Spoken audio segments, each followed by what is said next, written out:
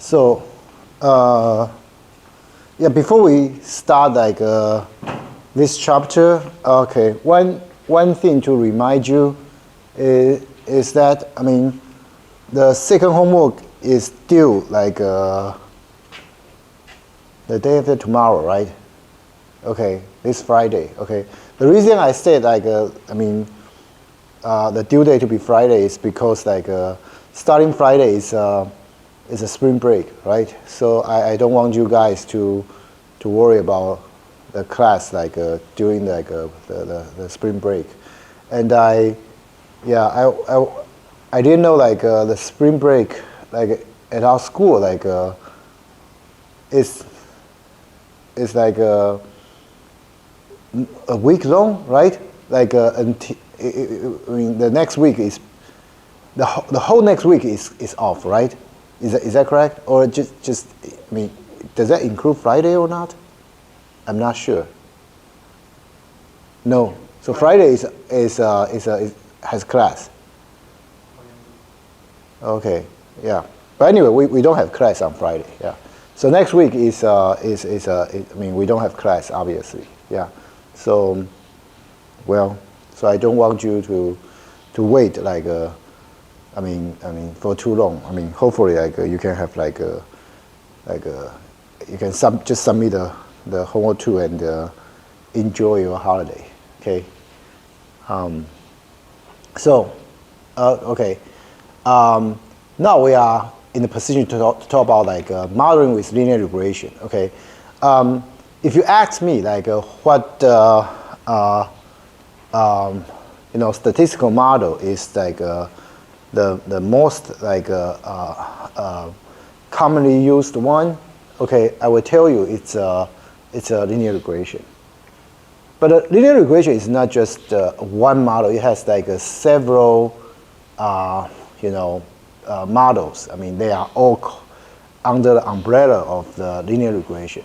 So as you can see, it's building block for many other models, such as multiple linear regression, logistic regression, which sometimes is also called logistic linear regression, and ANOVA, ANCOVA. Okay, ANOVA, I'm not sure. I mean, ANOVA and ANCOVA, I'm not sure if we will be able to cover that in this class. But you can see that. I mean, this chapter we are going to talk about simple linear regression, robust linear regression, hierarchical linear regression, polynomial regression, multiple linear regression, interaction, the variable variance. Okay, all this in this chapter. So we are going to talk about a lot of material. Okay. Actually, in terms of model, okay, I believe the last chapter and this chapter as well as the next one. The next one I think is called a generalized linear model, okay, which is built obviously on top of linear model. Okay, it's these three chapters basically cover. I cannot say 90%, but I would say it's the majority of model a Bayesian data analysis modeling. Okay, majority of that. Okay, so yeah, I mean, let's try to finish up this chapter, and hopefully maybe we spend some time on the sampling technique, and come back to finish a generalized linear model. Okay. So anyway, so let's continue. So many problems, okay, in our domain, okay, or business area, okay, it looks like you have a variable x and want to predict a variable y, okay. So I mean, these variables are normally paired, like x1, y1, x2, y2, and so on, okay. So this is I mean, in simplest scenario, okay, we call this a simple linear regression. Okay, in simple linear regression, x and y are unidimensional, continuous, random variable. Okay, So, so when we call them random variables, we implicitly assume like we are using statistical model to solve this. Okay, because like if you are talking about like for example like the simple like a matrix like a solution, okay, then we normally treat them just as variables, okay. But anyway, okay, so we call y variables the dependent or dependent variable, okay, predictive variable or outcome variable, right? The x as like independent variable, predictor, or input variable, okay. So these are just the term, but to be honest, like in machine learning, as I will later mention, okay, we don't use the term variable. We normally use the term feature, okay. But basically, we are referring to the same thing, okay. So when X is a matrix, okay, then we are talking about multiple linear regression, okay. So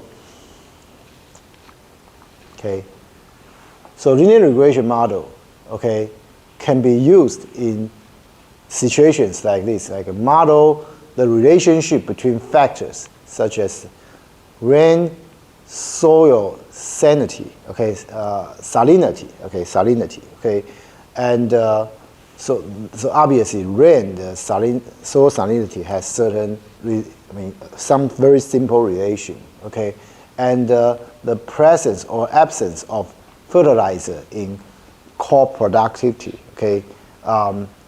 So, normally, if you put more fertilizer, okay, when you plant,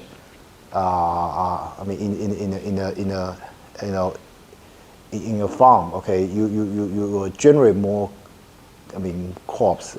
That's common knowledge, okay. That's why we have to, the farmer have to purchase fertilizer, right?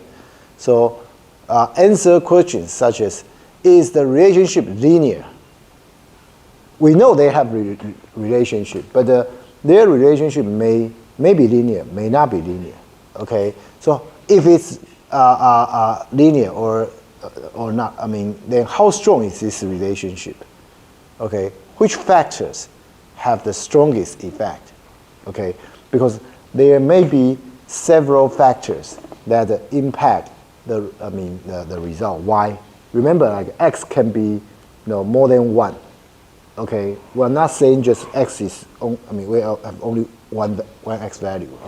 We may have like multiple factors.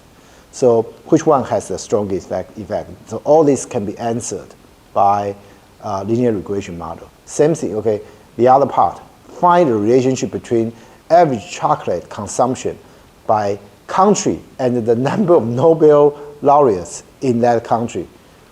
So they understand why this relationship could be spurious. So this relationship, you will find that, okay, the average chocolate consumption and the number of Nobel laureates, okay, if you look at the statistical result, okay, and you try to model it, you will find that there are relations, okay, there are certain relationship, okay, interestingly, okay, but obviously, if you use your common sense, you will see like it doesn't make sense, right? It shouldn't be like that, right? Okay, so we will also explain like why this relationship is spurious. It's not plausible. Okay. One possible explanation is that, okay, yeah, the chocolate consumption actually has something to do with like what should I say, like the average income. The more income a country has, like maybe the more chocolate consumption this country has, right? And the more income, I mean, the average income, in a country, the more likely that country is going to produce Nobel laureates. Something like that. Okay, who knows? But anyway, this relationship is not that plausible anyway. So anyway, okay, we are going to also look at predict the gas bill, okay, of your house by using the sun radiation from the local weather report. Okay, so this is also a very interesting one. Okay, because gas bill, okay, has something to do with sun radiation. You will see there are certain correlations. Okay, so how accurate is this prediction? Okay, I mean, once we build a model, I mean, we'll see it can be used to predict the result. And we see how accurate this prediction is. Okay, and obviously, okay, because we are talking about prediction, right? Okay, the linear regression is about prediction. Okay, so I mean, when we talk about prediction, I mean, basically obviously, I mean, we should talk about machine learning, right? Machine learning is an umbrella term for a collection of methods, okay, to learn pattern from data, okay, and then use that pattern to predict the future, okay, or to make decision, okay, under uncertainty. Okay, so this is a very general definition of machine learning. And if you use that general definition, the machine learning and statistics will, I mean, be very kind of intertwined subjects. I mean, they have influence to each other actually. The connection become clear if you took a probabilistic perspective. Actually, a lot of machine learning algorithm, okay, its solution, okay, if you try to use a probabilistic approach, okay, the machine learning result, okay, is a special case of probabilistic inference. Okay, we actually talk about, remember the mode, okay, in the posterior represents spatial meaning. Remember previously we discussed that. Okay, so you will see something similar, I mean, later on. Okay, so using the machine learning terminology, okay, we can say a regression problem is an example of supervised learning. Okay, so under the machine learning framework, we have a regression problem. When we want to learn a mapping from X to Y with Y being a continuous variable. Okay, so as I said, we normally say these are features instead of variable. Okay, and then, okay, what do we mean by I mean, supervised learning? Okay, it means we know the value of the pair. Okay, so given X, we know their Y, or given the X value, we know their Y. Okay, sometimes, okay, if we don't know the value Y, okay, then, I mean, we are given a bunch of X. What we can do is we can just do the classification.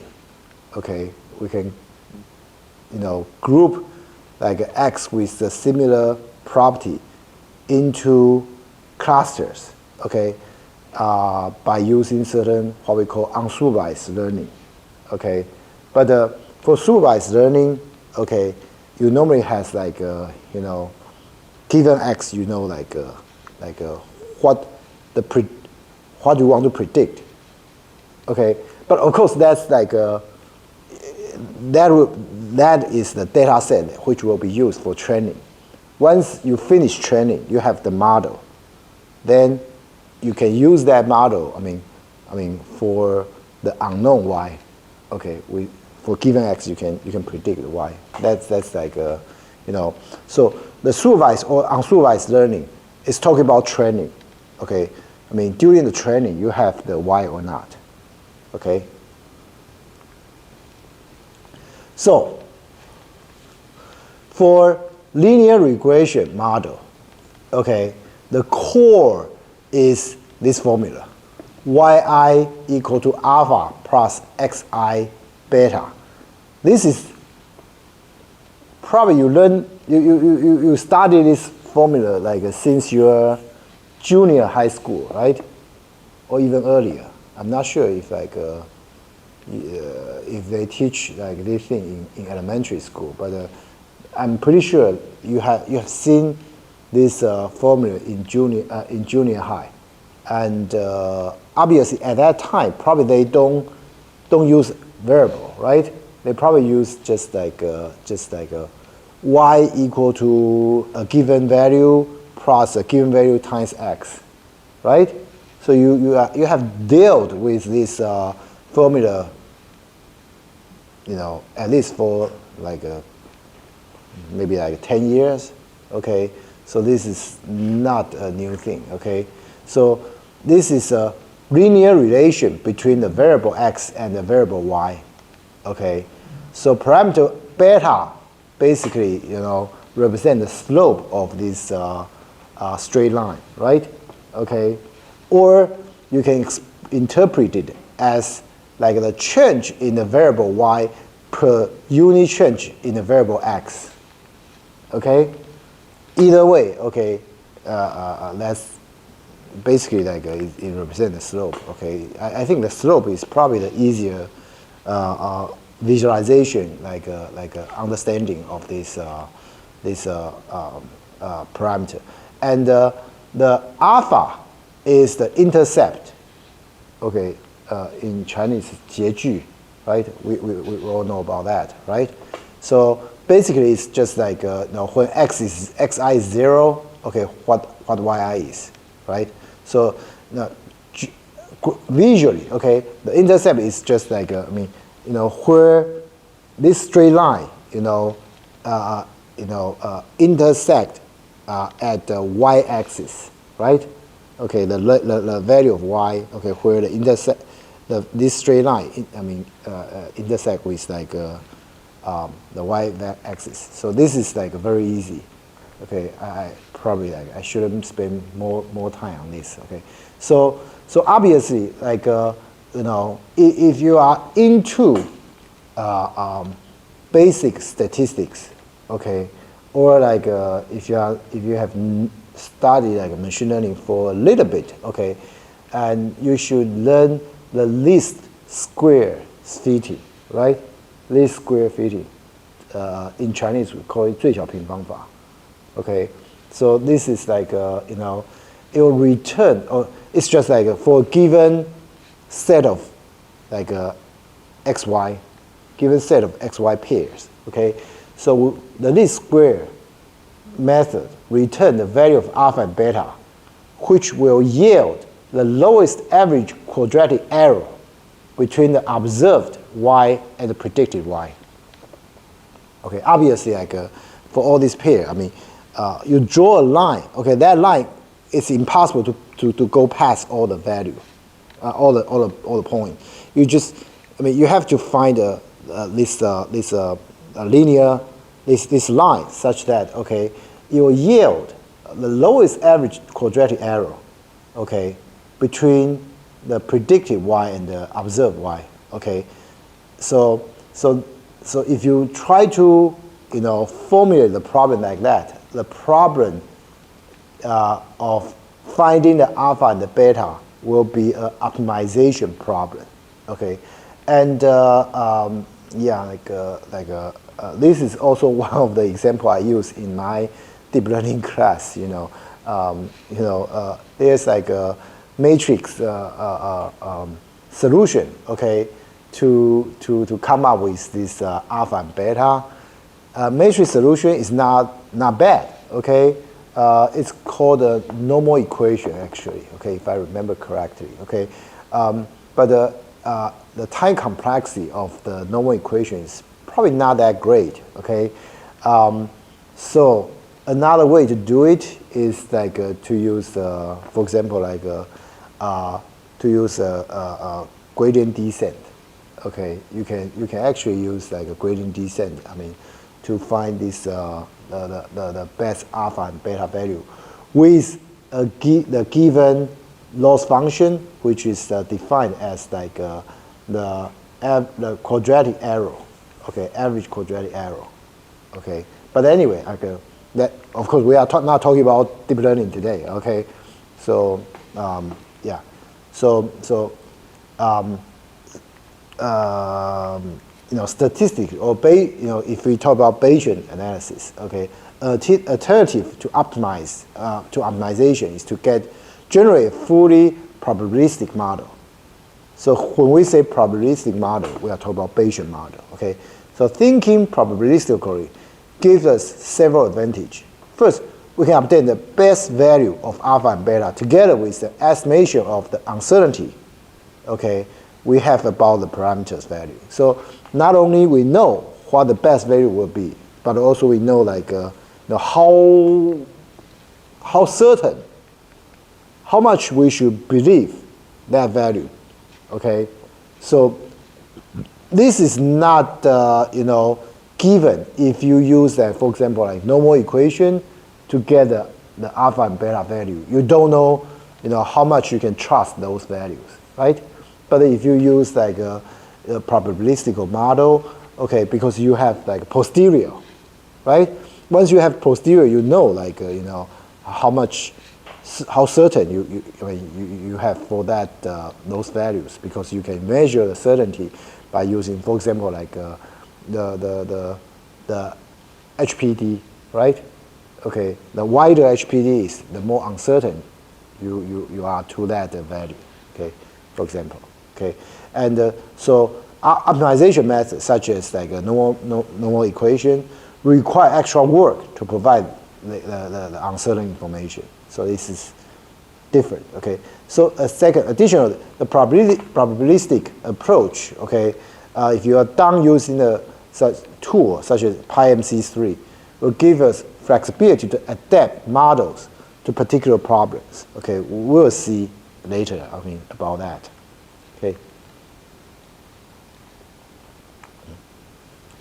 So in Bayesian model, how do we deal with a linear regression? It's like this, because in Bayesian statistics, Bayesian model, we always try to treat like the value as a sample, right? It's sample from like a certain distribution. So you can see, okay, we treat Y to be sampled from a normal distribution, okay? And in this normal distribution, its average is alpha plus beta x, okay? So mu is alpha plus beta x, okay? And with standard deviation, sigma, okay? So first, okay, because the mu is alpha plus beta x, so it is likely that the Y you sampled will be close to this value, right? Because after all, in linear regression, as I said, the line that you obtained, okay, will not go past all these points. That's impossible, right? Okay, so you will end up having certain error anyway. So Y is actually sampled from this normal distribution. Okay, so as for your sigma, okay, this sorry, not sigma, epsilon. We denote it as epsilon here. So epsilon denote the standard deviation. So what should we do about that? Okay, remember in Bayesian analysis, if you don't know something, put a prior to it. Okay, so we don't know the epsilon, right? We don't know the value of epsilon, we put a prior. Okay, so linear regression model, okay, is the extension of a Gaussian model. Okay, where the mean is not directly estimated but rather computed as a linear function of a predictor variable and some additional parameters. So we do not know the value of alpha, beta, epsilon. So not only epsilon, but also alpha, beta. So we need to set prior distributions for all of them. Okay, remember, anything you do not know the value about, you set a prior to it. So a reasonable genetic choice is like, alpha is no distribution with mean mu alpha and the standard deviation sigma alpha. And beta is no distribution with mean mu beta, then standard deviation sigma beta. And epsilon is like, like half normal. Okay, why we set epsilon to be half normal? Because it has to be positive, right? It has to be positive. I mean, for alpha and beta, we don't know, right? We don't know if it is positive or not. It could be positive, it could be negative, right? So the prior of alpha, okay, even though we don't know the value of alpha, but sometimes, I mean, it depends on the application. I mean, it depends on the problem, okay?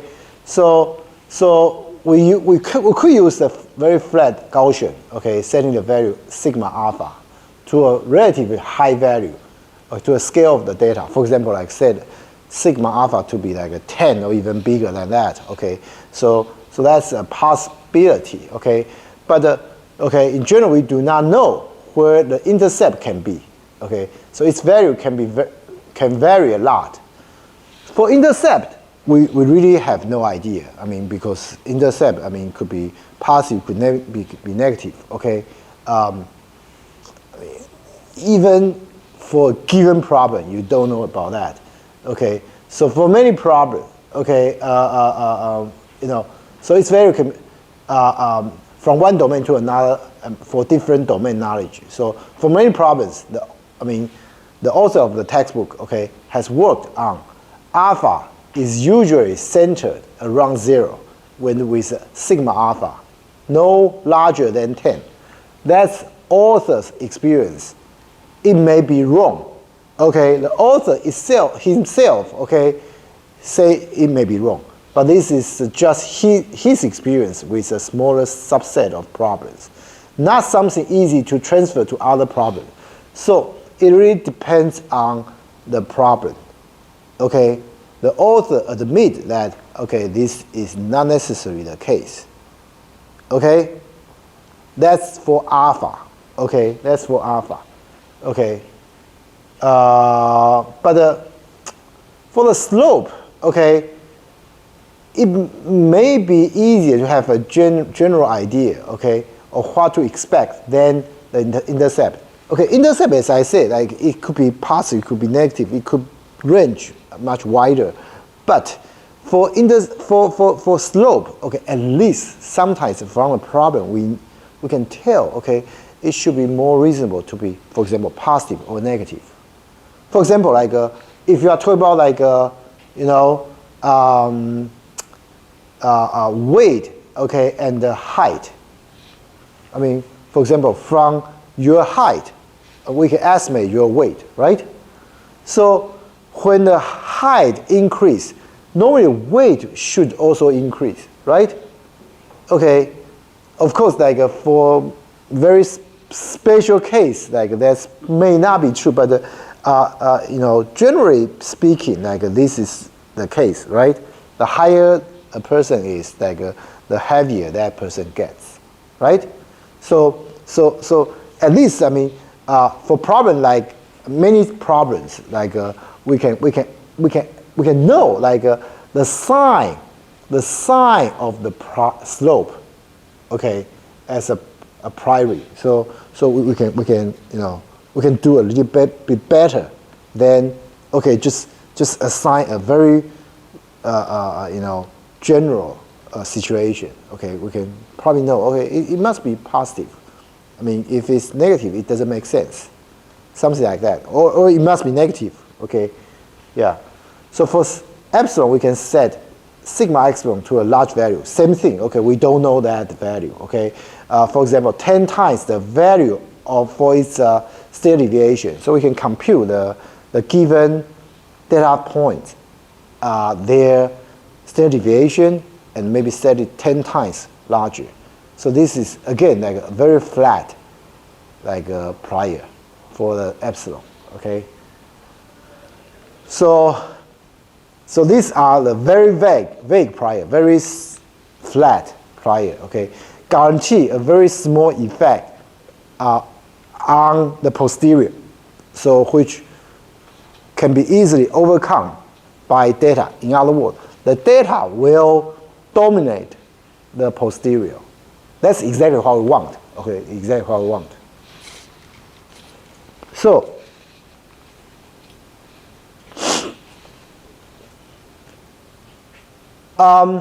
for epsilon, okay, actually the author suggests like to use, it could be, we could replace half Gaussian with a uniform or half Cauchy distribution. So, but uniform may not be a good idea. Okay, generally not a very good choice. But the Cauchy is, half Cauchy distribution generally work well as a good regularizing prior. So, so later on, okay, in the example you will see we use the half Cauchy for the prior distribution for the epsilon, and for half Cauchy, okay,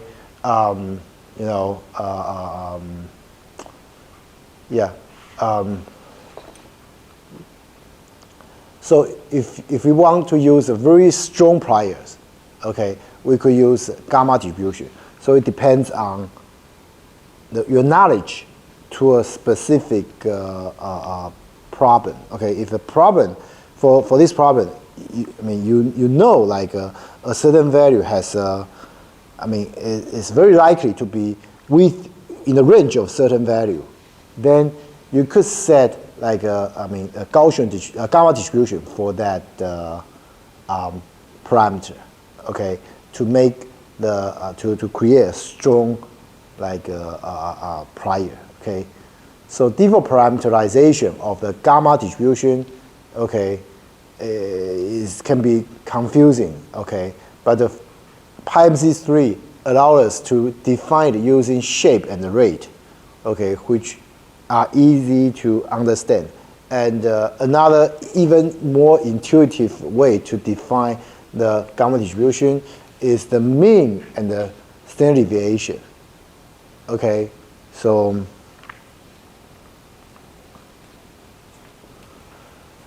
if you want to see like a gamma distribution, or for example half Cauchy, okay, we just talked about half Cauchy, right? So you want to see the shape of them, okay? So you can check out the PyMC3 documentation, okay? Remember, like PyMC3, has a lot of functions that we have covered, but you probably want to check out like a documentation for those functions. To know more arguments that you could use. Along with those like functions, okay? So point estimate obtained using least square method will agree with the maximum a posteriori, okay? We call MAP, okay? This abbreviation. So the model of the posterior from Bayesian simple linear regression with flat prior. So as you can see, okay, the point estimate or like the method, the Bayesian, the machine learning method, okay, you use to estimate a certain given value, okay, a point estimate, okay, can be actually approximated by like the you know, it can be considered as a special case in Bayesian data analysis. Okay, with flat plier. Okay, so this is like interesting. Actually, okay, Bayesian analysis is even better because, okay,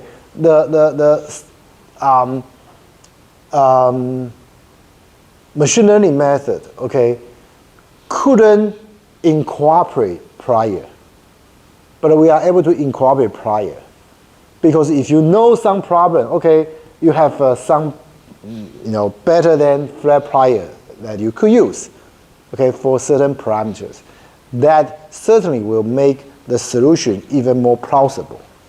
Okay, but in machine learning, it's difficult to incorporate such knowledge, okay, easily. It's difficult. Okay, so this is like a advantage of the Bayesian data analysis. So this is like the Kruskal diagram for linear regression model. So you can see obviously like here we have not broken it into groups. In other words, this is not a hierarchical model yet. We will talk about hierarchical model later. Okay, this is just a very simple linear regression model. So it's a normal distribution, and in this normal distribution, mu is defined as alpha plus x beta. Okay, and this is equal sign. In other words, this mu is a constant variable, okay, and the epsilon comes from here. It comes from half Cauchy, and the alpha and the beta, okay, the alpha comes from here, normal distribution. The beta comes from this another normal distribution. So this is the simplest linear regression model we could use in Bayesian data analysis. Okay? So if you want, you can synthesize. You can generate a data set like here. We set random seed and we generate like 100 points. Okay, and this 100 points. Okay, well, I will not go into the detail, but here, we just point, just point out this number like this. These numbers are not actually. These numbers are not purely randomly generated. They are generated somehow like close to this line. We just try to add some randomness, okay. So that when we generate the points, so that these points are not exactly on this line. Okay, but the points are generated like in a sense that if you look at their y value, okay, in other words, you project all these points to the y value statistically, and you draw a kernel function, okay, to show the populations of the y value, you will see that, okay, it is a little bit more concentrated around like a 12. So you can see here it's more concentrated, right? Okay, so it's something like this. So this is the data set that we generated. Okay, this is not a real data set, but we intentionally generate this data set so that, well, it looks like it is linear. This data set, looks like it follows a linear formula somehow. Even if you do not look at this line, this solid line, you can see that, okay, there's like a linear relationship between x and y, right? Hopefully, right? At least like a correlation is high, right? Right, between x and y, the correlation is high. And then, okay, we can build a model and fit this data set. Okay, so, well, So this is very simple one. Basically, like it's just like we try to, you know, convert this model into the program. Okay, so it's like this. Okay, and we generate like 2,000 samples for each chain, and here tune equal to 1,000. What does that mean? It means, remember, like by default we use first 500 to initialize the chain, right? This tune just means we use the first 1,000 to initialize the chain,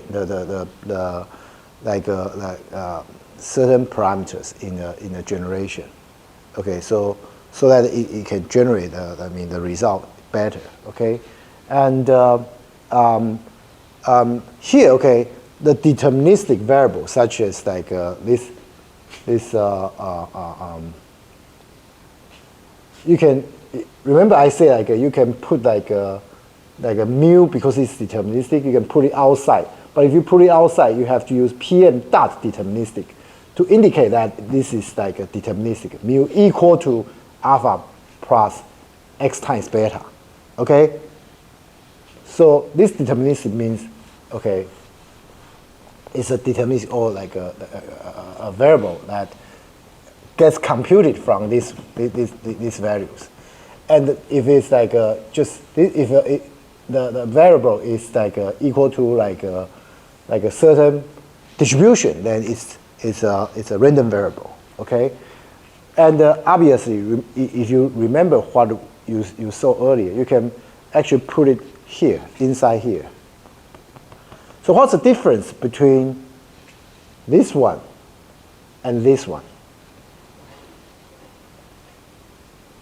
The difference is that, okay, everything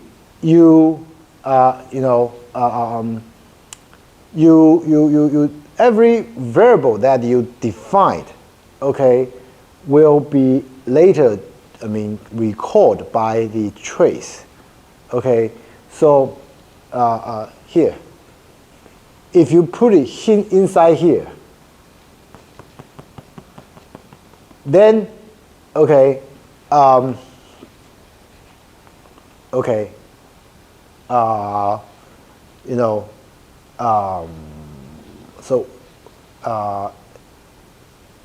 in such a case, the variable will still be computed, but not saved in a trace. Okay, so you can put it like here, but it will not be saved. Okay, if you put it like here, you can, the sample, the trace will record, the everything. Okay. So this is the result. Okay, you have your alpha, you have your beta, you have your epsilon. Okay, and but of course, this is not. It's difficult to observe like much from here. Okay, just from the posterior.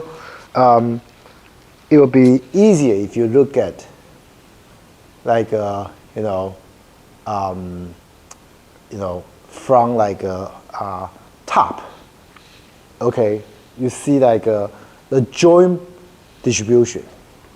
Okay, you don't just look at one the marginal distribution, because marginal distribution doesn't help that much in this case. Okay, but if you look from the top to look at like a joint distribution, then what happens is that, okay,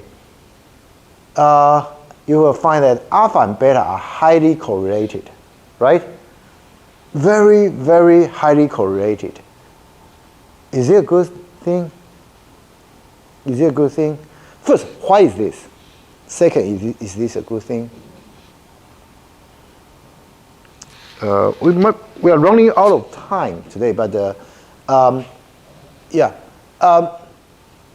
let me at least explain why we end up with such a high correlation.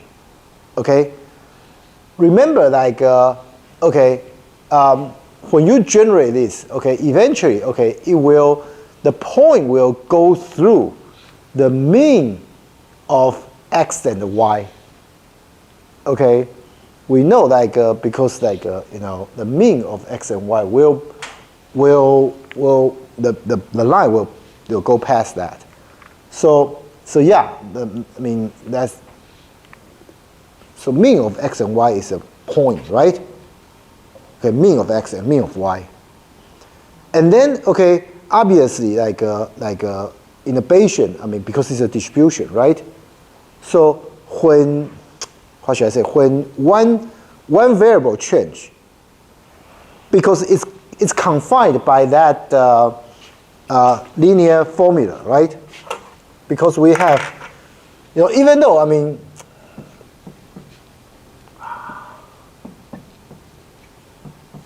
sorry, wrong order.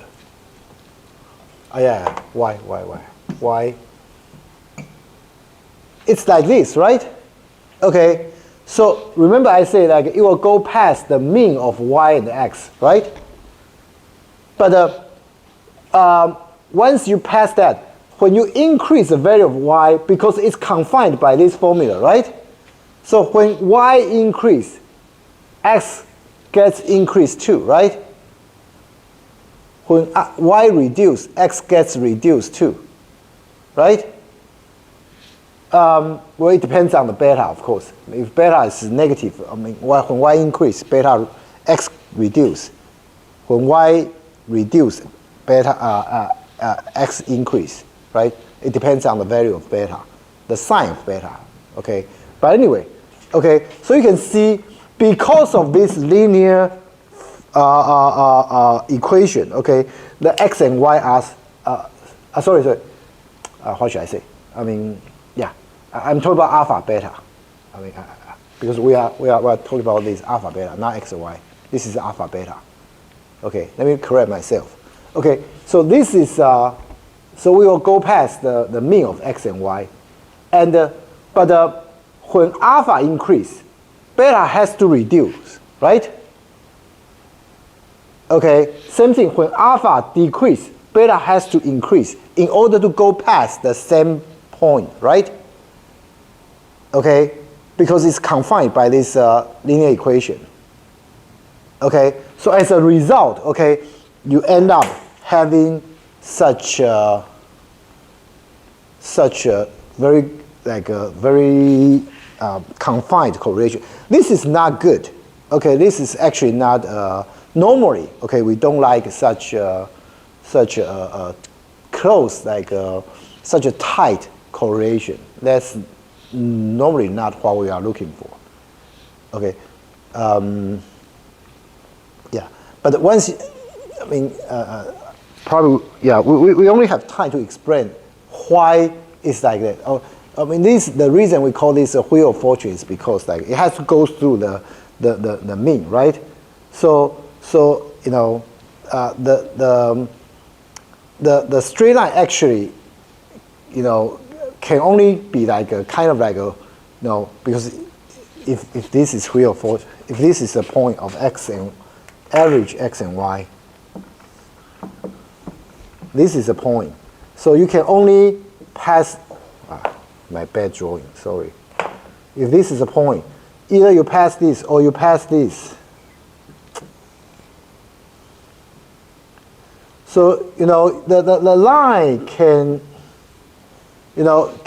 change direction, but it must pass this mean of x and mean of y. Okay, but as I said, okay, because it has to pass this same point. So if you increase alpha, you reduce beta. If you increase beta, if you reduce alpha, you increase beta. Okay, this is the line represented in, the linear line. In your linear regression model. Okay, be very careful. Okay, here I'm not looking. Here we are not looking at the linear regression line. No. This is a joint distribution This is joint probability distribution for alpha and beta. Okay?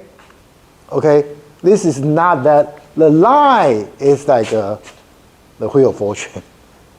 In the sense that it has to go past that point, the mean of x, the mean of y. But if you change the shape, the slope, the intercept also change accordingly. And which cause like a correlation, close correlation of this joint probability distribution. Okay, I hope I'm conveying this concept. To you, already. Okay, if not, okay, yeah. Well, we are running out of time, so let's stop here. Okay, so next time I will continue to talk about how we can, what method we can use to alleviate such issue. Okay. Okay. So we can do certain variable manipulation to get rid of this correlation. Okay, but let's talk about that next week. Oh, not next week. The week after next. Okay. Friends to form a team. Okay, of 3. Okay, because you have we have how many supposedly? How many students? 69 supposedly. Yeah, but today, because of the requirement from the department, we need to fill out some questionnaire. So we use some reward, okay, to attract more students. Otherwise, yeah. So how many students showed up today? 20? Yeah, still much lower than what we really have in this class. Okay, but anyway, okay, because we have close to 70 students, so if we give maybe 10-12 minutes per group to do the presentation, I don't think we can do 2 students per group. That's going to be too many teams. Okay, so we will do 3 students for each group. Okay, so if you have not found your teammates, okay, it's a good time to look for it. Okay, yeah, I would like you guys to submit your team information along with your homework 3. Of course, I haven't posted the homework 3 yet. Okay, so I will post the homework 3 maybe a week from today, which has the deadline the second following week. Okay, so hopefully you will have more than 2 weeks of time to look for your teammate. Okay. Of course, as I said, I will also post the final project this week. Okay. So this is the first thing. Okay. Well, and the second, which is about homework 3. Okay. And the third one, okay, is because I have a paper accepted by a conference, so I will be out of country. Let me see. I'll be out of country in the week of the what's that?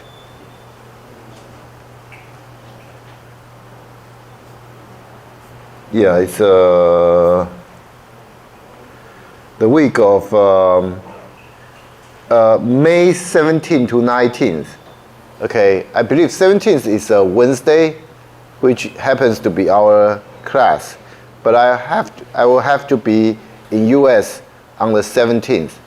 So I most likely will fly to US on the 16th. Okay, so pretty much that week of lecture, I will have to cancel that week of that lecture. Okay, of course, I will not. Okay, because 17 to 19 that week is actually very close to the finals, right? So.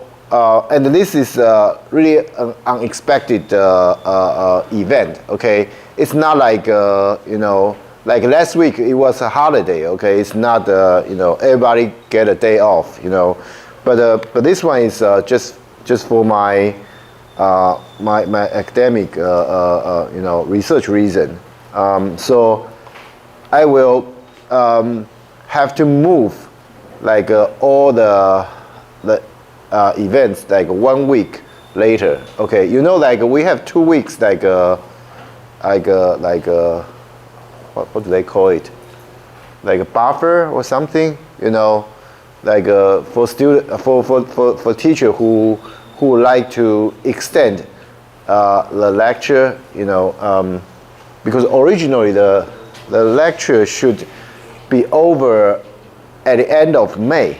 Okay, but I think I set up the presentation to be on the first week of June, right? The presentation will be first week of June. But now, okay, because of this, to compensate the lecture, okay, that I will be missing like on the May 17th. So I will. For the first week of, I will move like the final exam to the first week of June, okay, and the presentation to the second week of June, if I remember correctly. Okay, please check your syllabus to confirm that. Basically, it's like a 1 week. I'll give you back that 1 week of lecture. Okay. So this is also important. So please do not come to the lecture on the May 17th and tell me like, well, how come there's nobody here? Okay, because I already tell you guys. Okay, I will also have the have the TA to announce that. Okay, in the course E-class website. Okay. Just in case if somebody didn't come to the class today. Okay. So, okay. Come back to what we haven't finished the last time. Okay. Last week, not last week, actually. Last week was a holiday. The week before last week. Okay. We talked about the linear regression, right? And wait a moment.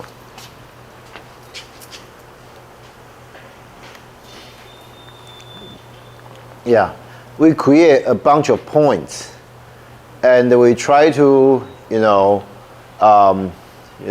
create a linear regression model. Okay, to fit a line, okay, to these points, and but when we check, okay, the result of the alpha and the beta, where alpha is the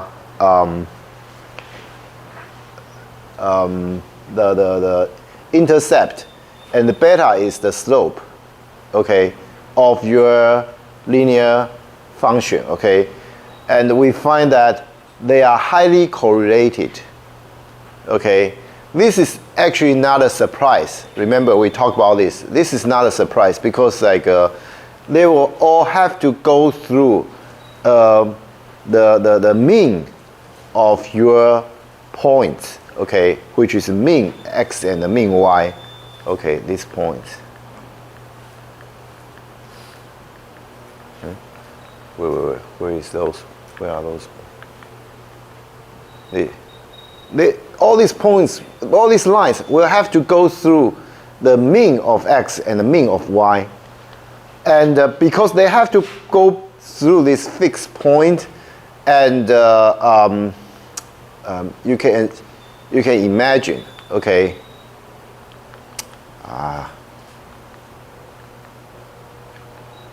yeah, we have this wheel of fortune phenomenon, because like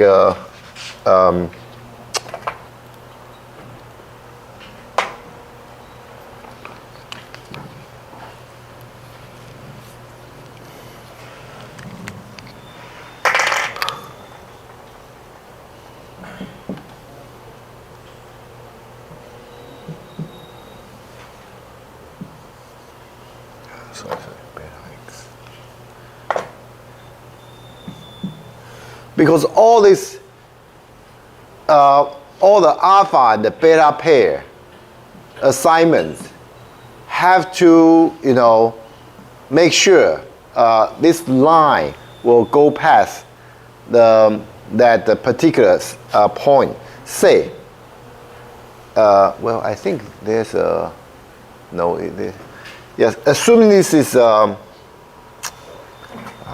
terrible.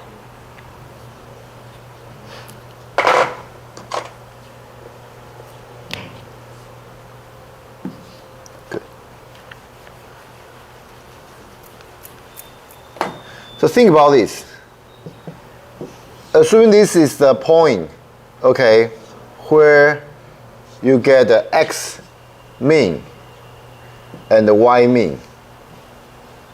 This is the point. So what happens is that, okay, because all the line has to go through this point, so you can see that, okay, for example, if you have like a larger slope, such as like here, okay, this is a positive slope, so you can see your intercept is lower, okay, if you have a larger slope. If you have a lower slope, okay, this slope is below 0, okay, it's a negative, okay, and you can see your intercept is actually higher, right? Of course, this is just an example. You know, it depending on where this mean x and mean y is located. Okay, you know, you may end up having different relationship between the alpha and the beta, the intercept and the slope. But you can see that, okay, they have this relationship because they have to go through this middle point. Of course, obviously, okay, if all the points are ranging along this a particular line, such as what we have here, you can imagine, okay, the chance for the line to go on this direction is higher. For example, yeah, the chance for the line to go this direction is higher. But still, okay, as we know, like we are going to generate the posterior, okay, for your alpha and the beta, right? So when the alpha and beta change, because they have this relationship, so if you have a lower slope, okay, you may end up with like a higher intercept, something like that. So, which, you know, eventually create such, you know, and you can see it is like concentrated at the middle, which actually represent like the lines that still going through this direction, but it can wiggle a little bit, and when it wiggles, you can see that, okay, well, you can see that the alpha and the beta has this very special, you know, relation, and this correlation, okay, very close correlation between variables in the model is a bad thing for sampling, okay, for sampling technique, okay. That's actually the reason, okay, if you look at this one, okay, you may feel like strange that, okay, here, okay, we are sampling 2,000 points and we use 1,000 points to tune before we get the next 2,000 points. Well, obviously, I mean, if you remember the example we had previously, we normally just collect 1,000 samples. And also, I mean, before collecting that 1,000 sample, we normally just use 500 points, 500 samples, I mean, to tune the parameters, okay, when we do this sampling. But the reason to increase number of sample and to increase the number of the sample to tune the model, okay, is because of this high correlation between your variables, okay. It will make the sampling algorithm less effective.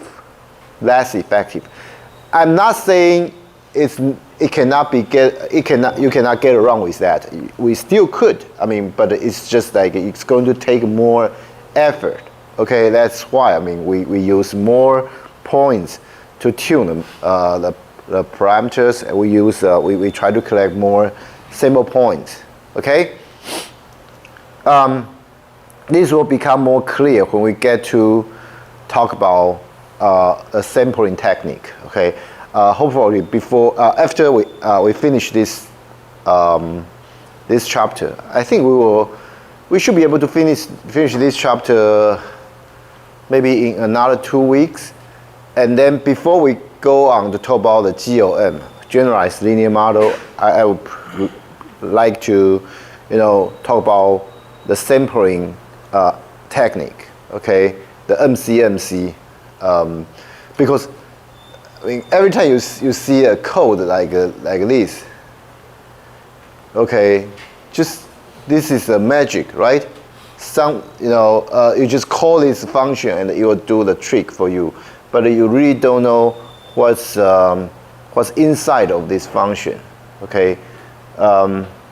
Yeah, I mean, I think I should tell you like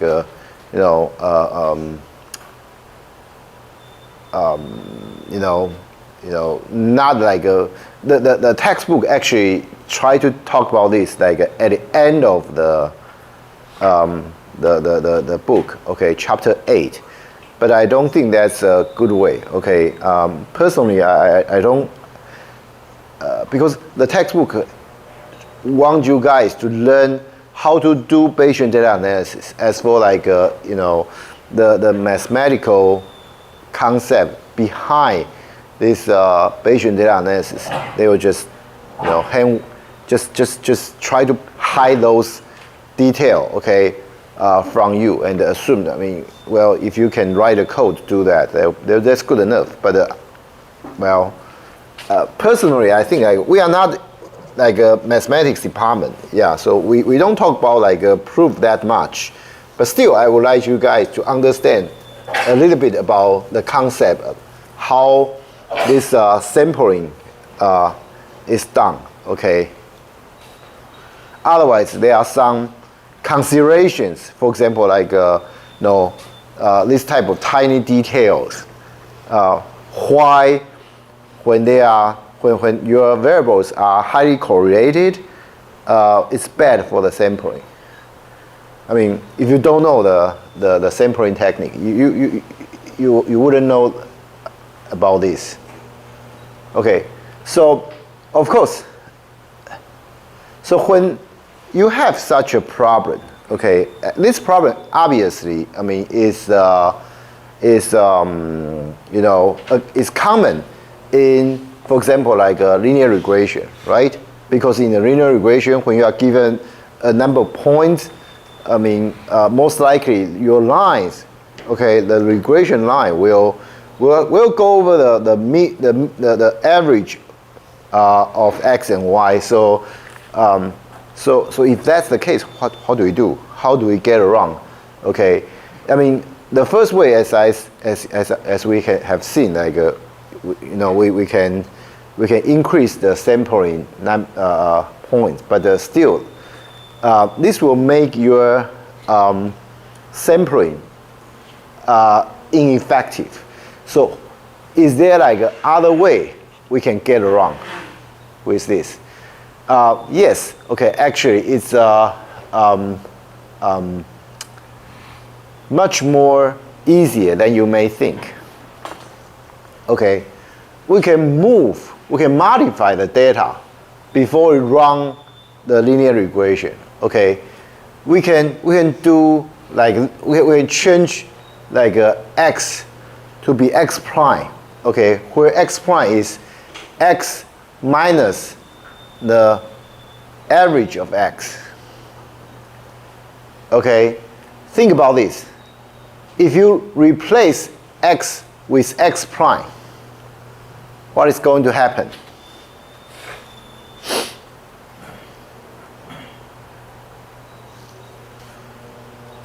Because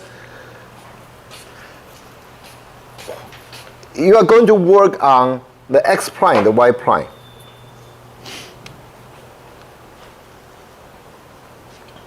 Where x prime is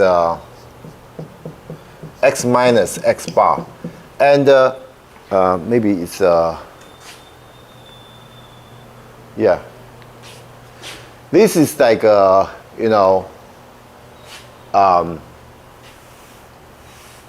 original function. And now we are regressing on this formula.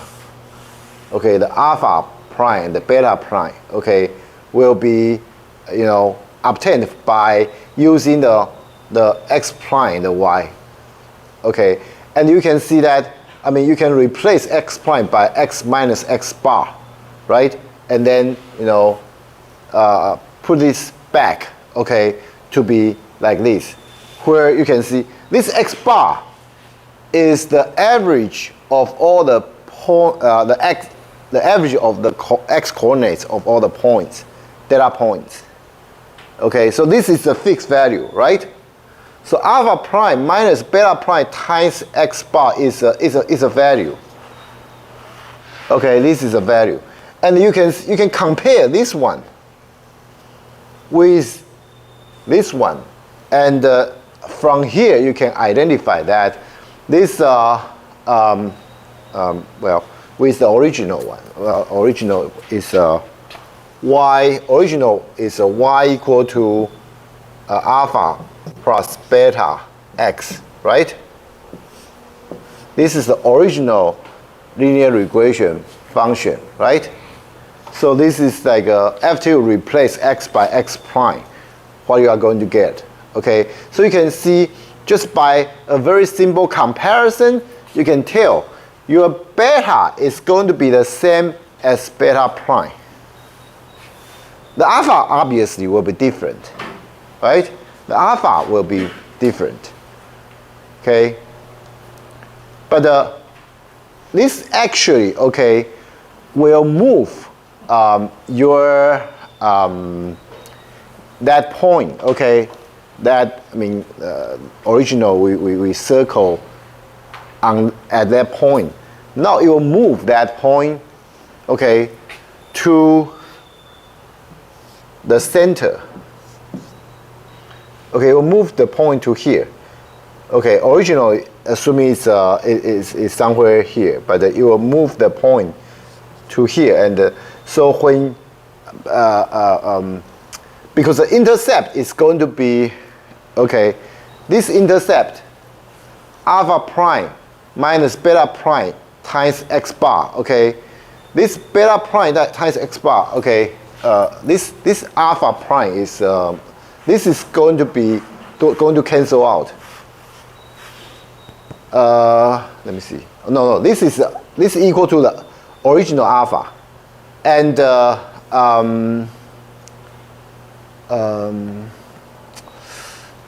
if I remember correctly, I mean,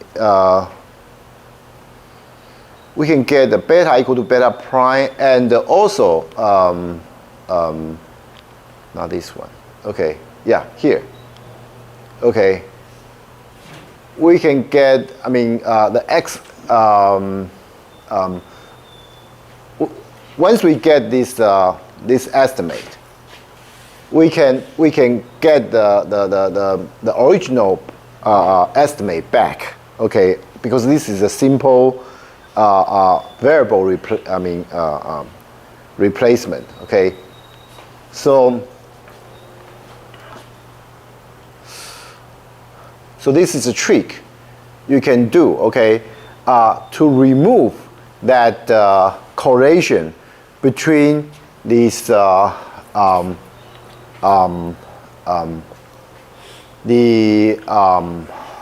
intercept and the slope. Okay, if I remember correctly, this actually get rid of the slope. So your wheel of fortune, okay, will still control the slope.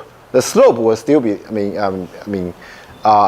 can still derive slope from here, but the intercept is gone. Okay, so the variable correlations will no longer be there. Okay, this is like the reason we can replace the x by we can use the x minus x prime. Okay, to replace x. Okay, so. In addition to this trick, okay, we sometimes also would like to standardize the data. Okay, so not only we get rid of the average, okay, we also try to divide for each point. We not only get rid of the average, okay, the average x, average y. We also divide the standard deviation of x. Standard deviation for y. Okay, by doing so, okay, we make sure like all the data, okay, all the dimension have the same scale. Okay, have the same scale. Okay, this will make our model, easier. Okay, for actually there are several reasons for that. First. Okay, the first advantage, okay, after you standardize the data, okay, we can always use the same weekly informative priors without having to think about the scale of the data. As I say, because the scale pretty much for each dimension will be the same. Okay, so the intercept will always be around 0, and the slope will be restricted to the interval -1 to +1. So this is a very good property. Okay. Yeah, I remember correctly. The intercept will always be close to 0. So that breaks the relationship between the intercept and the slope. Okay. And another advantage is that, okay, I'm not sure if you guys are familiar with the z-score. Okay, the z-score basically talk about the data, okay, by something like, okay, oh, this value is like, it's -1.3 in this z-score unit. Okay, what does that mean? It means like it is like 1.3 times standard deviation below the average. Okay. So the z-score just indicate like how far away, in terms of standard deviation, okay, the value is from the average point. Okay, and to talk about the data, okay, by the z-score is a very convenient and a very meaningful way. Okay. For communications, okay. If you tell somebody, okay, well, this is, for example, if if you see, oh, this is an outlier, you just say, oh, this z-score is very high or very low. Okay, and everyone who deal with like data, okay, immediately get your idea. Okay, you don't have to say, oh, this data, okay, it's average something, and it's a standard deviation something. Oh, because of this standard deviation is this, and the mean is like this, and this data point is that value. So okay, we consider this is a outlier. No, we can just simply say one value. It's z-score. Okay, and the z-score convey a lot of information in there. Okay, and also because z-score allow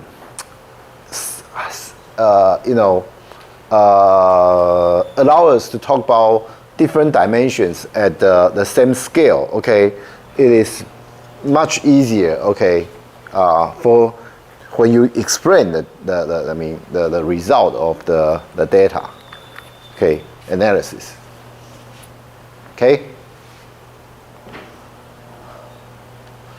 So here, okay, we can explore the posterior using ARVIS, okay, and by using the plot trace, okay, and the summary, okay, and so you can see that here, okay, we are able to generate, okay, this is like we use the average intercept and average slope. Remember, this one is after we use like the variable, the x prime equal to x minus x bar, right? So we have to convert it back. Okay, otherwise,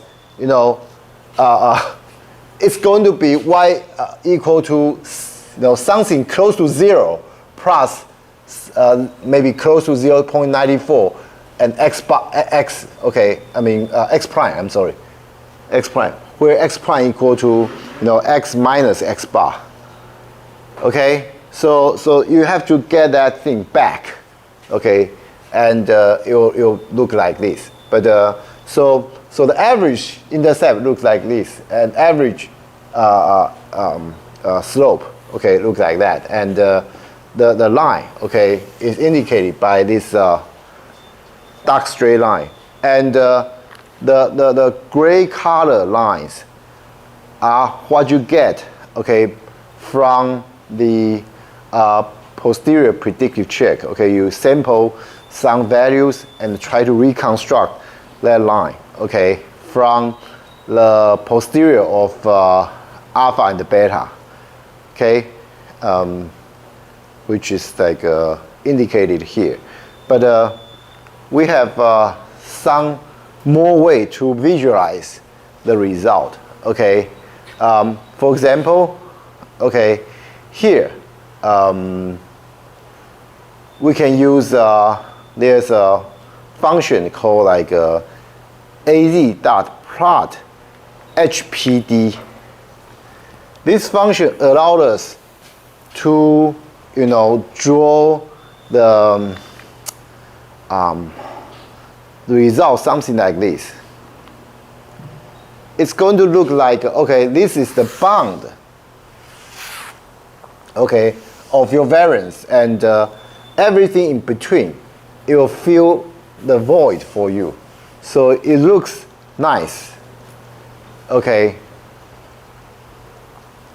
So this is like another way you can verify. Okay, as I say, like this is like just posterior predictive check number 2. Okay, either the first one or this second one. Okay, okay.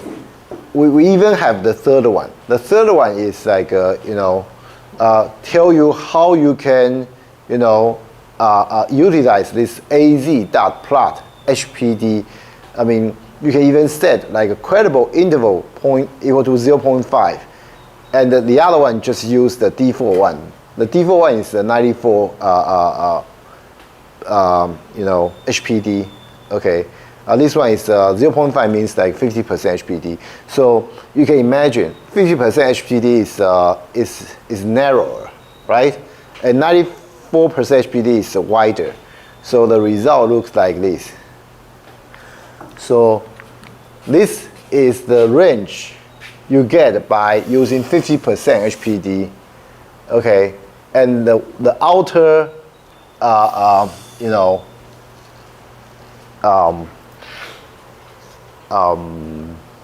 the outer shape, I mean, indicate like the 94 HPD lines you could possibly get from this posterior, okay, and which obviously cover this data point very well, okay. So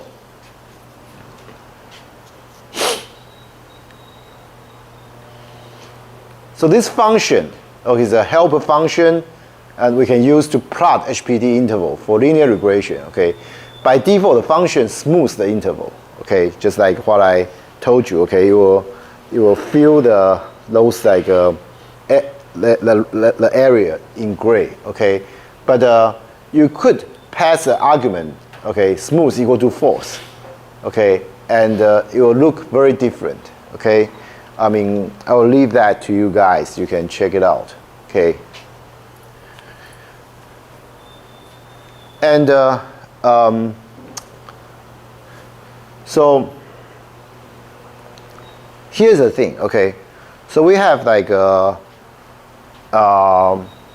some data point, okay, with the x and y value pair, right?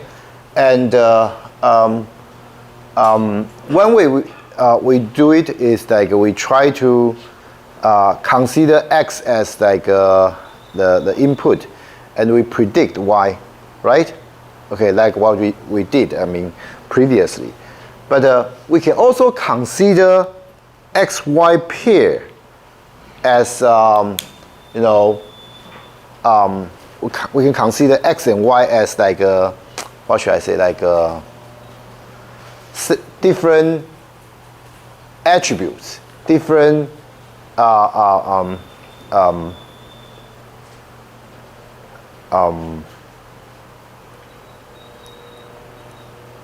features, okay, and we could consider, okay, so we want to measure, for example, the degree of dependence between two variables, okay. In this case, it's x and y, okay. So the common measure, okay, how do you measure the dependence between two variables, okay? You know, it's like the Pearson correlation coefficient, okay? So we normally indicate it as a r, lowercase r, okay? So when r is, you know, 1, okay, plus 1, we have a perfect positive linear correlation. When r is -1, we have a perfect negative linear correlation. When r is 0, we have no linear correlation. Okay, so you may feel like, well, when we talk about this Pearson correlation coefficient, I mean, when I talk about this coefficient like that, it looks to you that it's a slope. In some sense, it does have some relationship to the slope. We will get to that point later, but it is really not the slope. Okay, in general situation. Okay, I mean here we show you some image. Okay, from Wikipedia. Okay, from there you can see that. Okay, why I say like you know, the R value or the Pearson correlation coefficient, it doesn't indicate the slope. For example, here, both of these are 1. Because obviously both of them represent a very good, you know, linear relationship. But they may have different slope. Okay, they may have different slope. Okay, And as the points gets more diverse, okay, you can see the value reduced from 1 to 0.8 to 0.4, and when those points are really like have no any particular relationship, okay, we say it's a 0, and you can see, I mean, no matter what the slope it is, okay, it is always 1 until, okay, when you have a, horizontal line, then the correlation is 0. Okay, obviously, because we are looking for their relationship, right? So I mean, the Pearson coefficient is like, okay, when one value increase, whether or not the other value also increase. But if it's like a horizontal, really you cannot show any of that relation, even though it is a linear. It is a linear relation, but the Pearson correlation is 0. Okay, and as long as you have a negative slope, no matter how low, how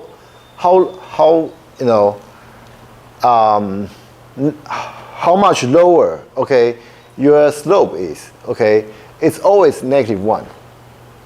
Okay, and you could have like some very interesting like point distribution, and all this, you get the Pearson correlation 0.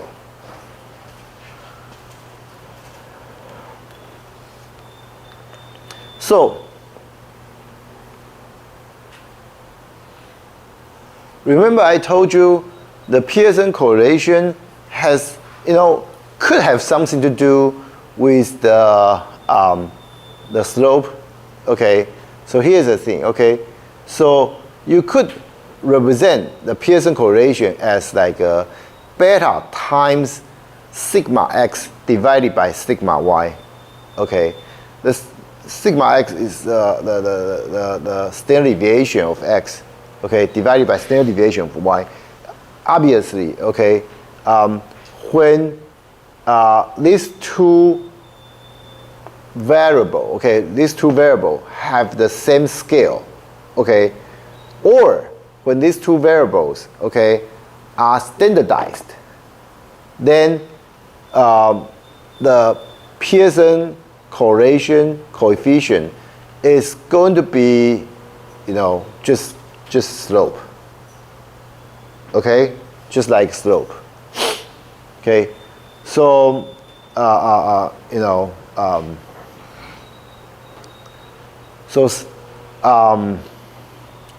so this is another reason, okay, that standardizing the data set, okay, the advantage standardizing the data set brings, okay.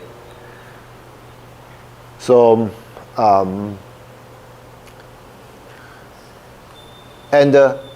but keep in mind, Pearson correlation coefficient, okay, has a different way, has many ways to compute it. Okay, this is not normally like the way to compute the Pearson correlation coefficient.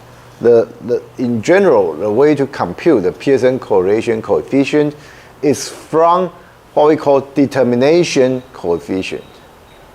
Okay, which is normally indicated as a R square. Okay, from the name you can immediately tell. Okay, it's a square of the Pearson correlation coefficient. Okay, normally it is like that.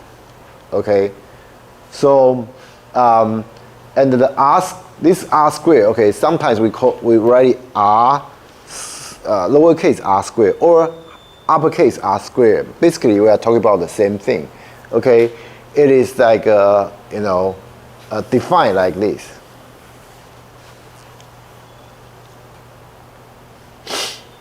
So what is this? Okay, So this is like the portion of the variance in a dependent variable. Okay, dependent variable is y. Okay, so this is like the expected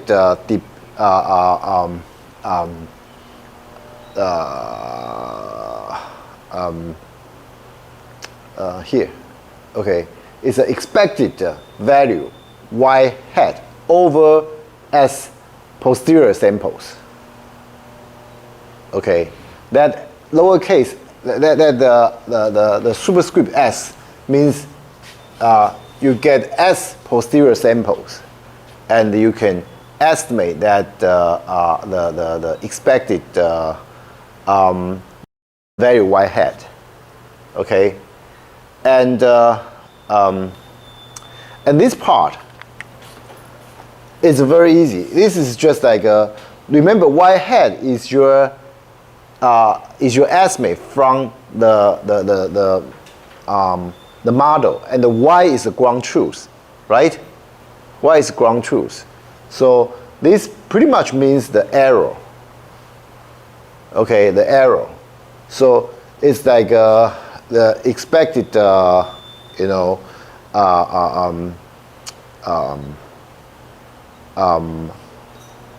value. Okay, expected y. Okay, dependent value. Okay, over s samples.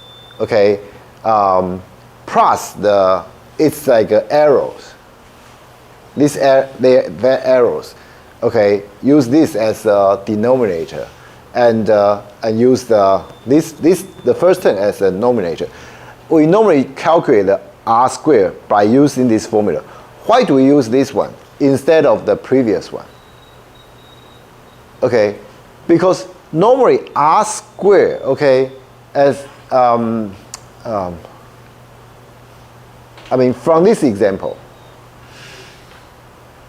you can tell that, okay, the Pearson correlation coefficient, the range is from +1 to -1. Okay, so if you consider its range, okay, and if you look at here,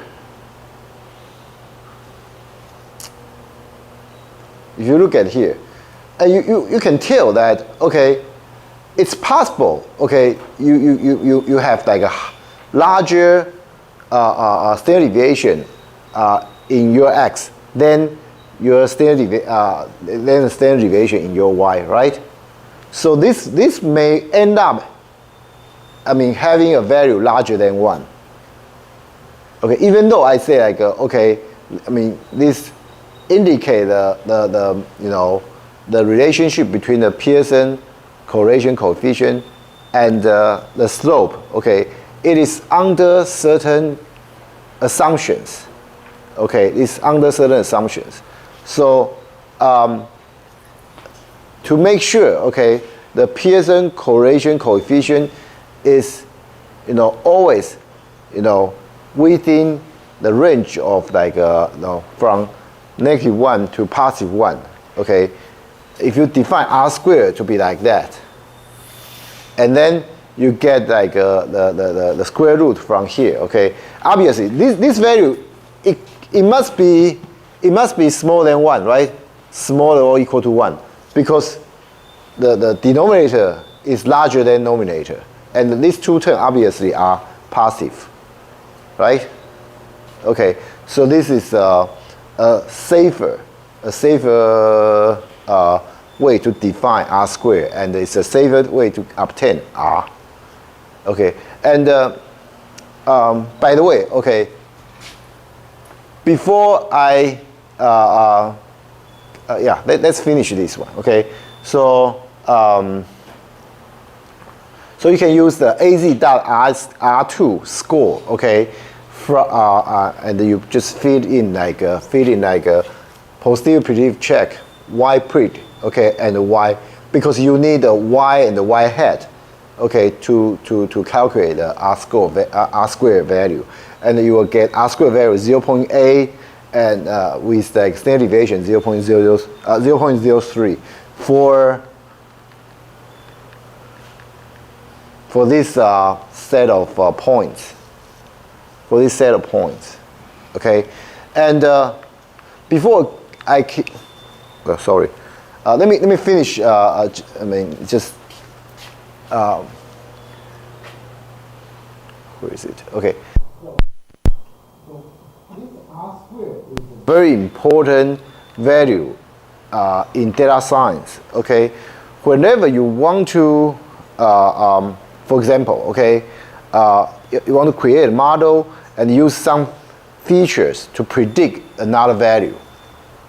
Okay, the first thing first you want to verify is there are how much relationship this value to another. Okay, if they have certain relationship, we put it as a feature in your model. Okay, if the, for example, if the Pearson coefficient correlation, or like the R squared value is so low, for example, close to zero, that pretty much indicates like even if you put that feature in your model, it will not help you. Okay, it will not help you to have a better prediction. But this is kind of just like a random value to a predicted value. Okay, so this R squared concept is very commonly used. Okay, not only in what we are describing here, but also in general machine learning, deep learning field. Okay, yeah. I'm sorry, it's already 10 o'clock. Let's take 10 minutes break and come back. We will continue our discussion.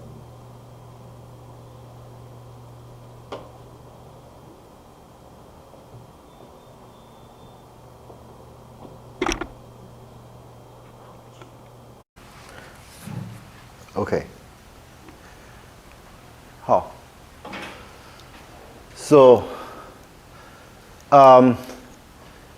another way to compute Pearson coefficient, okay, is to use like to estimate, okay, to estimate it by using a Bayesian data analysis. Okay, I'm not saying like we couldn't use this az.r2 score to get the R square value. Okay, I mean it's all good. Okay, but since we are in a Bayesian data analysis class, so the author also suggests that we could use a Bayesian model to estimate this this coefficient. The way to do it is that, okay, because it's it is okay. We are given two features. Okay, two variables. One is x, one is y, and we want to estimate the Pearson coefficient. Okay, so this is like this becomes like a multi-dimensional. We want to use the Gaussian model to estimate it. Okay, so it's going to be multivariate Gaussian distribution. Okay, now, and the multivariate Gaussian distribution is a generalization of Gaussian distribution. So it's concept is very simple. You guys know the Gaussian distribution, right? Okay, so it looks like a bear shape, right? If you try to fix the middle point and try to, imagine it's three-dimensional, and then you try to, rotate it, it will create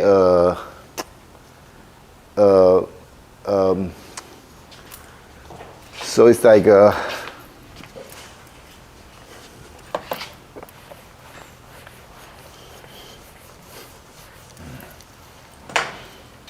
is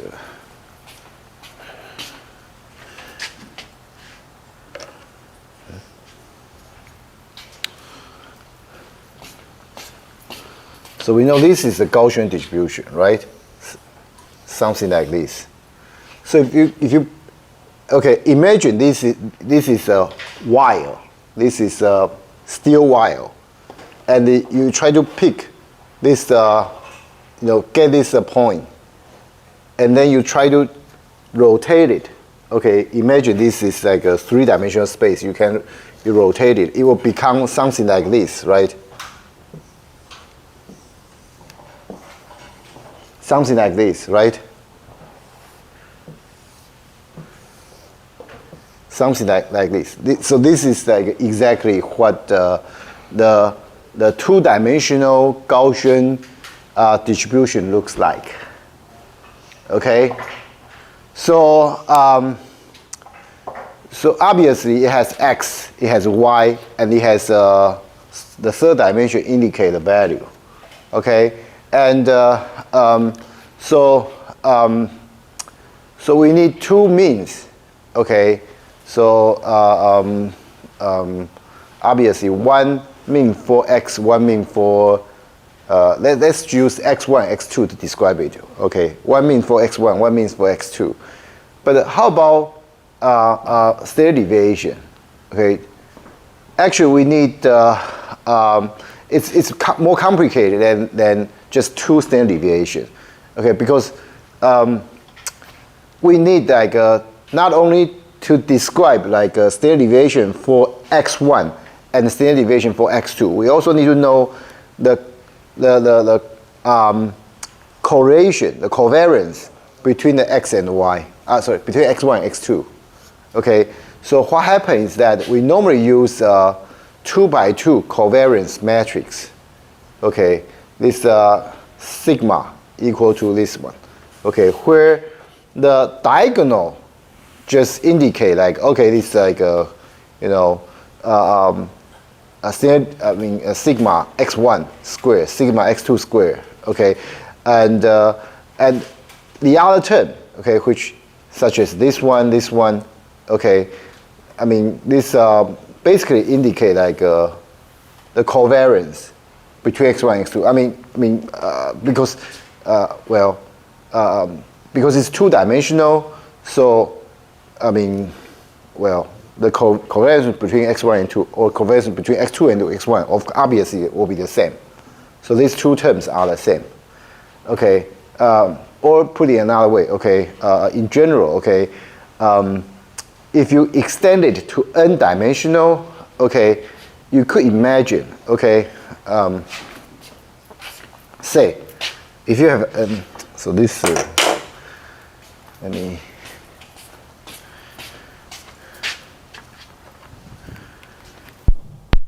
Covariance matrix.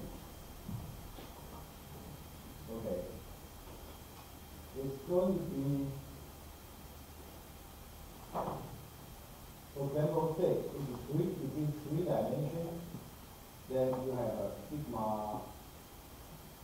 x1, sigma x2, sigma x3. Okay, and here you have a low sigma x1, sigma x2. Okay, and this one are the same. Okay, it's symmetric. Okay, symmetric. So this one will be the same. Okay, and then you need a correct relationship between the x1 and x3, a relationship between the x2 and the x3. So it's pretty much like for n variables, you need like Cn2, right? Okay. So that's like a general case. Okay. So it's quite complicated, but you get an idea. Okay, this can be easily extended to n dimensions. But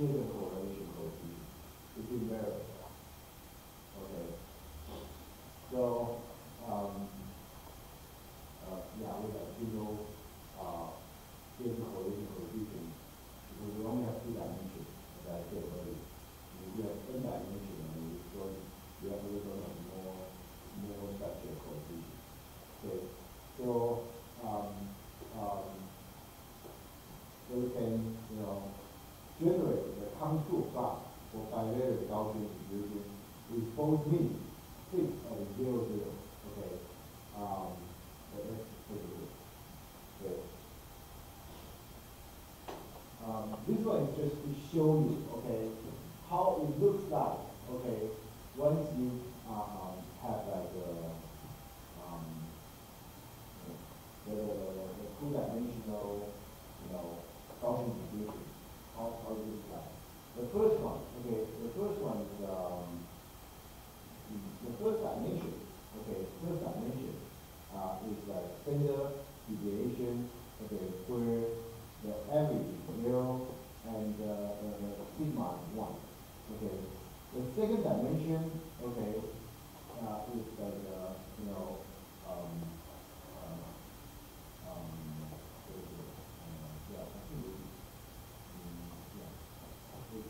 is 1 and 2, I believe. Yeah, sigma x2 is 1. For the first row is 1. For the second row is 2. And we intentionally, create different value of the Pearson correlation coefficient. Okay, and you can see that how this two-dimensional Gaussian distribution looks like. Okay, for different values. Keep in mind, okay, for all these figures, the sigma x1 is always 1, and the sigma 1. The x1, x2, average are both always 6 and 0. Okay. The reason we create this is just to show you, okay, to give you a visual clue, like how the Gaussian, two-dimensional Gaussian distribution looks like. Okay. But as I said, when I say that, it's a regular Gaussian distribution. One-dimensional contribution and then return to rotate it. Okay, it's more like this one. Okay, it's more like this. But of course, the two-dimension has a certain correlation, and it may look a little bit different. Okay, but you get idea. Okay, so. Remember, we want to estimate the R-squared value for those points, okay, and by using the Bayesian data analysis. So, we can, estimate the Pearson correlation coefficient directly, okay. But we do not know the value of the covariance matrix, so we have to put bias over it, okay. So, what bias to use? Okay, one bias that is suggested is the Wishart distribution, okay, which is the generalization of the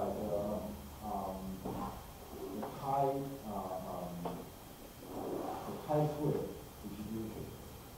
Okay, or you can also consider the Wishart distribution as the generalization of higher dimensions of the Gauss distribution. Okay.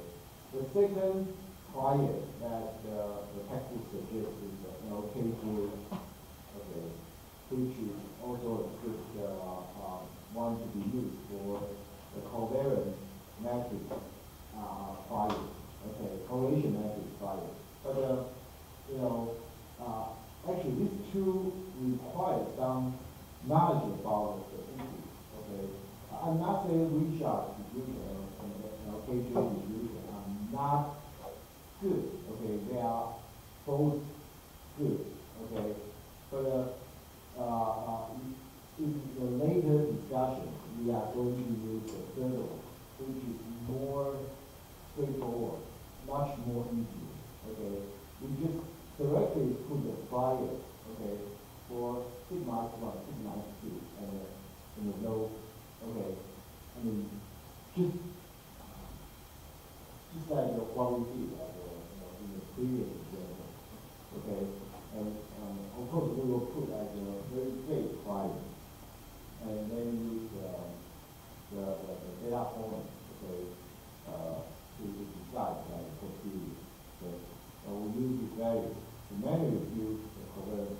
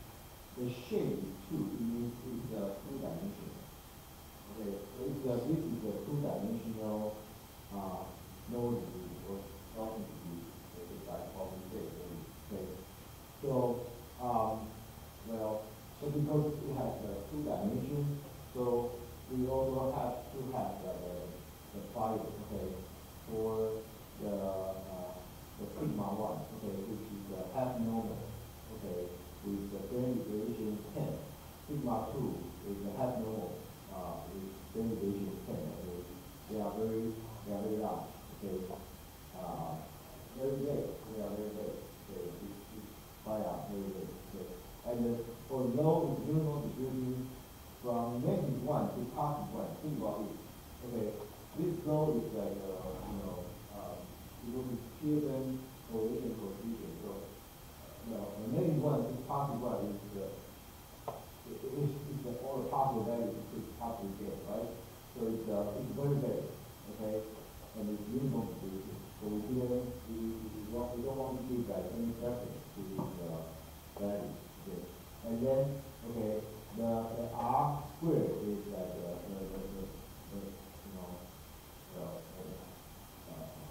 no squared. Okay. Remember, the R squared is like squared no squared. And then, okay, we just put this covariance coefficient, right? Okay. So this four terms, we just take out these two vectors. Okay, each vector has two terms, so it's like a 2 by 2 matrix. Okay. So this is exactly what we have here. Okay, so very simple, right? No, to be honest, it's much more easier than using like V-sharp or like LKJ prior. Because I'm not saying the V-sharp and LKJ prior are not good, okay? They are good, okay? But if you don't know statistics, or you don't know that statistics that much, you probably don't know how to use it, or you don't know how they look like. But here, I mean, if you don't know anything, fine. You just put a big prior, and then put this covariance matrix, and we are able to generate this plot trace to generate the result. Okay. And R2, okay. We only show R2 here. Okay. The other values, other variables are not so important. Okay. So you can see that it looks like this. Okay.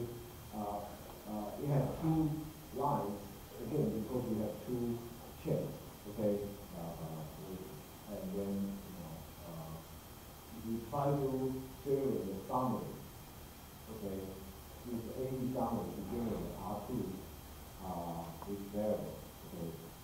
Summary. Then if you mean 0.79, then deviation is 0.04, which, by the way, should remind you that previously, when we used the R2 score function to obtain the mean and standard deviation from the specific posterior shape result, okay? I mean, it's like 0.8 and 0.03, right? So, if you use this way to estimate and the result, well, should be close enough, right? Should be close enough. And, one more thing, okay, is that assume that the data follow Gaussian distribution, okay. This statement, okay, you may not like it. You may feel like, how can we assume the data follow Gaussian distribution? Actually, the data doesn't have to follow Gaussian distribution.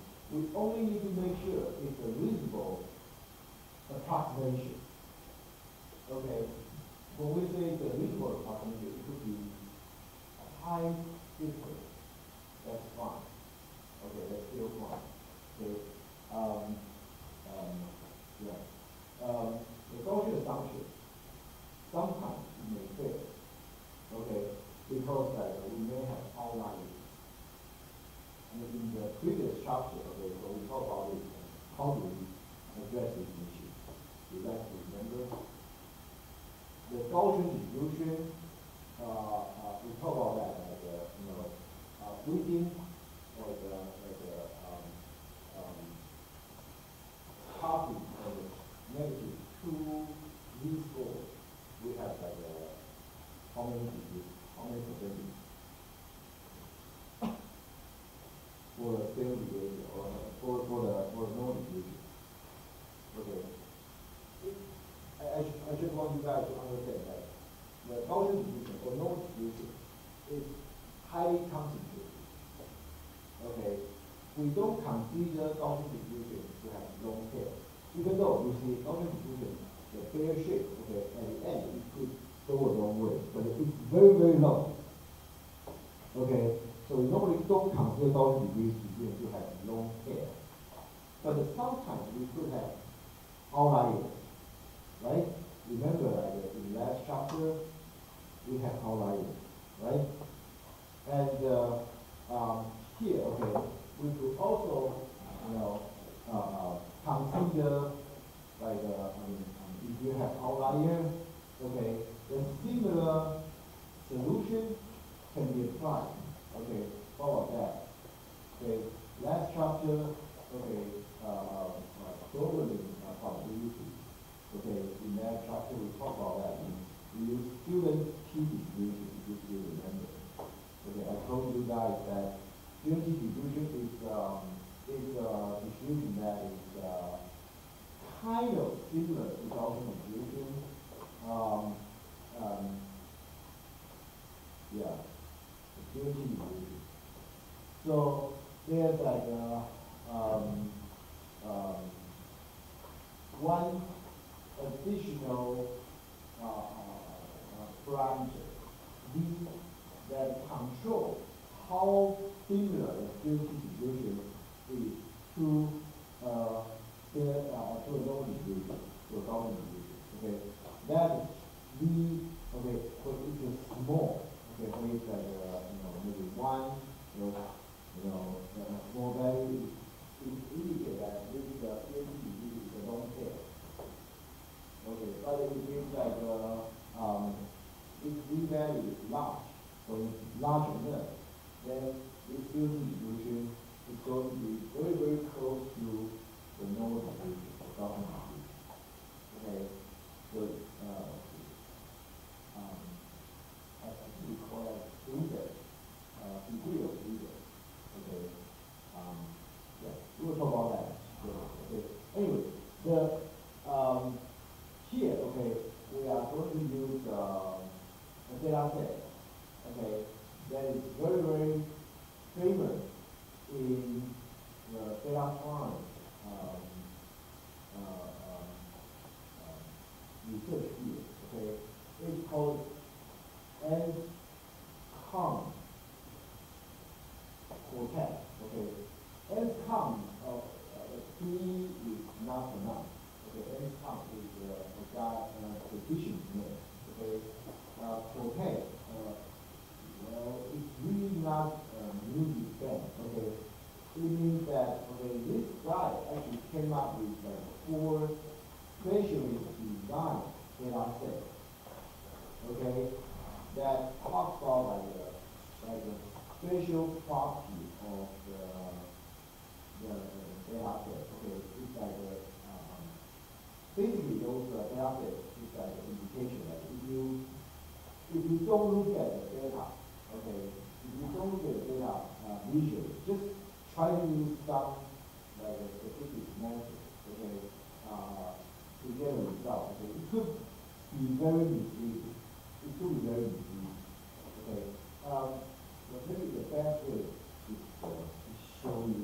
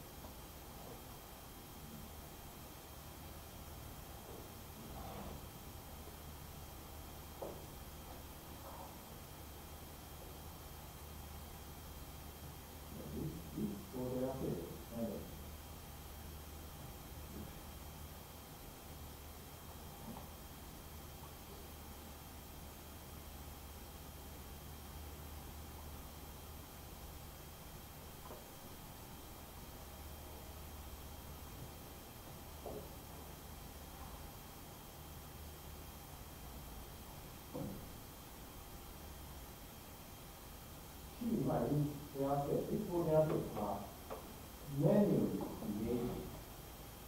Okay, manually created. Okay, and to demonstrate the interesting process of the data. Okay, so each one, of course, tells a story. Okay, if you really are interested in this data set, the media page dedicated to this data set is a very detailed description of this data set. But here I would like to bring your attention to the third one. So this third one you can tell that, okay, except one point, which is here, all the other points are very well aligned, right? Okay, all the points are, pretty much on the same line, except one point, right? So that point is pretty much can be considered as outlier, obviously. If you look at the visual group, okay, this point obviously is the outlier. Okay, but if you use like traditional, just regular like linear regression, what you're going to end up with something like this. It's going to be a line something like here. So you can see that this line gets a little bit, what should I say, biased towards outlier, right? Well, this is not surprising, right? Because of that, the impact of that outlier. I mean, we have this resulting linear regression function. But if your model is robust, shouldn't your model be able to disregard this outlier and create a line that so exactly matching all these points except that outlier object, right? Because when you collect data like this, obviously that the outlier may be caused by maybe like you have some problems where you collect the data, you make the more functional your data, it just doesn't look right, obviously, right? If your model is robust enough, it should, omit or disregard that outlier, right? So that's the theory. That is what we are trying to achieve. Okay, that is why, okay, we consider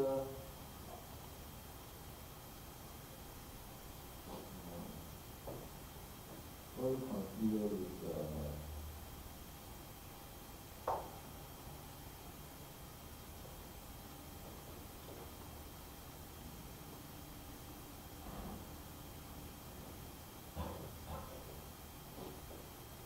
so including like a robust model. And this is obviously two-dimensional event. Okay, two-dimensional. We have x1 and x2. This really the two-dimensional space. And by the way, if n comes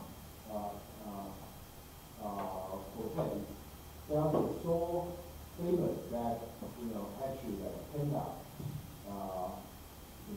already have that theory. We know this out there.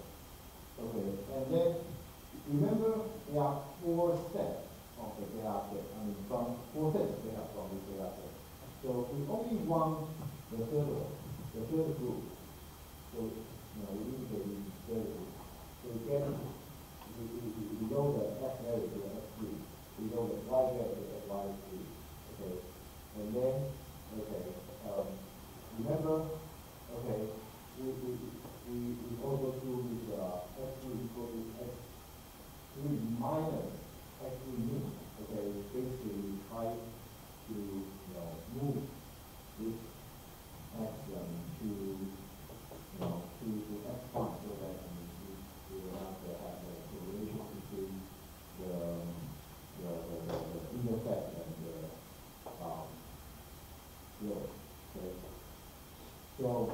So far so good, right? And then, okay, you know, here we just draw it out. I mean, actually, I already showed you on the PDF, but here, you know, we show you again, okay? And the left-hand side, we already showed you, okay, from the PDF page. So now that, what is the right-hand side? Right-hand side is show you the frequency of the Y value. The frequency of distribution on the Y value, because you can see the Y value, okay, you have something close to 5, okay, for one value of Y that is close to 5, one value of Y that's close to 6. Well, maybe like every like 0.5 apart, you have a value of Y, blah, blah, blah, blah, blah. Except except that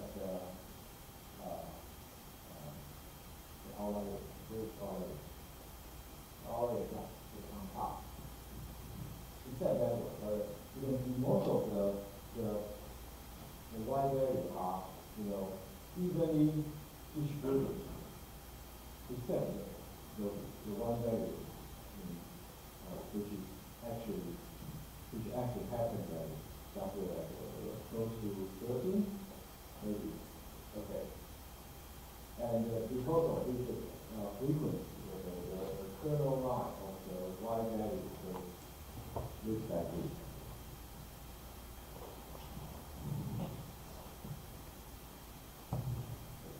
So,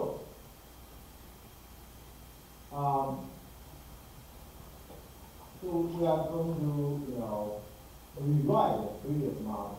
Okay, the model C. Okay, but the model C is like the one that we use for estimating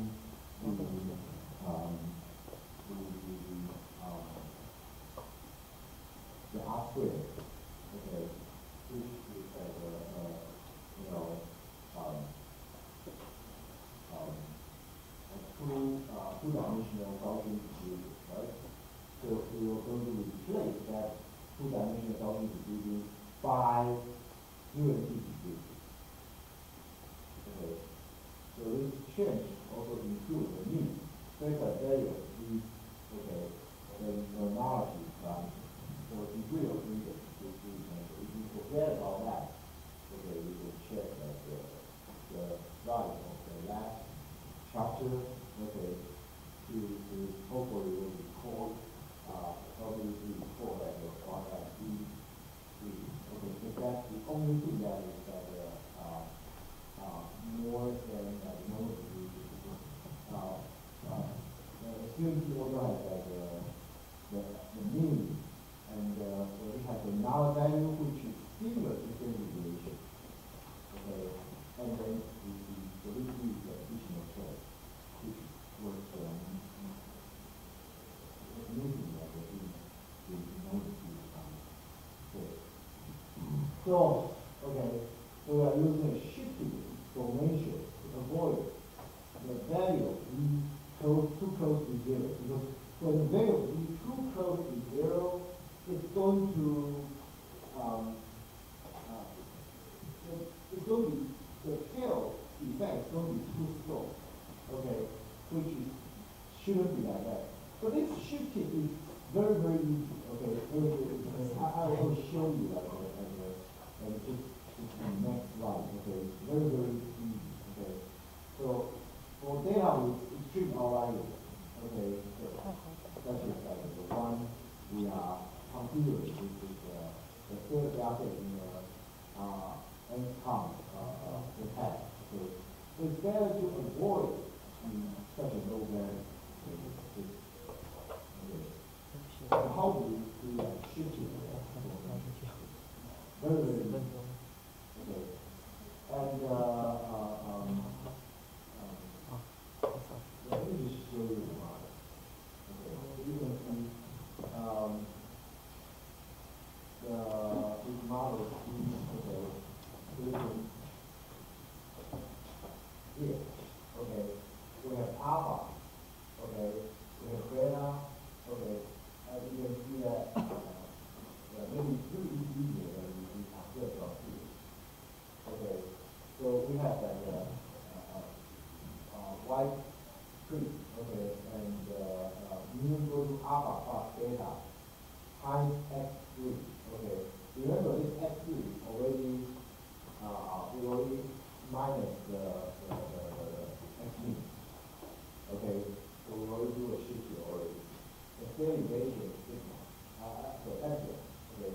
new is the V, okay, so observe is Y2, okay, and then, okay, for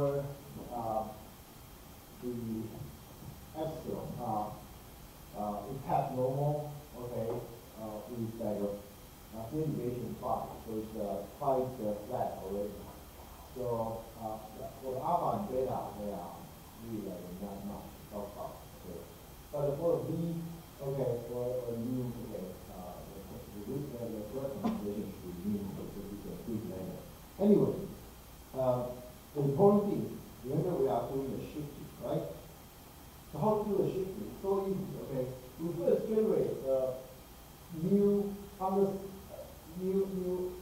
underscore, okay, from the exponential diffusion with like the average 29, okay, the mean 29. So it's if you don't want 29, of course you can change that, but it's like a very, very flat exponential distribution.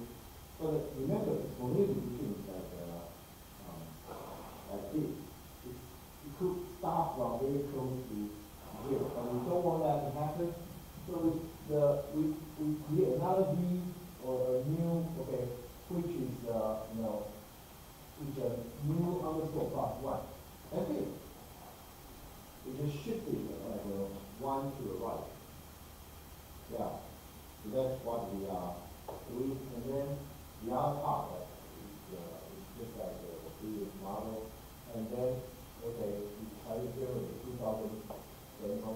We don't even specify the initial, how many points we will need for tuning. Actually, the P4 500 will be good enough, actually. Okay, it's because that we already do like the shifting. Okay, and then, okay, here, okay, we try to show you the robust speed and the non-robust speed. Let's just finish this one. Okay, what do I mean by robust speed and non-robust speed? Okay, remember like I told you, using a student T distribution is able to handle the outlier better, right? So the model that we talk about is the robust speed. Okay, the other one, okay, what is the other one? The other one is this one. Yeah. Look at the first one. We call the mean regret. This is from the phi linear squared function. Okay, because linear regression is just a very commonly used machine learning model, right? So if you have the data point, okay, just feed into this model, it will automatically generate the beta and alpha for you, okay, the intercept and the slope for you. Okay, so this one is a regular linear regression. Okay, and we generate this trait, right? From this trait, okay, we try to get the alpha and the beta, the mean of alpha and beta. And then we plot these two lines, okay, and to compare them. Okay, interestingly, okay, this gray line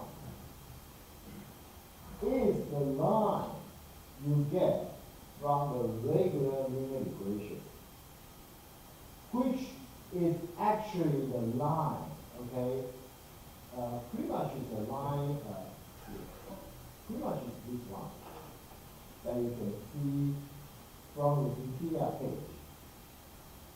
Okay, because that's the standard linear regression, but standard linear regression is going to be, okay?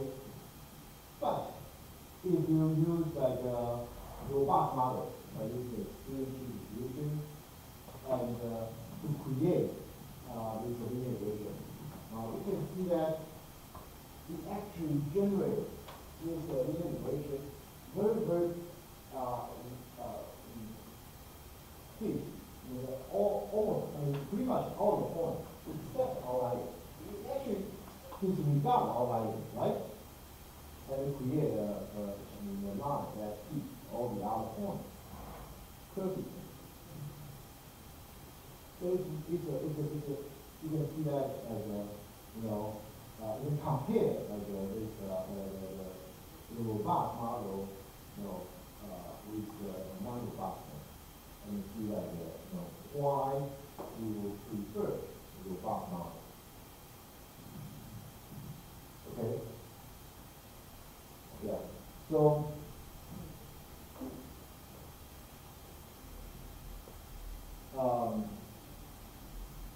Yeah, I think I already explained that to you. Okay. Yeah, let's take 10 minutes break. When we come back, we'll continue the discussion. Okay.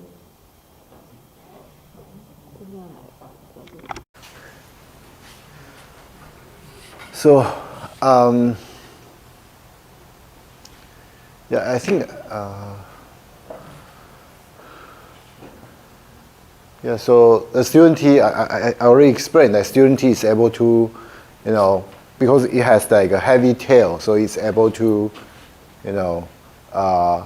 give less importance to points that are, the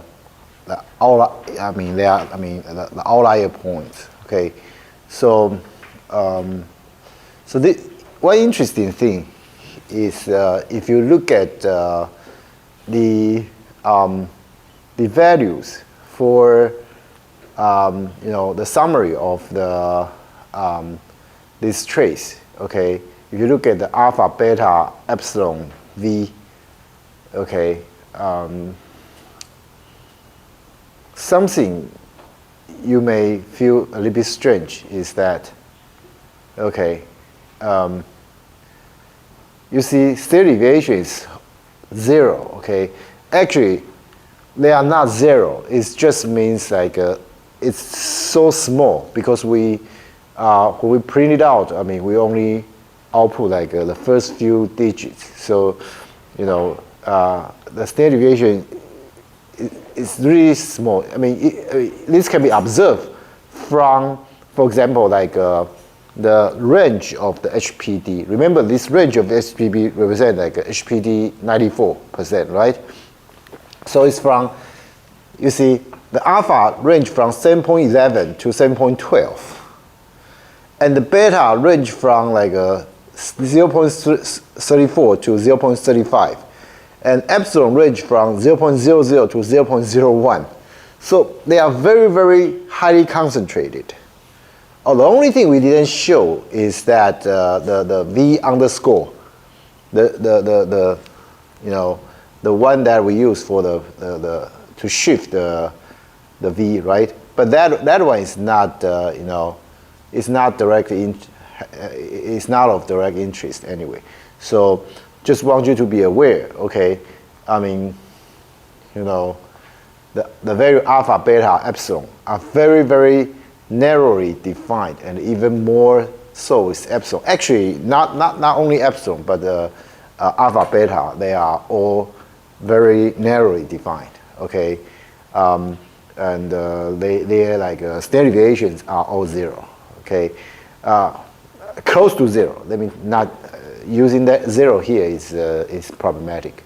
So this is totally reasonable because given that we are fitting a line to a perfect aligned set of points, okay? Because as I told you, like this data set is very special. It's, by the way, this is like intentionally created to show you if your model is not robust enough, it's going to be affected by the outlier, okay? But if your model is robust enough, okay, then it actually can, disregard outlier and create much better, prediction, okay? So, so if you run a posterior predictive check to explore like the how where, okay, model capture the data. Well, you use like the PPC. Okay, we do this. I mean, the posterior predictive sample posterior predictive to generate the sample. I mean, we do this. I mean, so many times. So this is, you can see that. Okay. If you still remember, this black line is the distribution of the Y value. Okay, and because this posterior predictive check is to use to generate the Y, okay, and we use that to draw the kernel function. Okay, I mean the generated Y value looks are here. Okay, I mean it's indicated by the very light blue lines. Okay, they are posterior predictive result, and their kernel line, okay, result looks like here. Okay, so it's reasonable representation of the data, except this one, of course, but this one is because of the outlier. Okay, so it tells you like this model actually ignored the outlier, which is reasonable. Okay, for this particular example. Okay, so yeah, I guess that's about it. And then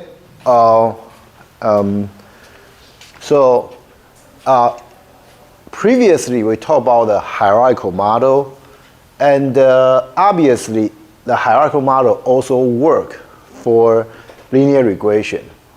Okay, so the hierarchical model, to create a hierarchical model, obviously we need to include hyperpriors.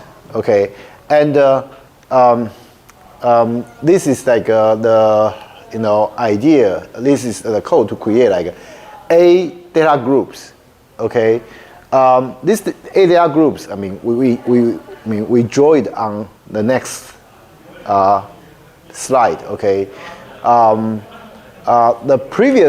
The first 7 groups are not so much interesting.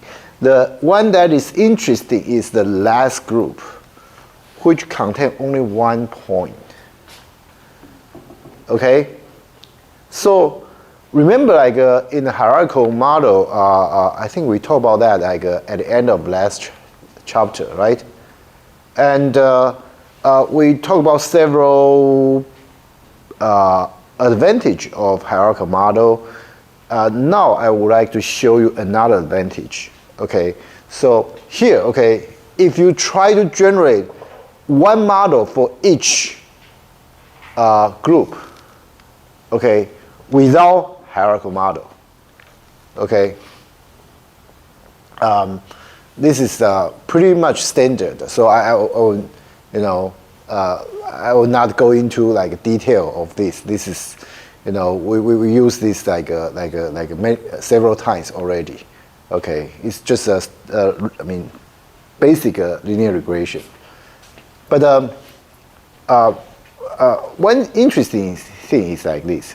After you generate, the samples, you generate a posterior distribution. Okay, and then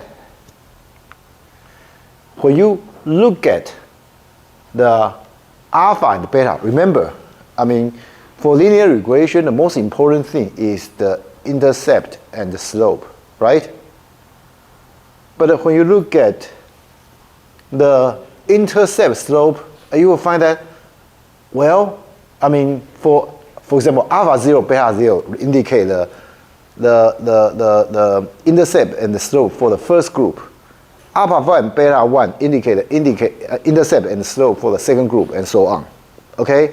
So you can see that all the other groups looks okay, but group 7, the one with one single point, okay, show extreme wide range of the 94% posterior predictive, HPC. Okay, Same thing here, okay? The range is very wide for the slope. It's so wide that you don't even see the range, of the other group, okay? Because the range for the last group is too wide. Because you can see this is from -150 to +200. This is the scale is so big, okay? So, what's the problem?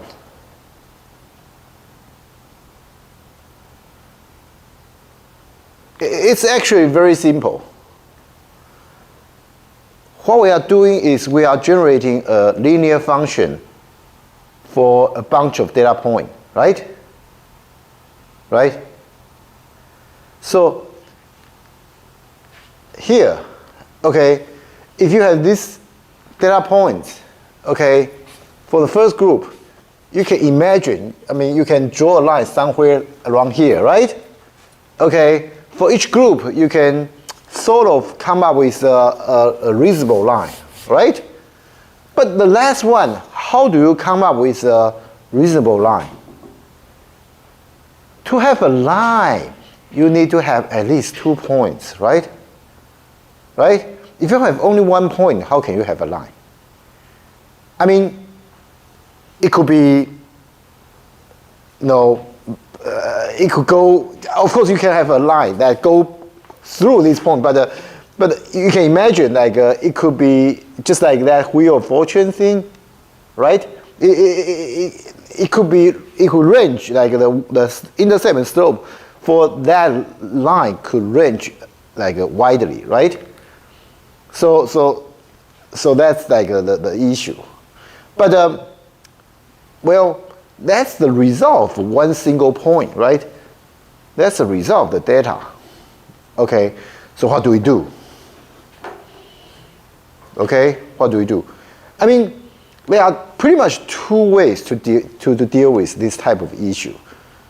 The first one is you have a stronger prior, okay? Assuming you know some background knowledge about these data points, and you can specify those information in your prior, and by doing so, your posterior, okay, obviously the data is not enough to confine the posterior, okay, but the prior can be used. Okay, remember posterior is controlled by the prior and the data or likelihood. So if the likelihood is not strong enough, you could use a stronger prior. Okay, but if you don't know that either, okay, but at least if you know these A groups comes from the same organization, say you are collecting water sample from 8 different districts that are under the same government, for example. Okay, so if that's the data has a hierarchical nature, then what happens is that you can create this hyperprior. Okay, this hyperprior, okay, is shared by all the groups. Okay, and then with this model, obviously this is a hierarchical model. Okay, the data point from the other groups can be used to provide a better estimate of the hyperprior, which in turn will help you to restrict the posterior of the last group. Okay, because as I said, if you don't know the prior for that group, but at least you can use this one to indirectly restrict the prior, of the last group. Okay, so this is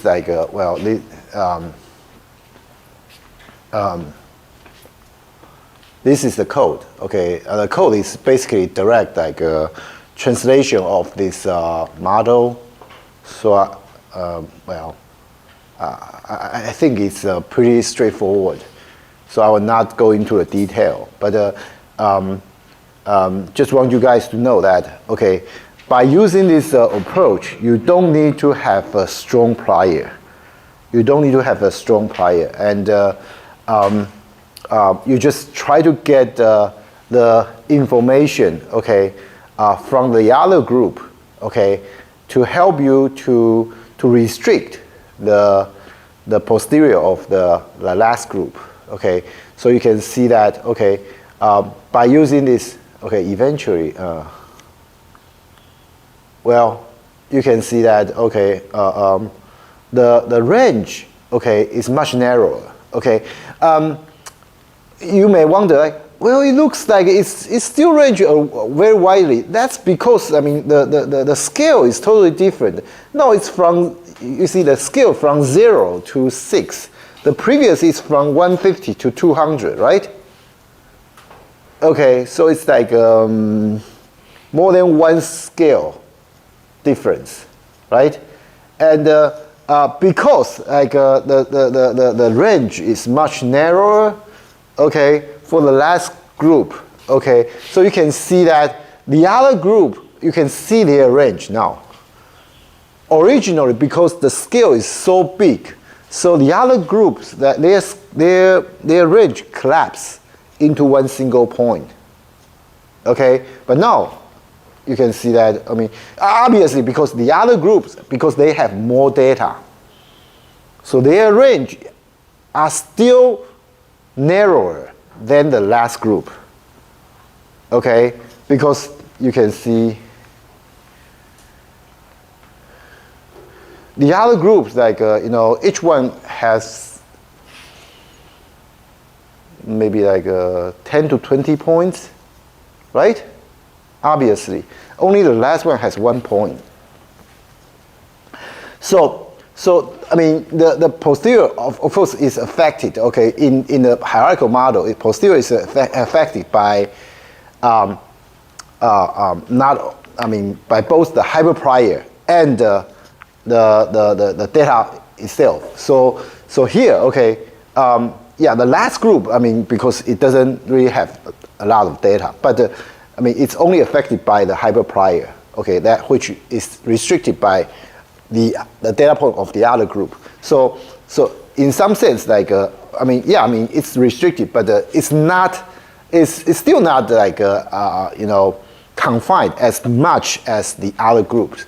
So that's why, I mean, you can see that the resulting, you know, this range, the last group, the range is still the widest. And in terms of the slope, again, this one is much wider, which is reasonable. Okay, which is reasonable. Okay, so so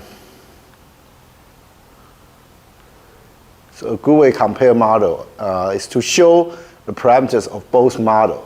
Okay, yeah, I think today, I think I will just, today I'm going just to stop here today, okay, because I'm really tired, okay. First, I mean, yeah, yesterday, I mean, I wasn't able to sleep at all, like, because of the thing,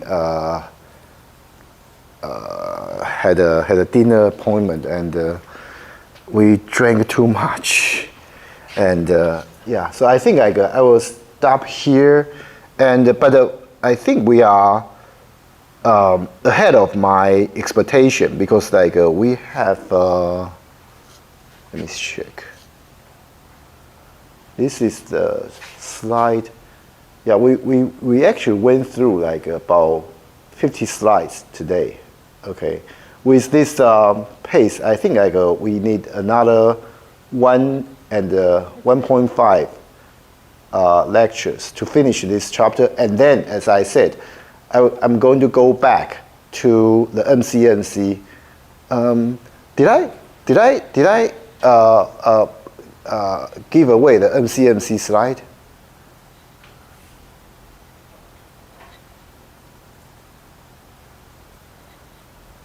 If not, I will have to, have the TA upload the slide. No? Okay, so this is the last slide I gave out. Is that right?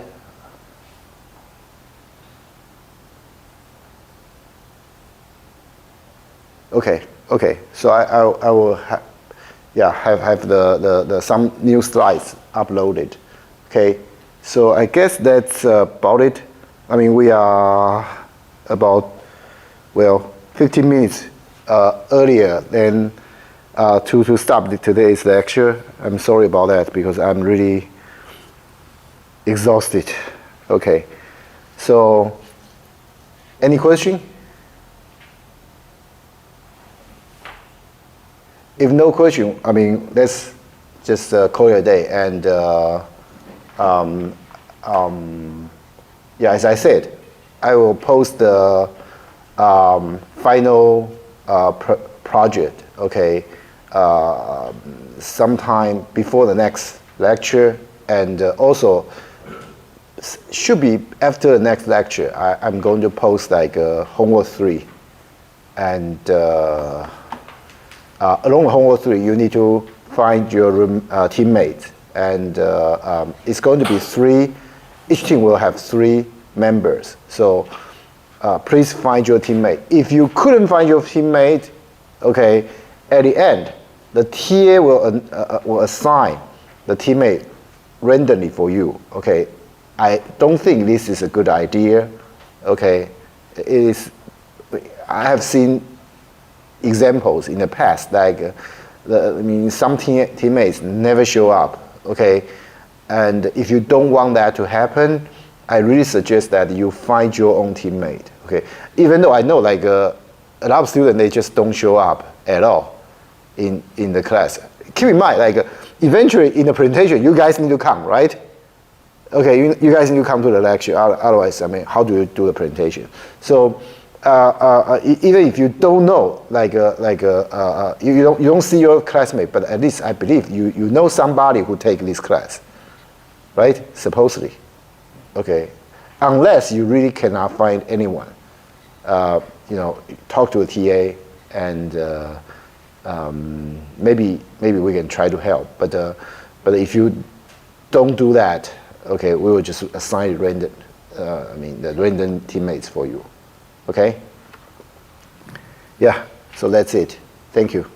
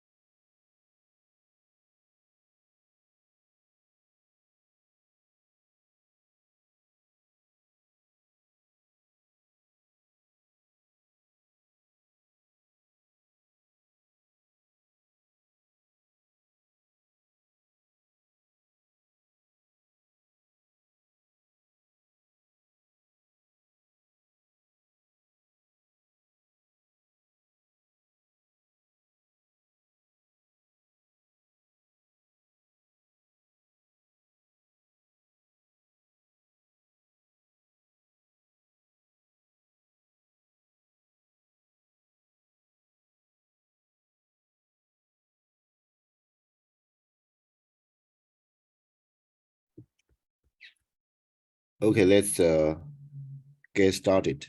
Okay.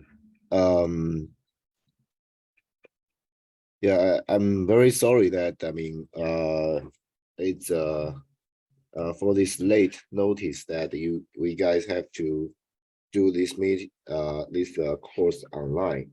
Um, because I just test positive, for the COVID-19. And I think like I should be back to normal like next week. If not, okay, we are going to continue the online course format, okay, next week as well. But I hope by that time I'm fully recovered. Okay. So um my voice may be a little bit low. Okay. uh, uh, Bear with me because I got a sore throat. Okay. So back to the course. Okay. First, I already have um the homework, the term project ready, but I haven't posted yet because of my illness. But I'm going to do it like later today. Okay. And you guys can check it out and find a teammate to work with on the project. Okay. So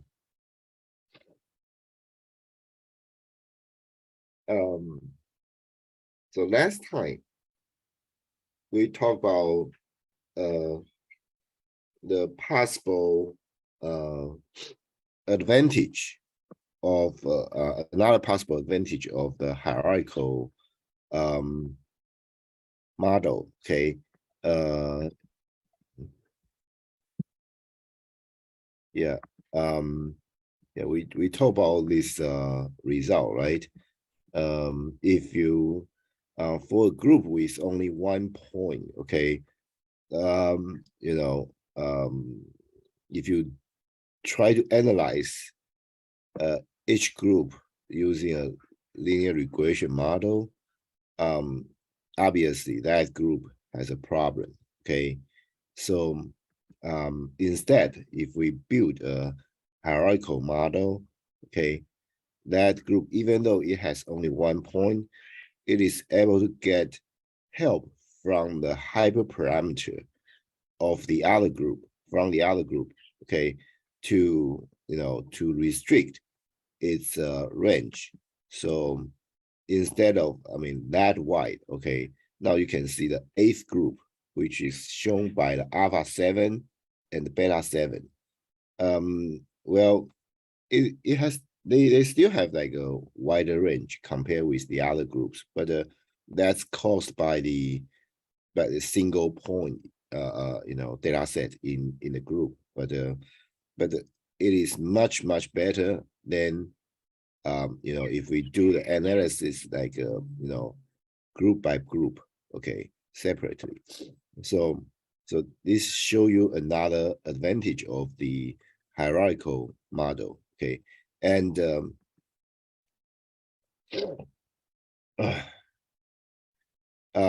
we can also draw the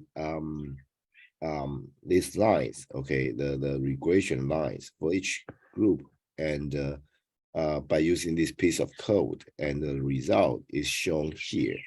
Okay, so you can see that, okay, the last group, although it has only 1 point, but it's, the posterior of the alpha and the beta basically suggests that, it has the similar trend to the other groups, which is very reasonable, okay, considering that they are under the same umbrella.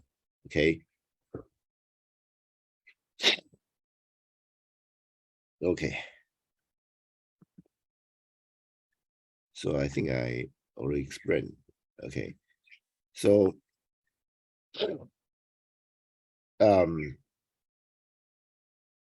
so this um correlation, causation, okay, are very confusing concept.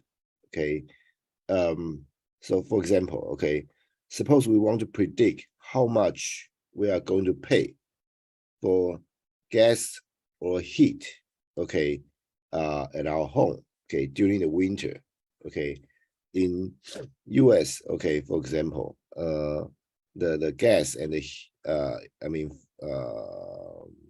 to heat up the house, is expensive, okay, especially for states in the north part of the US, because you know US actually like the majority of states have snow in winter, okay. So if you don't have heat, okay, it's going to, you know, you are going to freeze to die to death, okay. So so this, okay, suppose, okay, we know, okay, the amount of sun radiation in the area, okay. This sun radiation, you can imagine, okay, if the sun radiation is high, okay, most likely the temperature will be up, will be higher, right? So it will affect the gas used for the heating, okay. So the gas price, the cost of the gas should go down, okay.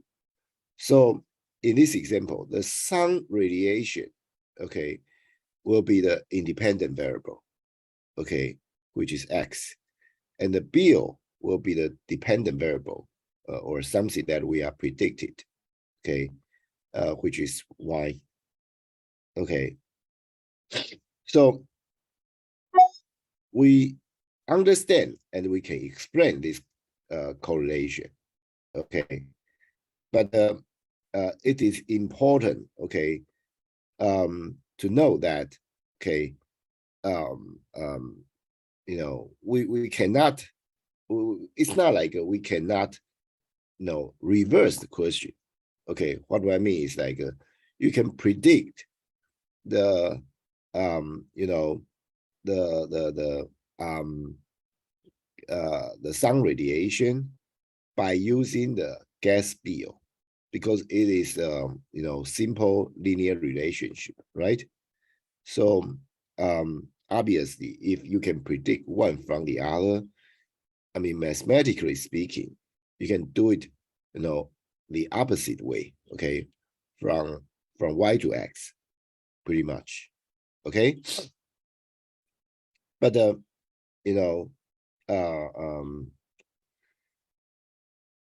we call a variable independent because it's this value, okay, cannot be predicted by the model, okay. Instead, it is input of the model, and the dependent variable is the output, okay. So so we say that the value of one variable depends on the value of the other, okay. So this is, as I said, like this shows a correlation, okay. So the model basically built a dependency between two variables, okay. However, okay, we cannot say like this is a causal relationship, okay. I mean, in a linear model, okay. Folks, take the sun radiation as example, okay. Because causal relationship is much stronger, okay. The causal relationship says like X causes Y, okay. So you know, we actually have mentioned about this. Correlation does not imply causation, even though this two variable may have strong correlation. Okay, they are not, no, their relationship is not a causation. Okay, take this gas bill and sun radiation as an example. Okay, so we know, okay, we're able to predict the gas bill of a home, okay, from the sun radiation. Okay, and also the vice versa. The sun radiation, okay, can also be used to, to predict the gas bill, okay, of our home. Okay, as I said, we can build a simple linear model between them. Okay, however, okay, it is true that higher sun radiation can be related to a low gas bill. Okay, I mean,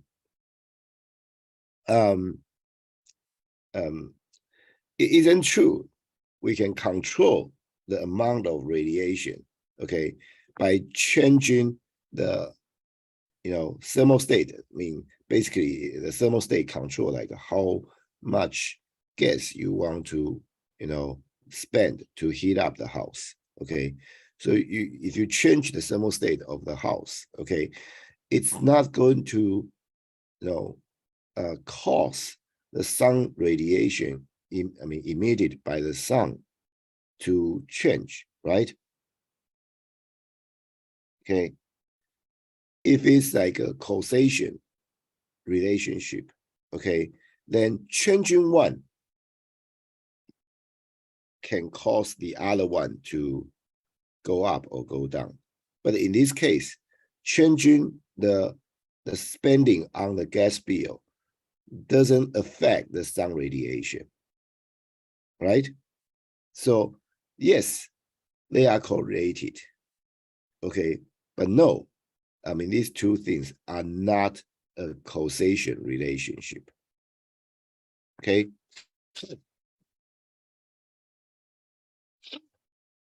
So you could say that causation is more than correlation, okay? Because to establish causation, not only you need to observe correlation, but also you need to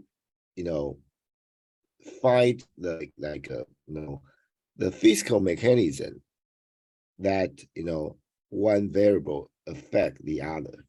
Okay, if you can do that, then you can claim a correlation is a causation. Okay, here I mean we can show you some interesting example. Okay, from this one moment.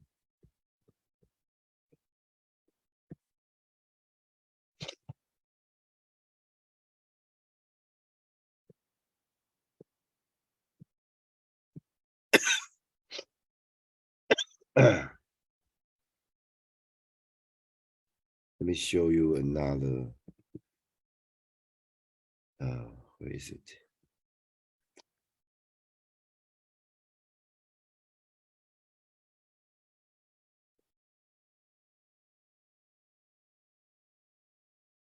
This one.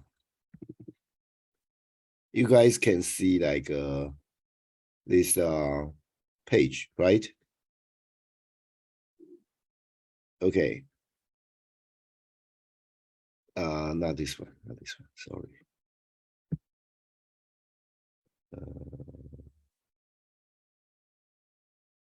Where is it? This one, this one, this one.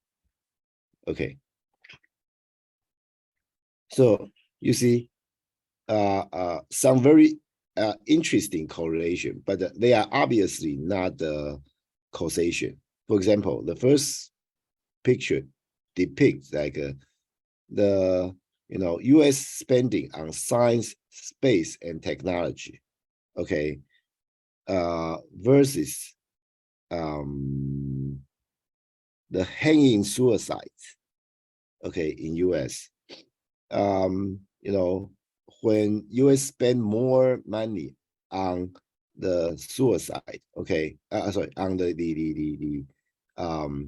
the science, space, and technology.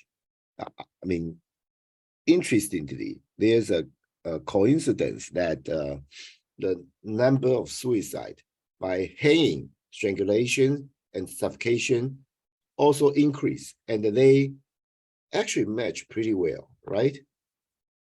But can you say that, you know, the the spending on the science, space, and technology increase?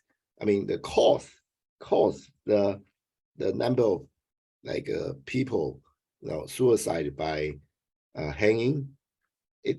It doesn't look right. So another example, okay, this is number of people who drown by falling into a pool. Okay, basically like you know, it's the people who drown, okay, by in the water. Okay, this is one variable. The other variable is the films Nicolas Cage appeared in. Okay, and interestingly, okay, you can see again a very high correlation, you know, for, you know, from the 1999 to 2009, okay, about 10-year range. Okay, these two, you know, variable actually have, I mean, quite a high correlation. But again, okay, Nicolas Cage doesn't drown people, right? So, you know, it has nothing to do with Nicolas Cage. I mean, the number of the movies Nicolas Cage, you know, participate in. Okay, it doesn't make sense. So you can see so many such examples, you know, I mean, are shown in this website webpage. Okay, this number of the per capita cheese consumption and the number of people who died by becoming tangled in their bed sheet. Okay, again, a very high correlation. Okay, for the past from 2000 to 2009. Okay, but again, this is just show you a correlation. This has nothing to do with causation. There are so many examples. Okay, I mean, they are, you know, quite interesting. That can be used as your, you know, chit chat. Okay, but obviously, like I mean, I don't think like you get the idea. Okay, so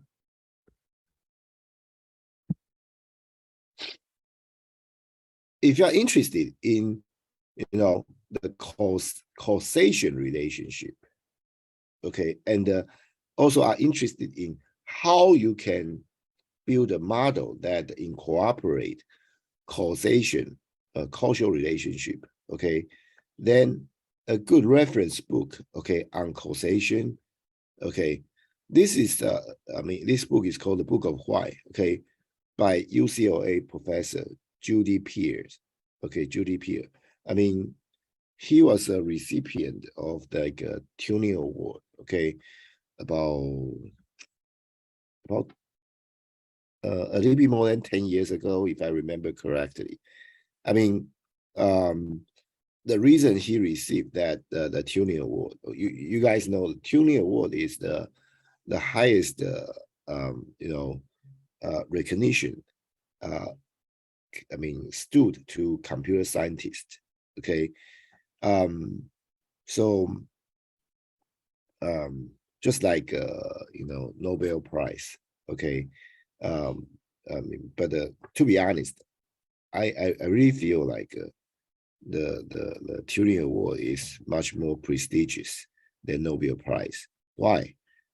Because in Nobel Prize, every time you know, something is announced, you know, it's very common for you to hear like, okay, a group of people was like, you know, I mean, earned, for example, like a Nobel chemistry, you know, or Nobel like, you know, the medical, okay. So they normally give like not only one person, but also a group of people, okay. But for the Turing Award, normally every year, okay, normally most of the majority of time, they only give to one person, okay. So yeah, that year Judy Pierre won the award. Yes, he was the only recipient of the Turing Award. Yeah, and obviously, I mean, he got recognition because of his contribution to the causal model. I mean, he was able to build a model that you know discuss the causation. Okay, I mean in addition to correlation. Okay, so of course, like most of his publications are very mathematics oriented, and they are difficult to understand. But this book, okay, the Book of Why, actually is written for general population, general people, okay, not necessarily in computer science. So he tried to explain his idea in a very simple manner, okay. So if I remember, this book became like one of the bestseller, okay, out there, okay. So I mean, if you are, and I'm pretty sure this book has all been translated into many languages, including Chinese. Yes. So if you are interested, I mean, I highly recommend this book. Okay. Yeah. So yes, as I said, correlation is useful in establishing causation. Okay, because causation obviously is one level up of correlation. Okay, so correlation is not useless when it comes to establish a causal link. Okay, a correlation can in fact support causal link. Okay, but we need to perform carefully designed experiment. Okay, so for example, if we know the global warming is highly correlated to the increasing level of atmosphere, CO2. Okay, the CO2, we want to establish, okay, this causal relationship, like CO2 causes global warming. Okay, so from the observation alone, we cannot get what we want. Okay, but what we can do is that, okay, we can the reason we cannot do that is there may be a third variable. Okay, we didn't take into account that produce both higher temperatures, okay, and a higher level of CO2. Okay, so this may be the case, right? I mean, who knows, right? But what we can do is we can do an experiment, okay, to gain insight. Okay, for example, we could build a set of glass tanks filled with different quantity of CO2, and we put these glass tanks, okay, on like on the sunlight, okay, and measure their temperature. Okay, so if we do this, we will be able to verify the tanks with higher level of CO2, have higher final temperature or not. Okay, so hence we can conclude that indeed CO2, okay, will cause higher temperature. Okay, so you can see that this in this example, okay, we are able to establish this causal relation because, okay, we are able to control the amount of CO2 in each, glass tank, and have it go through like sunlight, okay. But I mean, remember the example we used, like the sun radiation and the gas bill, okay. Unfortunately, like when you do the similar experiment, okay, try to adjust your gas bill, okay, intentionally adjust the gas bill. It doesn't affect the sunlight, the sun radiation, right? So that's the primary difference. And this type of experiment has to be designed carefully. And actually, this has been mentioned in Professor Julia Pierce, the Book of Why.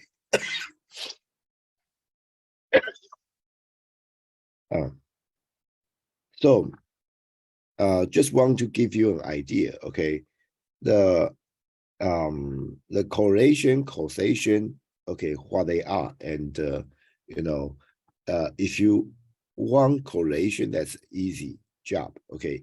Even for some observed, I mean, very different variables, or like very interesting variables, like remember, like the Nicolas Cage's like movie participation, and the people who drown by water, okay.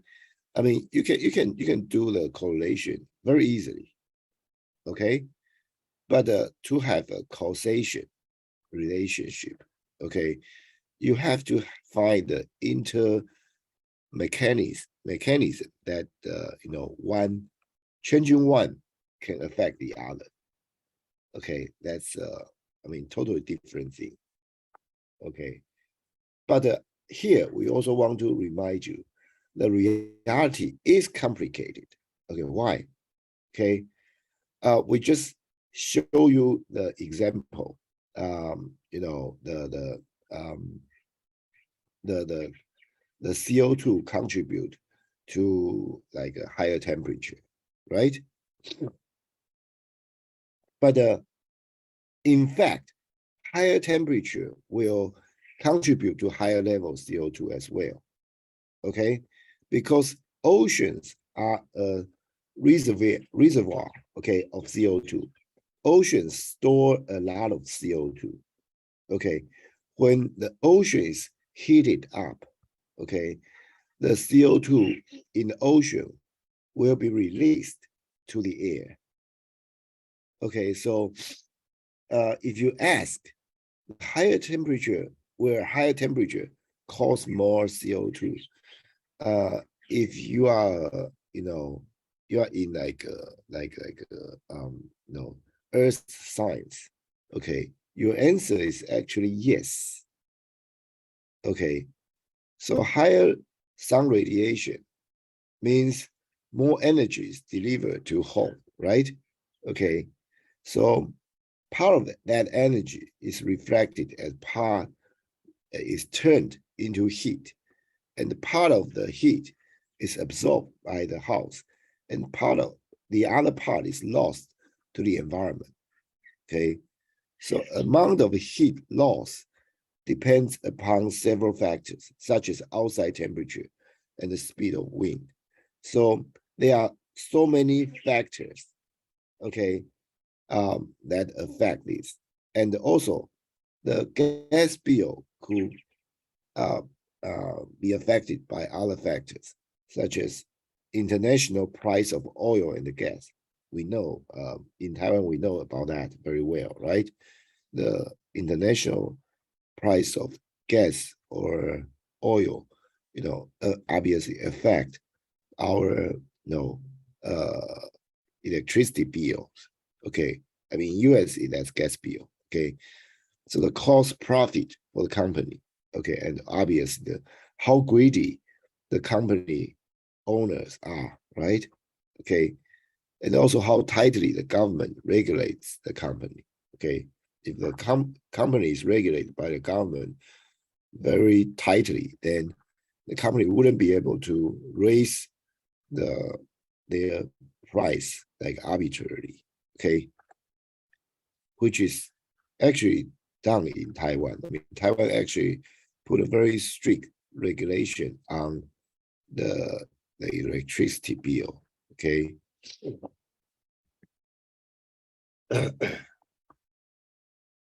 So, in summary, life is messy. Problems are not generally simple to understand, and the context is always important. Okay. Statistical model, okay, help us to achieve better interpretations, reducing the risk of making nonsensical, okay, statements and get better predictions. But none of this is automatic. Okay. To be honest, the statistical model, okay, always simplify your problem. Okay. If I mean, they do not simplify the problem. We just couldn't build a simple like statistical model. For example, okay, remember like the linear regression that we just talked about. Okay, obviously, you know, sometimes when you have so many factors, okay, in the simple linear regression, we only consider maybe one factor and disregard the other factors, right? So, but as we have said, life is messy. Okay, so problems are not generally simple to understand. So, yeah, you just have to the model you build, okay, help you to understand the relationship between two variables, and they obviously help you to interpret something. But that's about it. Okay, there are so many other factors that we may not take into account. Okay, just want you to be aware of that. So, by using almost identical, technique, okay, we can do polynomial regression. Okay, in a polynomial regression, instead of using a line to fit the data, okay, we are using a higher order polynomial to fit the data. If you still remember, in a linear regression, okay, the mu, okay, equal to beta 0 plus beta 1 x1. That's it, right? But here we could go, beyond that. We can have beta 0 x0, beta 1 x1, beta 2 x squared, beta 3 x third power of, power of 3, and so on to beta m x to the power of m. So you can imagine, okay, this formula obviously include the simple linear model in there, right? So, yeah, if you set all the coefficient, the beta 2, beta 3 up to beta m to be 0, then yes, what we are going to get is a simple linear model. Okay, so in some sense, okay, the polynomial regression subsum the simple linear regression. Okay, so yeah, but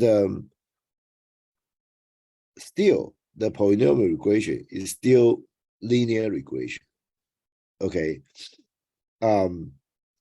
because we are treating them using a linear function. Okay, here when I say linear function, you may disagree with me, but let's try to treat the x to the power of 1 and x to the power of 2.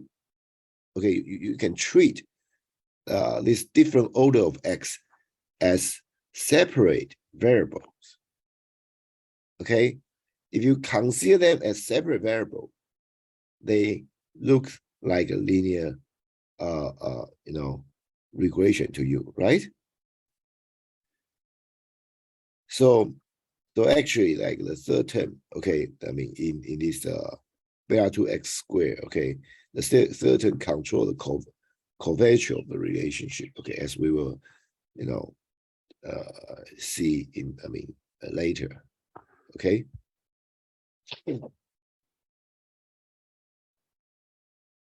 So to show, like to demonstrate the this polynomial regression, okay, we could use the second Anscombe quartet data set, okay.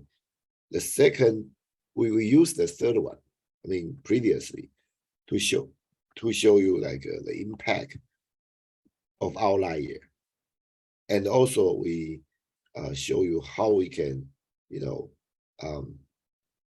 adjust our model, okay, to to reduce the impact of outlier.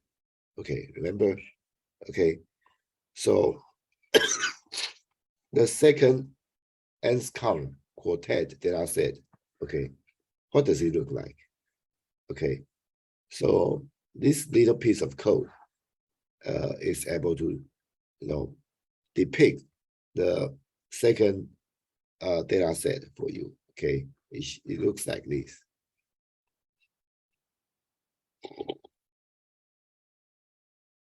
So this point looks like they are a perfect fit of a quadratic form, right? So you may wonder, so why is this data set included in the Anscombe quartet data set? Okay, what does this set of this set of data, okay, trying to tell us? Okay, the Anscombe quartet, okay, data set, I mean each of them, okay, try to tell a story. So this one, it tells you, okay, the importance of the complexity of the model. Okay, so if you use, for example, a very simple model such as simple linear regression, you can never create a line that capture the trend of these points, right? But with polynomial regression, we are able to do that. So how do we do it? This model is very, very simple. Okay, so obviously we have alpha, okay, and we have beta 1, beta 2, right? The beta 1, beta 2, okay, with mu 0 and standard deviation 1. So pretty much like a normal, I mean, standard normal distribution, okay? And for the alpha, we put it as like, the mean of y2, because the beta 1, beta 2, okay, initially, okay, are assumed to close to 1, to 0, right? Because we try to set the beta 1, beta 2 to have the highest probability to be 0, right? So in that case, like the mean of y, okay, should be considered as like the alpha value. So that's why, okay, you can see the alpha is normal at the mean of y2 with standard deviation 1. And then, okay, we use half Gaussian, okay, for epsilon, Okay. By the way, the half Gauge is a distribution that, I mean, let me show you.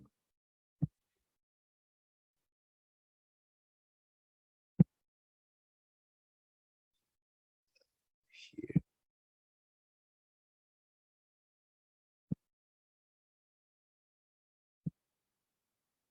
This one. So this is the half Gauge distribution, and as you can see, okay, the beta control this half Gauge distribution. You know, you can see from 0.5, this is this line, to to the middle one. Okay, the red line, I mean, which beta equal to 1.0, to like beta to be 2.0. I mean, it's quite flat, right? So you can see this trend, and you can imagine this trend is obviously when the beta is 5, this line is almost flat, right? So again, this indicate a very flat, very uncommittal prior for epsilon. Okay, so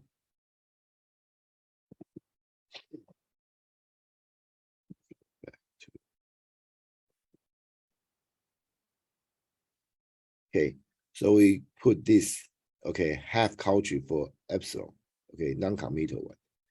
And then the mu will be alpha plus beta 1 times x2 plus beta 2 times x2 to the power of 2.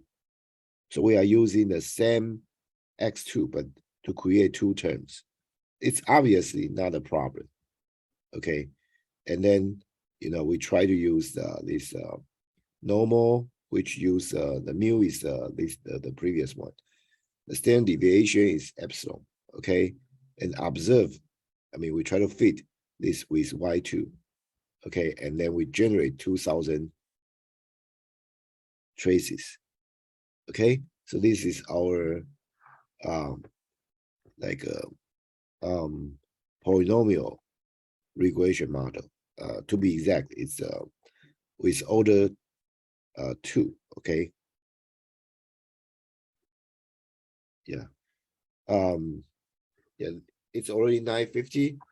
If you don't mind, I mean, let's take a 10 minutes break, okay? Because yeah, I think I need to you know rest my voice. Okay. Okay. Thank you.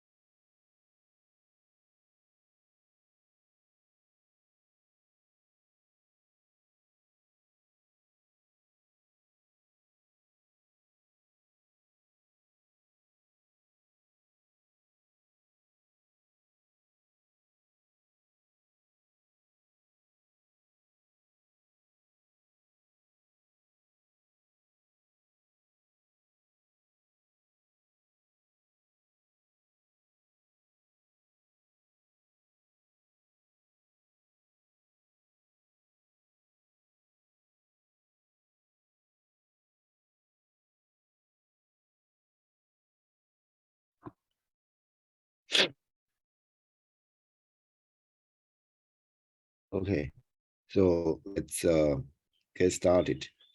Okay, so once we have this model and generate the 2000 samples, and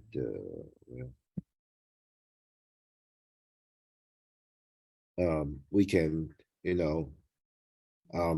draw, we can get the mean of alpha, beta, and beta 1 and beta 2.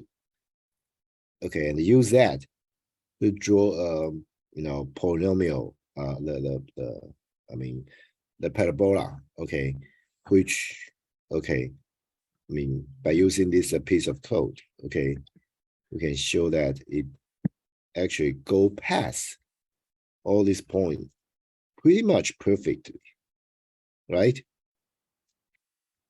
And you can imagine that if you do not use the polynomial regression, say you use a linear regression, this data set will pose a problem, right? Okay, because most likely your line will look like this, which will give you a wrong impression that as x increases, like the y should also become bigger because you are going to have a positive slope. But the answer is actually no, because I mean, as you can see, at the last few points, actually we have a turn, right? Which indicate like actually when x increases, I mean, we actually get a smaller y value, okay?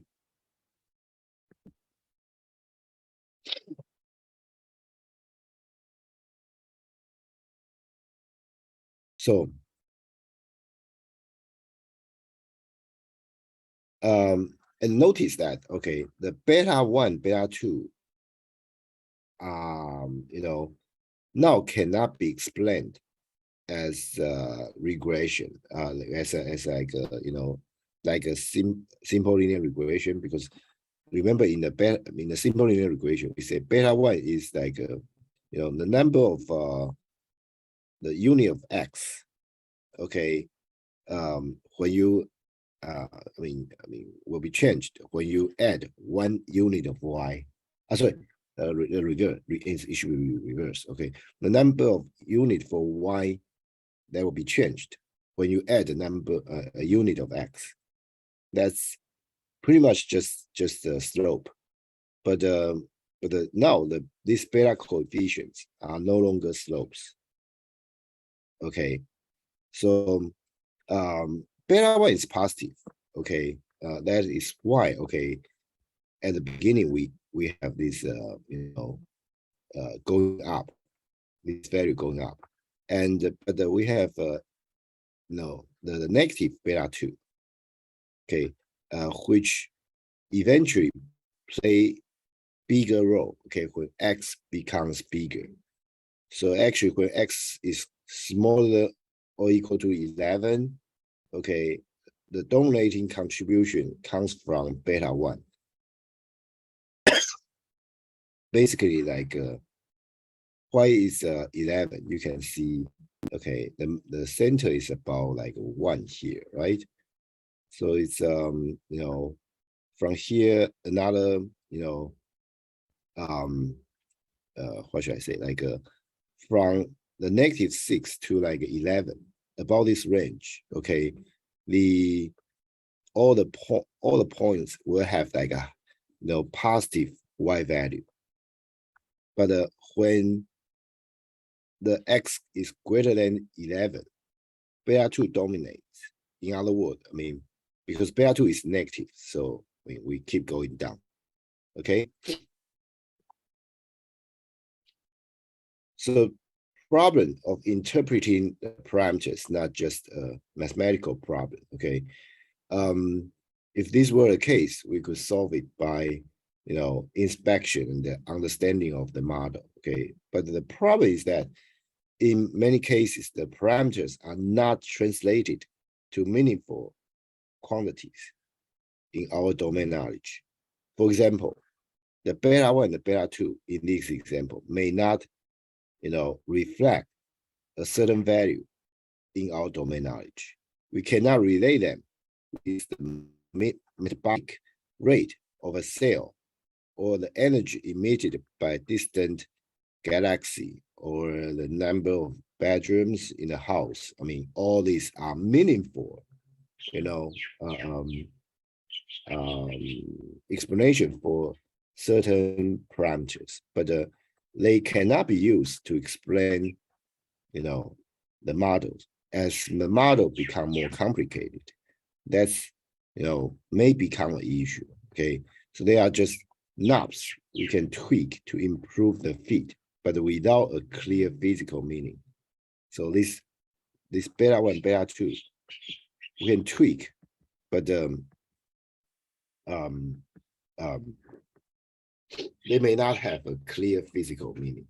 Okay, so in practice, most people will agree that polynomials of order higher than 2 or 3 are not generally very useful models, and alternatives are preferred. Okay, for example, like Gaussian processes. I mean, the chapter 7 will talk about this, but I don't think we will talk about this in this class. Okay, because I think what we can do is we'll finish this chapter and then talk about MCMC, and then we'll finish by covering the generalized linear model. I think that's pretty much enough. Okay, so for the Gaussian process, obviously this is also an alternative for like a more complicated situation. But if you are interested, feel free to check it out. Okay, I mean from textbook.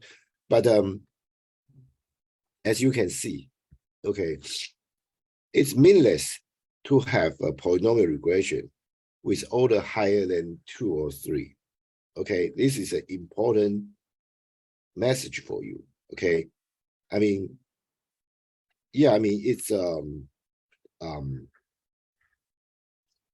you can always increase the the order, okay, to to fit your data point. Okay, but this may not be ideal. Okay, so we can think of the line as a submodel of the parabola when beta 2 is 0. Okay, and a line is also a submodel of a cubic model when beta 2 and beta 3 are equal to 0. Okay, so it looks like I mean, and the parabola is a submodel of the cubic one. Okay, so you obviously like the higher order subsums the lower order polynomial regression, right? So in principle, okay, we can use like polynomial regression to fit like arbitrary complicated model, complex model. That's ideally speaking, okay. But we would just to want to build a polynomial with the right order. We could do this by increasing the order one by one until we do not observe any improvement on the fit. Or we could build infinite order polynomial and then somehow make all the irrelevant coefficients 0 until we get a perfect fit. Okay, so you can give it a try. Okay, we can start with a very simple example. Okay, we can use a quadratic model. Okay, with order 2 to fit the third group of Anscombe data set. Okay, the Anscombe data set is the third one is the one with the outlier. Remember, and you can use the the quadratic model to see if you can fit that. Okay, so if you try it, okay, you have observed that it is possible to use a quadratic model to fit a line. Okay, while it may seem okay, the previous simple experiment validated the idea of building infinite order polynomial to feed the data. We should not do that. Why? Okay, because in general, using a polynomial to feed data is not the best idea. Okay, but because it does not matter which data we have. In principle, it is always possible to find a polynomial to feed the data perfectly. Okay, I mean, for example, like we know like if you have 2 points, then a linear model will always cover that 2 points, right? For 3 points, we just need to have a polynomial of order 2, right? So we can actually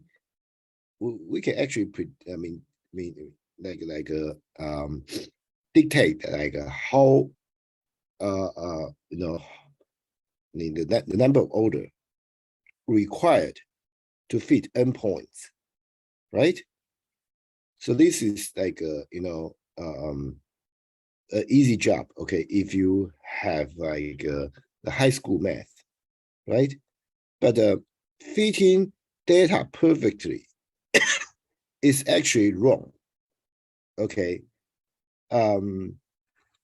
Chapter 6 will talk more about this, but basically, okay, a model that fits your current data perfectly will do a very poor job at fitting or describing unobserved data.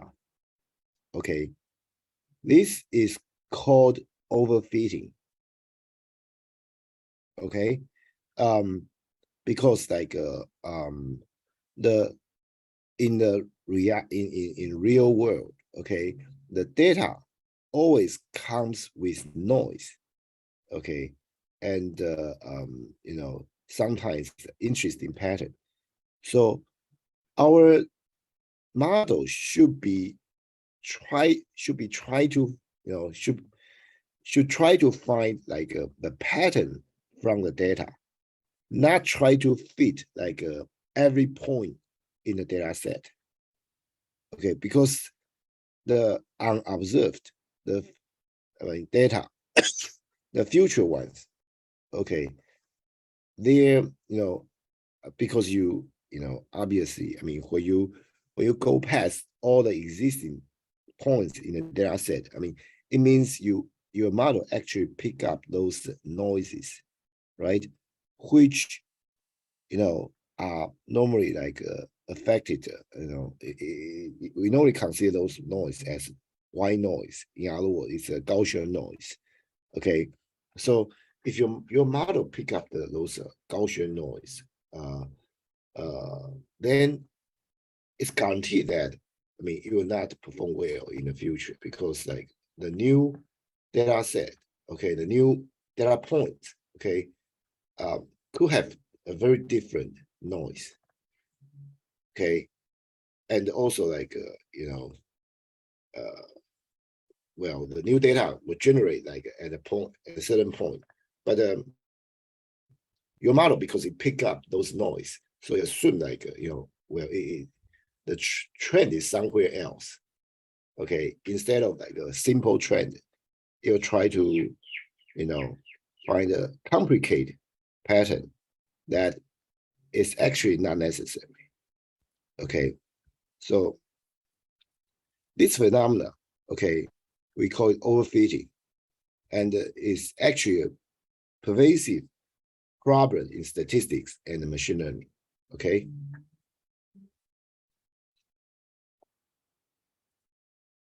So it is very convenient to use polynomial regression to talk about like overfitting, because it's easy to see the problem. Okay. So these generate intuitions that we can translate to more complex models, which can lead to overfitting without, being noticed. Okay. So again, chapter 6 will talk about this stuff. Okay, but I'm not sure if we can cover that like in this class. Okay, so for now, let's assume like you guys will, check it out, okay, in the future.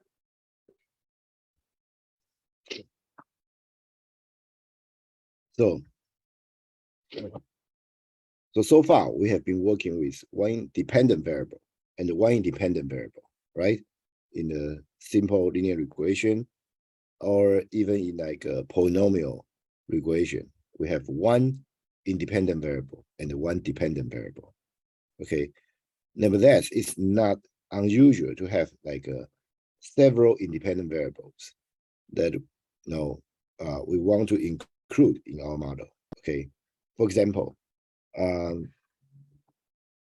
okay, if you want to estimate the quality of wine, okay, wine making is a very complicated process. Okay, so the quality of wine is our dependent variable. Okay, because I drink red wine. Okay, so I know like the quality of wine is very complicated process. Okay, can be affected by many factors such as acidity, density, alcohol level, residual sugar, and the sulfates content. Okay, so the rest of these terms are what we call the independent variables. So we normally use this independent variable, which we have control over with, to predict or to determine the quality of wine. Okay, and by the way, since we are on this topic, okay, if you see like a wine has like a high level of sulfate content,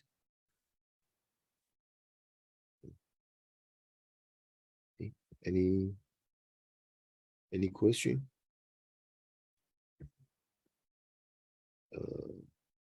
Sorry, I cannot see. Yeah, I don't think it's related to this class.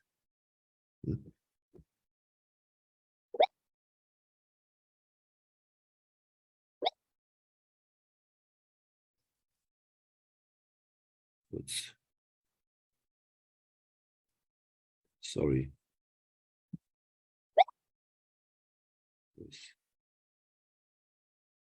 Any?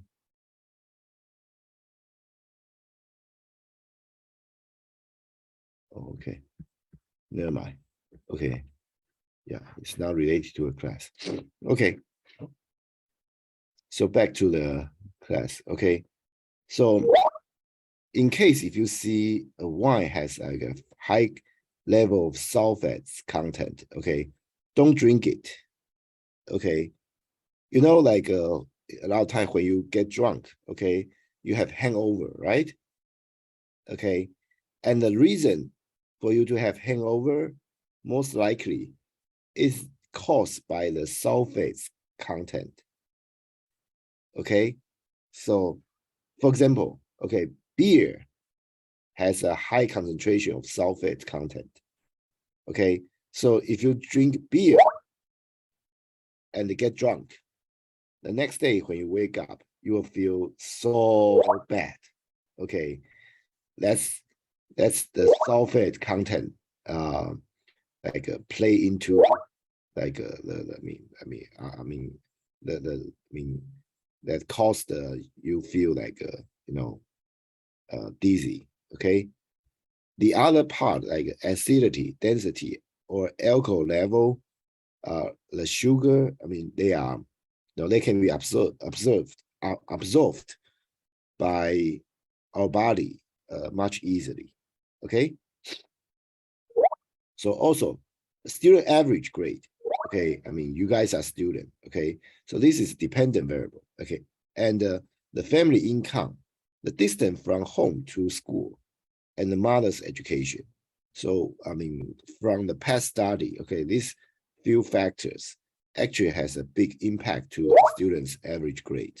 Okay, the first two terms, family income and distance from home to school, normally means like if you can get like the first term basically means like if you can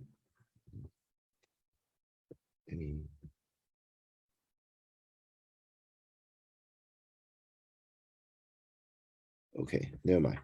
Yeah, the first term, okay, family income dictates like how many how much resource, okay, the family can offer to the student, okay, such as like maybe like a private tutoring, okay, those type of stuff. And the distance from home to school basically, you know, say something about like, I mean, if you spend a lot of time like traveling, okay, then the number of hours you can spend on your subjects will be limited, right? And the mother's education normally like has a very important indication because a lot of time like a mother normally take care of the kids much better. And you know, if a mother has a higher education, she will you know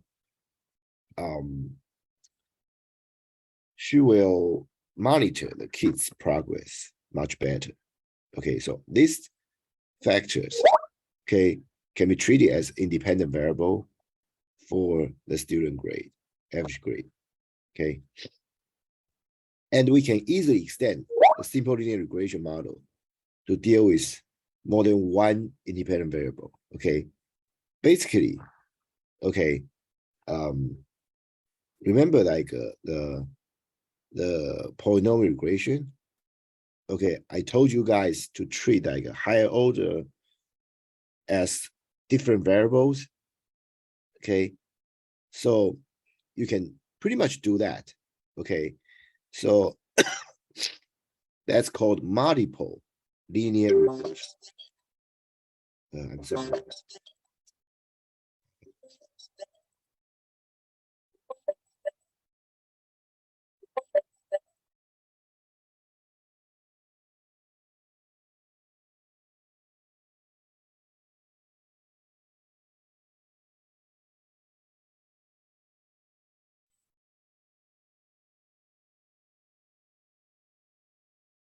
Sorry, got a call from family. Okay, yeah, never mind.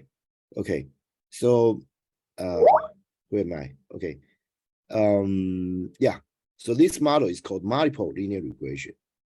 Okay, or another way to call it is multivariable linear regression.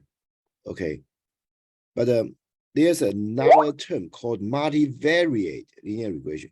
This represents different thing. Okay, because the multivariate linear regression means we have multiple dependent variables, meaning we are predicting more than one term. Okay, so okay, variable linear regression is different from multivariate linear regression. If you are afraid of like causing confusion, you can just use multiple linear regression. Okay, for what we have now. Okay, so in a multiple linear regression model, okay, so we model the mean of dependent variable like this: mu equal to alpha plus beta 1 x1 plus beta 2 x2 and so on plus beta m xm. Here, x1, x2, and up to xm, they are no longer just orders. Okay, they each of them represent a different factor. Okay, different factor. So so this obviously this independent the value of these independent variables will be obtained from the data, right? But if you remember, like in the polynomial regression, we have x1, we have x, and then we have x squared, we have x cubed, and so on, right? So those variables, okay, are really computed from one single independent variable, right? So the so in some sense, we can treat the polynomial regression as a multiple linear regression, but with made up variables, because those variables like x squared, we can treat it as x2, x cubed, we can treat it as x3, and so on. Okay, so those x2, x3 they could be considered made up variables. So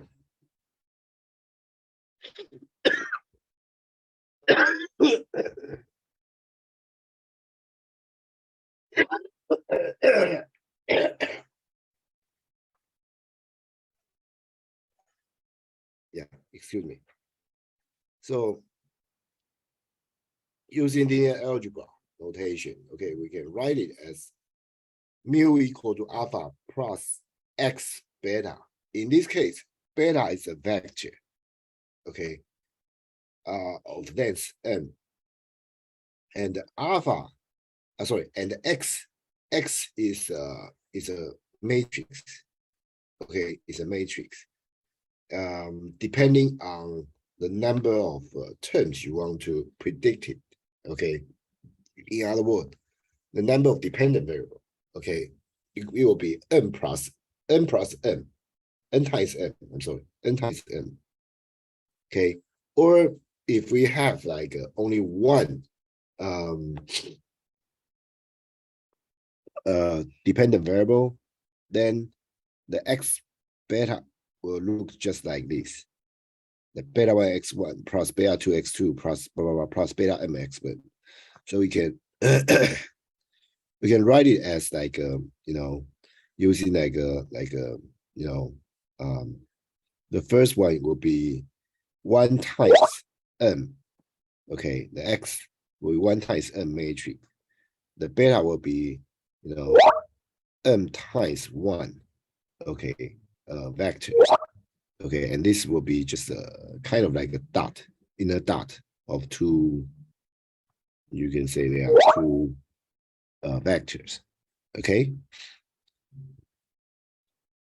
So using a simple linear regression, we'll get a straight line, okay, to explain our data. So in multiple linear regression model, okay, what we find is like a hyperplane, okay, the hyperplane, I mean, in a higher dimension that hopefully like also explain our data, okay.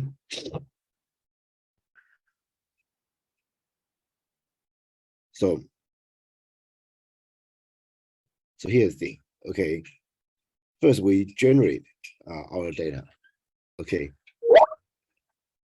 So we try to create like a 100 point, okay, with the alpha value to be 2.5, beta value to be in here we have like a 2 beta because we have x1 and x2, okay. So the first coefficient for x1 is 0.9. The second coefficient for the beta 2 is 1.5, and then okay, we create some random,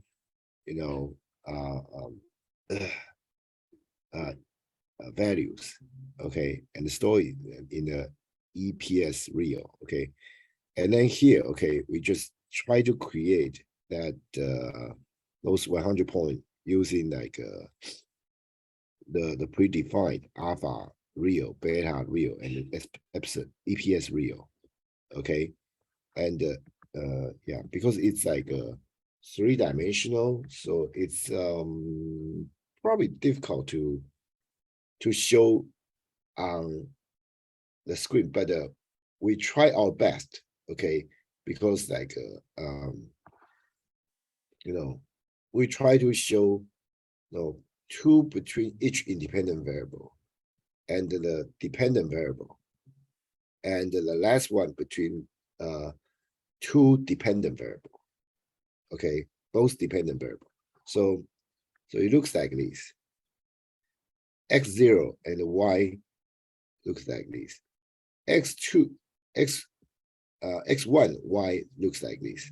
And between X0 and X1, they are pretty much random, right? So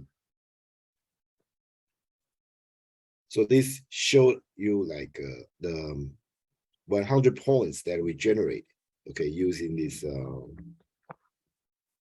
piece of code, okay. Like although it's not like a 3D figure, I hope you get an idea. okay, x0 and x and y are less dependent than x1 to y, as you can see. Okay, and x2 and x1 and x2 are pretty much independent. Okay, so now we can use the PyMC3 to define our model. Okay, so let's just look at the piece of code. I think that's probably easier. Okay.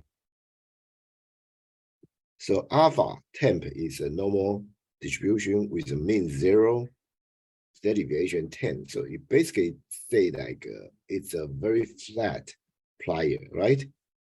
We have used such a plier, I mean, several times. So hopefully you are, I mean, very familiar with what we are doing here. And for beta, it's a normal distribution with mu 0 and standard deviation 1. So it's a this is a standard normal distribution, okay? And the shape equal to 2 means we have beta 1, beta 1 and beta 2. Okay, we have 2 variables, okay, in beta. Epsilon is like a half Cauchy. I already told you like what half Cauchy looks like. So again, this is a very flat.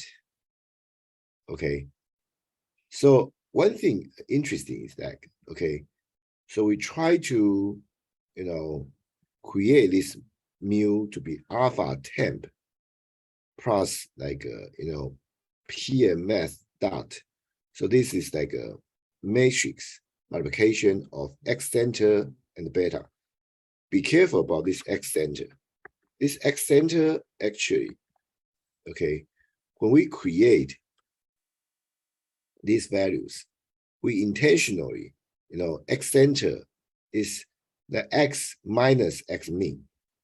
So we already do like the variable shift to make the mean of X center to be at 0. Okay. So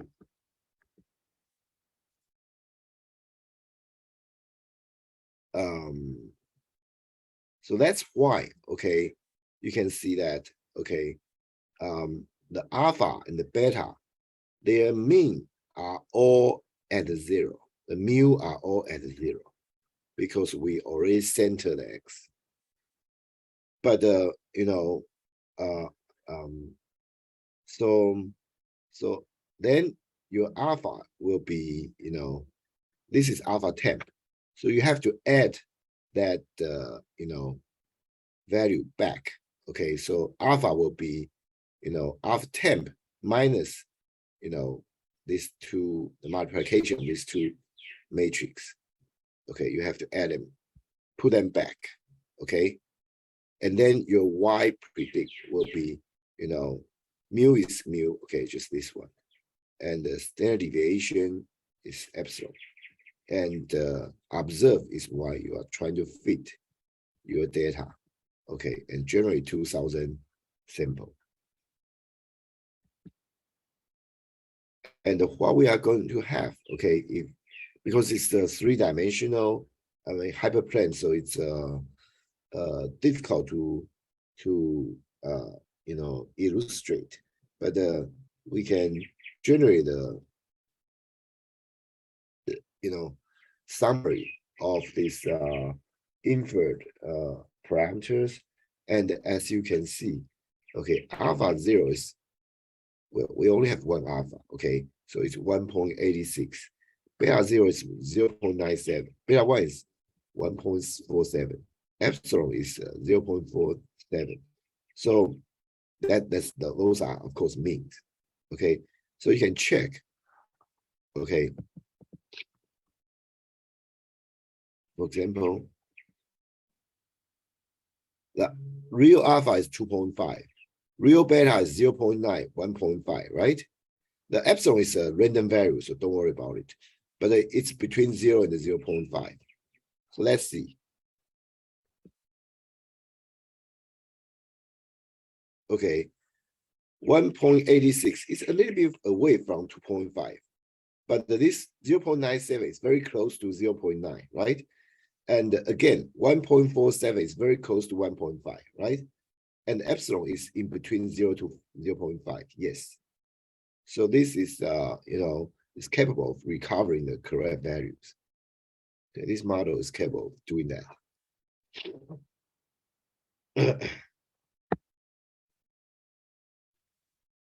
So, consider this, situation. We have a variable z correlated with the predicted variable x, and the same time, okay, with the predicted variable y. Okay, suppose that variable z is the one responsible for causing x and y. Okay, so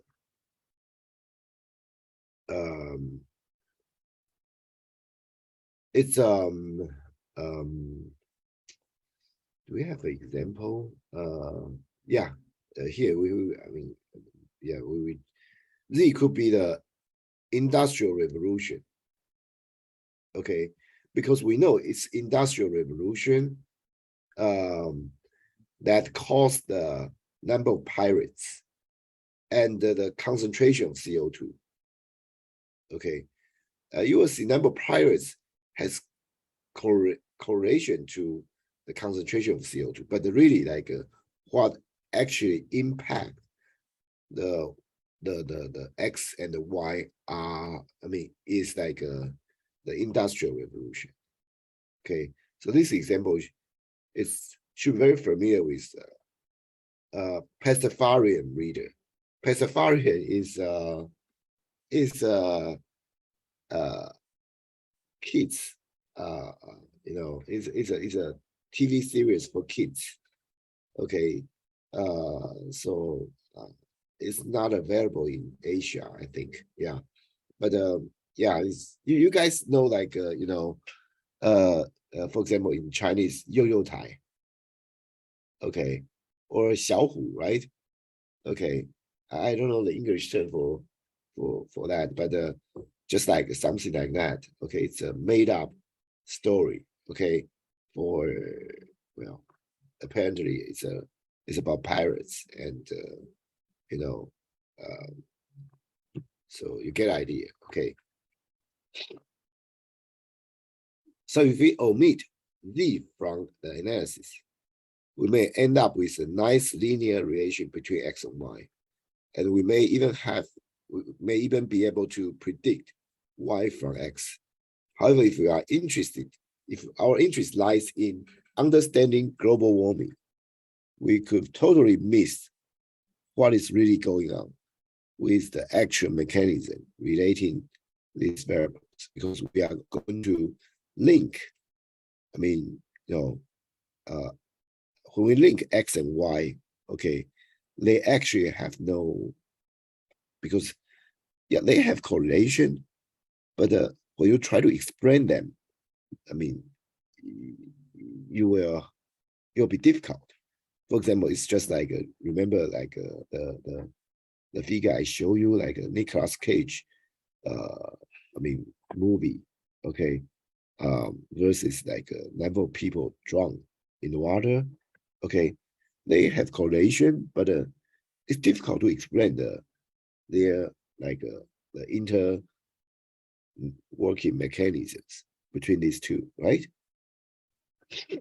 So similarly, okay, yeah, this is like the reason we omit Z in our analysis.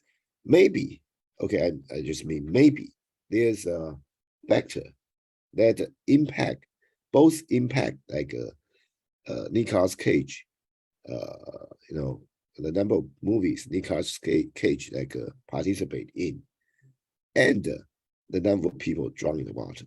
Maybe there's another factor that affect both, but because we didn't consider that factor, so yeah, we end up having such a interesting figure, right? So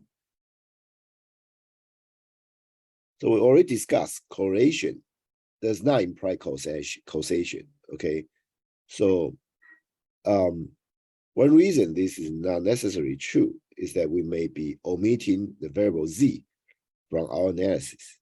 Okay, that's exactly what we just talked about. Okay, so when this happens, z is called confounding variable or confounding vector, confounding variable, confounding vector. So in many real scenario, okay, z is very easy to miss. Okay, so maybe we didn't measure it, or it was not present in the data set. Okay, or we did not even think it would be like a factor, okay, in our problem. Okay, so basically it's just like some important factor that we didn't take into account. Okay, so not taking into account confounding variables in analysis could lead us to, establish spurious correlations. Yeah, the spurious correlations are just those relations I show you, okay, in that web page, under that web page, okay. I believe that web page is called spurious correlation, okay. So this is always a problem. We try to explain without caring about understanding the underlying mechanism, okay. So understanding the mechanism, okay, helps us translate what we really learn, okay, to a new situation. So this is more important, okay. We want to know, we want to use correlation, eventually want to be able to understand the underlying mechanism, okay. But the blind predictions do not always have good transferability. I mean, so the confounding variable is very important. It's very important. Okay. So for example, number of sneakers produced in one country could be used as an easy to measure indicator of the strength of its economy. Okay. So for example, like in Taiwan, we used to produce like the most number of sneakers in the world. Okay. But this could be a terrible predictor for other countries with a different production metrics or cultural background. Okay, some different countries, they may have a different production metrics or different cultural background that may affect their like the number of sneaker manufacturing in their country. Okay, so this could be a terrible predictor. Okay. So, okay, again, let's try to synthesize a data set to explore the concept of confounding variable. Okay, so this piece of code simulates a confounding variable as x1. Okay, so x1 will influence both x2 and y. Okay, first you randomly, generate like some number of x1, and x2 is actually x1 plus some random variable, random number, and the y will be x1, also x1 plus some other random variable, other random numbers, and then we store this together. Okay. So one thing to notice that is that all these variables, they are already centered. What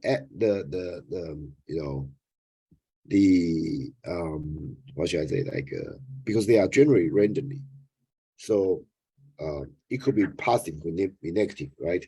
So the average of x1, x2, and the y are all 0.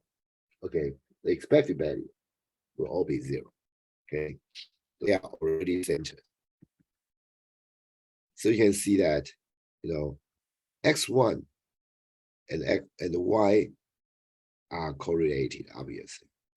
x2 and y are correlated as well, because x2 actually will be x1 plus a random value, okay? And x1, x2, they are obviously correlated, okay? So you can build a model, okay, using x1, x2 both, okay?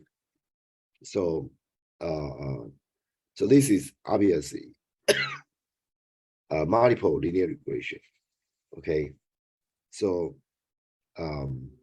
here, okay, the alpha is a normal distribution with mu 0, standard deviation 10, beta 1, beta 2, okay, both are normal with mu 0 and standard deviation 10. So you can see alpha, beta 1, beta 2 have very, non-committal priors, okay? And the epsilon again is half Gaussian with beta to be 5, so it's a very flat one, okay?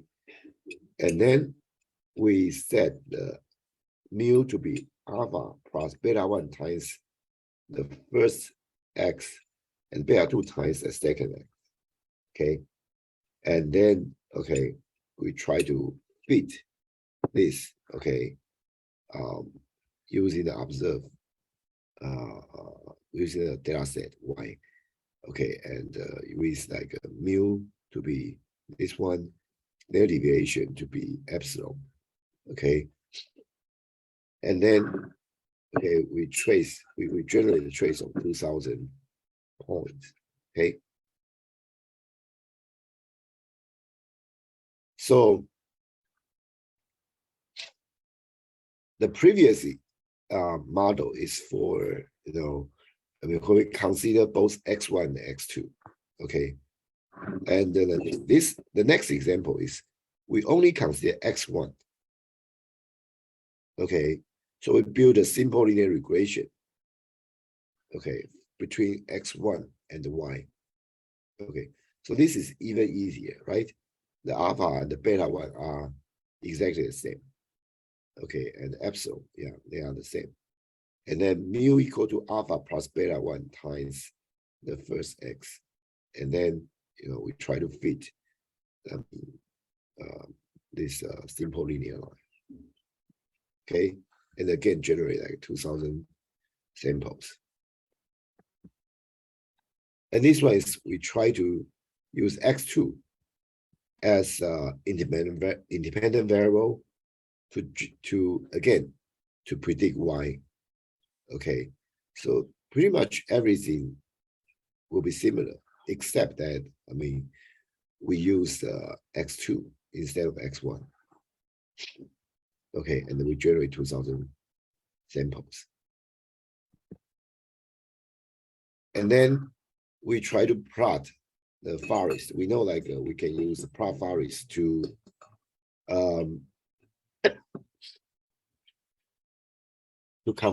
compare like the result of different models, right? So so this is the result, okay, of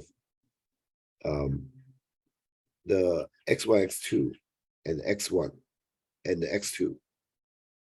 Okay, so the mx1, x2 represent like a result from the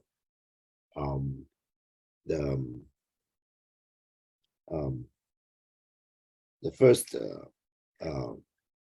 multiple linear regression model. The mxy means the model we get from using the x1 as the independent variable to generate simple linear regression. And the mx2 means that we use x2 as a simple linear regression, as like a independent variable and generate a simple linear regression. Okay, and obviously we can only compare beta 1, okay, between mx1, x2 and mx1, and then we can only compare beta 2 between mx1, x2 and mx2. Okay, because well, mx1 doesn't have beta 2, and MX2 doesn't have beta 1. Okay, so well, it's 50, so let's take 10 minutes break. Okay, we come back. I mean, we will continue discussion. Sorry, my voice is really hurting. It's really bad. So I just have to take more rest. Okay, so let's take 10 minutes break.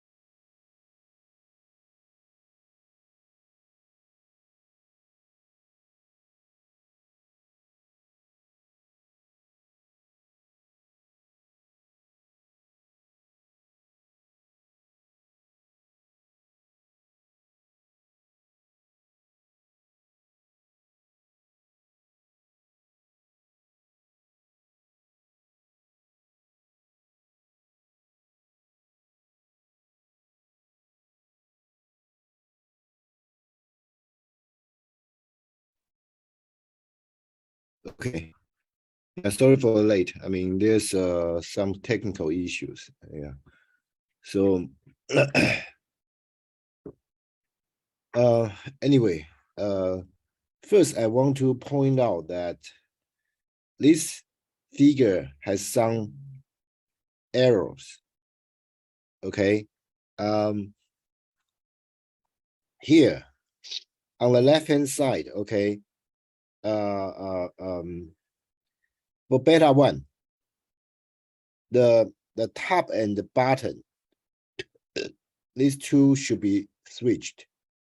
So in other words, for the top portion, the blue result is the one comes from like MX1.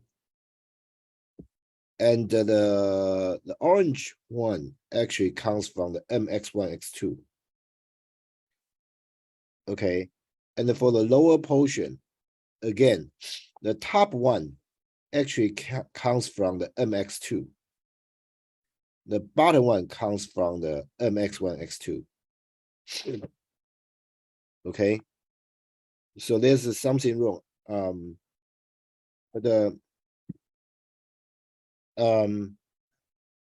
So you can see like the beta one for model MX1, X2, which is actually indicated by the orange color of the top.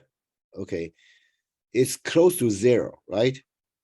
So this indicates an almost null contribution of the X1 variable. Okay, to explain why. Okay, but this is interesting because we know when we generate the data, we already know the really important variable is X1, right? But the X1, X2, okay, model, the beta 1 X1, X2 model, okay, is close to 0. Okay, so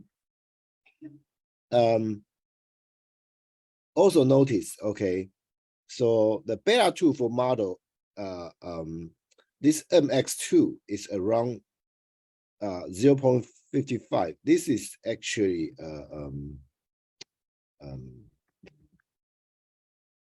there's actually something wrong about this explanation, but you get an idea. Okay,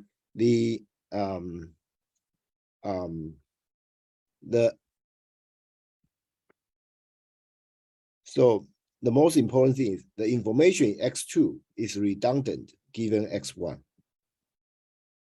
Okay, some explanation here is wrong. Okay, and I actually have it corrected.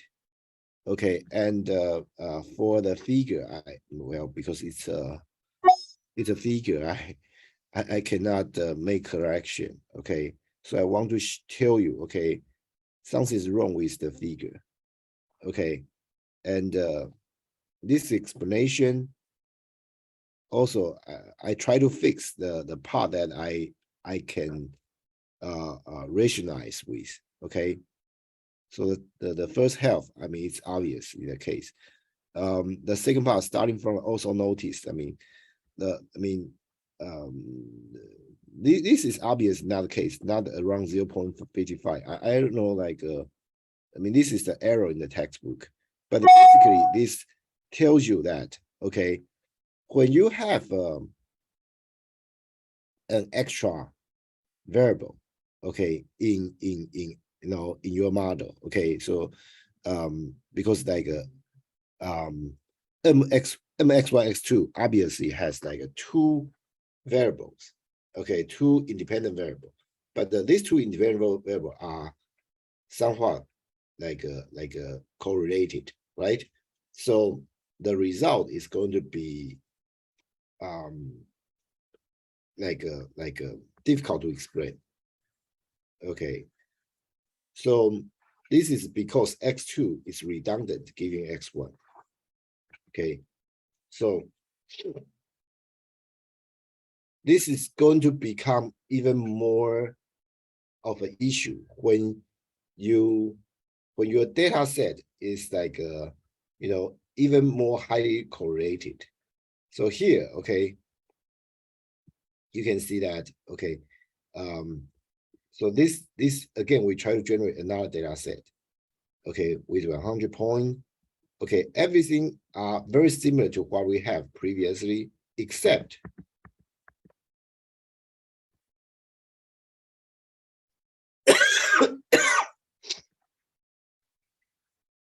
okay, where is it?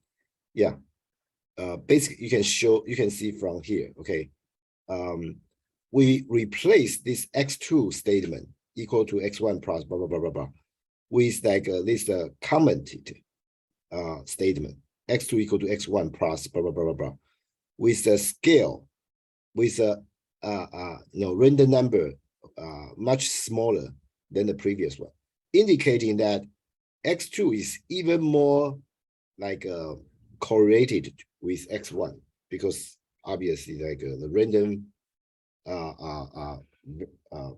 number you added to the end of x1 decrease, right? So the other part remains the same. And then, as you can see that x1 and y, the relationship between x1 and y and x2 and y are still the same. But relationship between x1 and x2 are almost a straight line, indicating that they are highly correlated. Okay. So if you try to use this to create a multiple linear regression model, okay,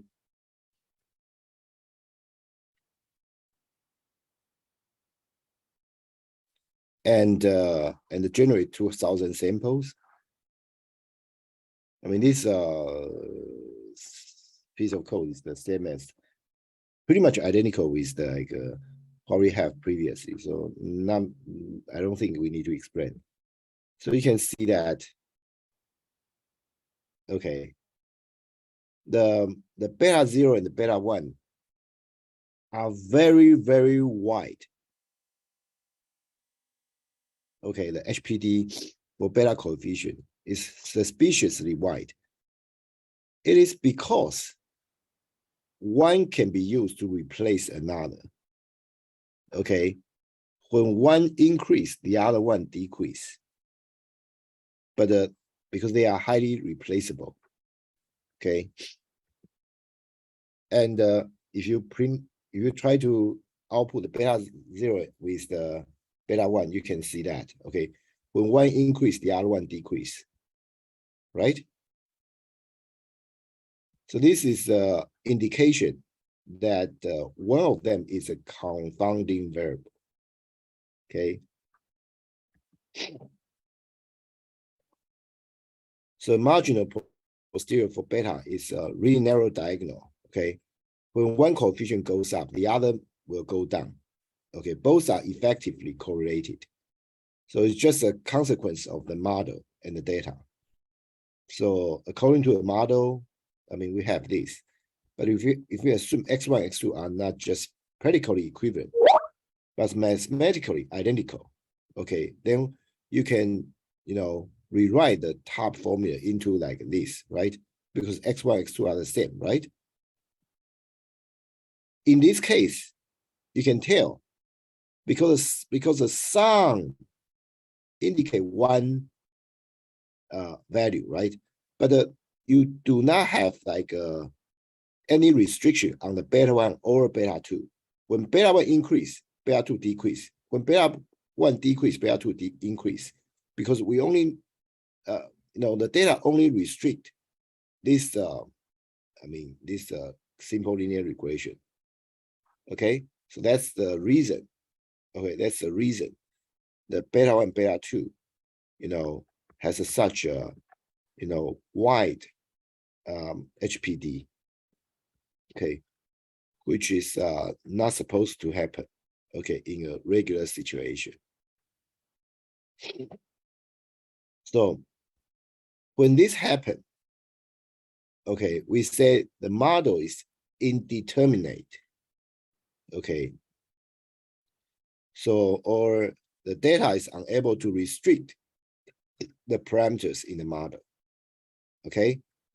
So in our example, there are two reasons why beta cannot freely move over the negative infinity to positive infinity. Okay. Because like both variables are almost the same, but they are not exactly equal. Okay, so still there are some variable, randomness in there. Okay, and second, and most important point is that we have a prior restricting the plausible value that beta can take. Remember, in this model, the beta is a normal distribution with a mean 0, standard deviation 10, right? Even though this is a very weak prior, it still plays an important role in restricting this range. Otherwise, it will be even wider. And you can see that, okay, the range is, goes from -10 to +10. It's pretty much like, indicating the range of the, indicating like the standard deviation of the Gauss, the normal distribution for the prior, right? So it's not like something like that's happen accidentally. Okay.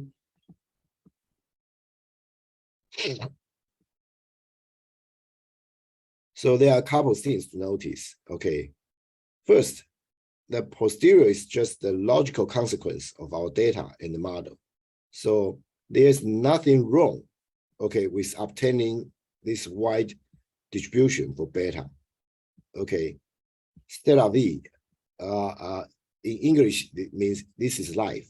Okay, so well, that's it. Okay, so second, we can rely on this model to make prediction. We still can, even though this model is, as I say, this is indeterminate. Okay, but still we can use this model to make predictions. Okay, if you try to run a posterior predictive checks, the value predicted by the model will, cover the data pretty well. Okay, in other words, the model is capturing the data very well. Okay, and the third, we may not be a very good. This may not be a very good model to understand the problem. Okay, because like it may be more clever just to remove one of the variables from the model. In other words, like keeping just one, maybe x1 or even x2, okay, will be a much better model. Okay, of course, I mean, eventually, like in this particular example, keeping x1 is more meaningful, but that's because we know we generate x2 from x1. Okay, we generate x2 and the y from x1, but in reality, we may not know. Okay, so we will end up having a model that predicts the data as well as before, but with easier interpretation. At least you have only one independent variable. Okay, so it's supposedly easier to explain. Okay.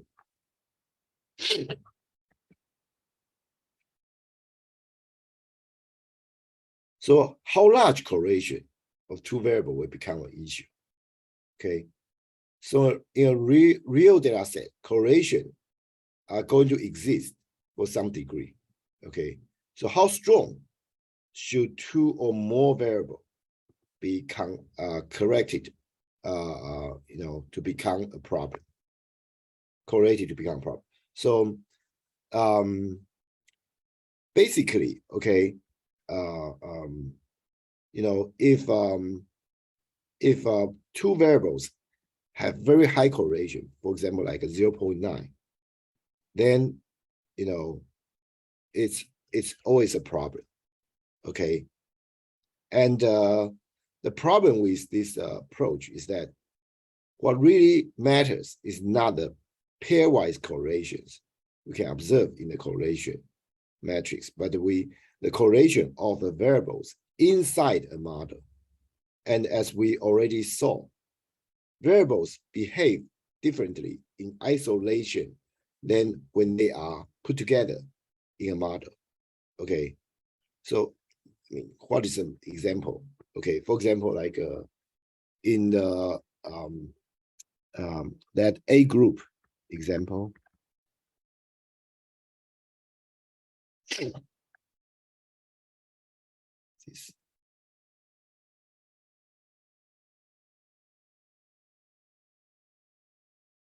This one.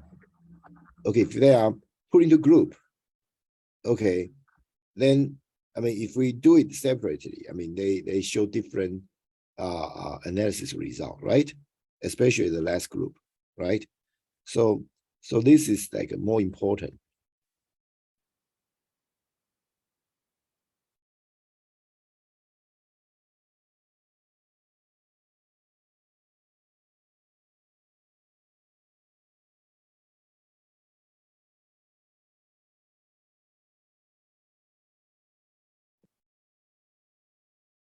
Okay.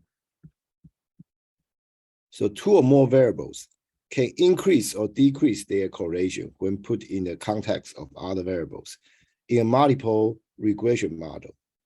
So as always, careful inspection of the posterior together with the iterative critical approach to model building will be recommended, okay, and can help us to spot problems and understand the data, okay. So I think I will I will stop this here today because I'm really feeling not well. Okay, so uh, starting from next because like I already up to like another like close to 50 slides. So I'm pretty sure I will finish up this chapter and next time and go talk about MCMC. And I believe I already have the MCMC slide uploaded to the the course website. Okay. So the E class, I'm sorry, to the E class. So please remember to download that slide, okay, before our next lecture. And also remember, I will post the term project, and please try to find your roommate, I mean project like a members, okay, to work with, okay, as soon as possible, okay. Yeah, I guess that's it. Yeah, sorry for cutting uh, uh, the course short because I'm losing the voice. Okay, thank you. Okay, bye.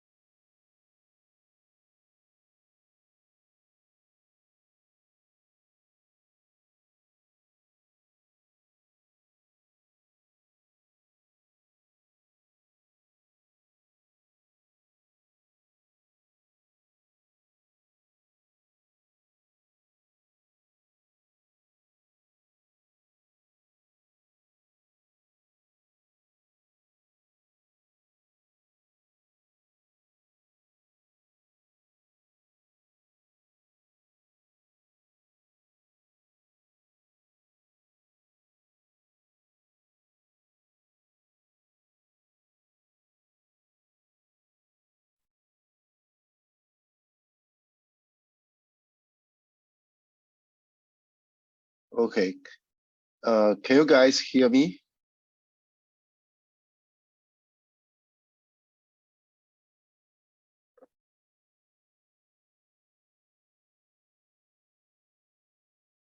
Hello?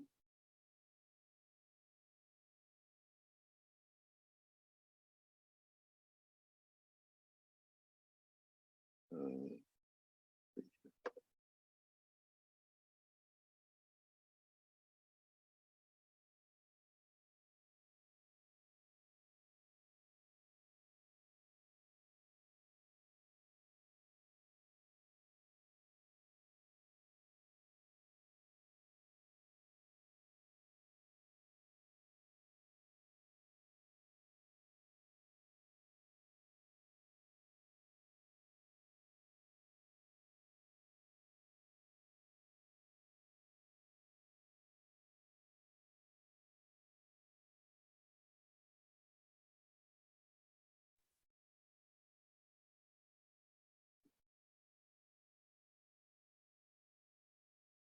okay. So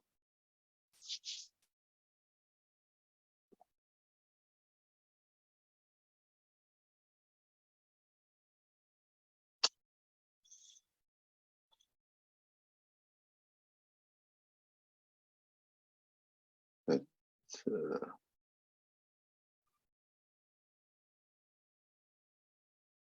okay, let's get started. Yeah. So um yeah, first I'm sorry that my COVID symptom is still there. Okay.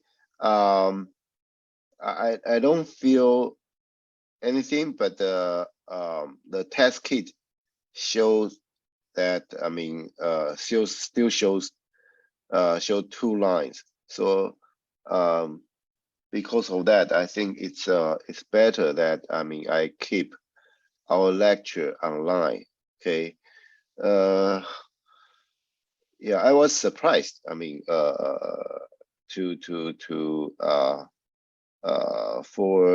the, you know, the COVID to stay this long, but I hope like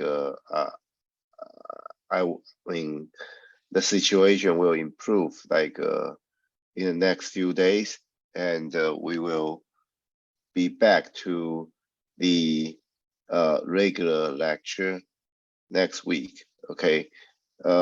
Again, okay, please check your email, okay, to verify if there's any change, okay, for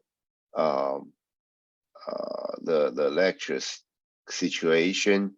Okay, I hope uh we will move back to like a regular lecture, okay, next week. But just in case if there's if my situation, the COVID-19 situation prolongs, then, you know, we may still need to you know, do it online. But I really hope that's not the case. Okay, because it has been, you know, uh, 2 weeks. Okay, more than 2 weeks. Okay, uh, you know, if we, I mean, count, because the first time I found my I I have COVID was like last Tuesday, so it has been like more than a week by now. But if we, I mean, next Wednesday is going to be much more than much longer than 2 weeks. So supposedly, you know, I should get, you know, back to normal. Okay.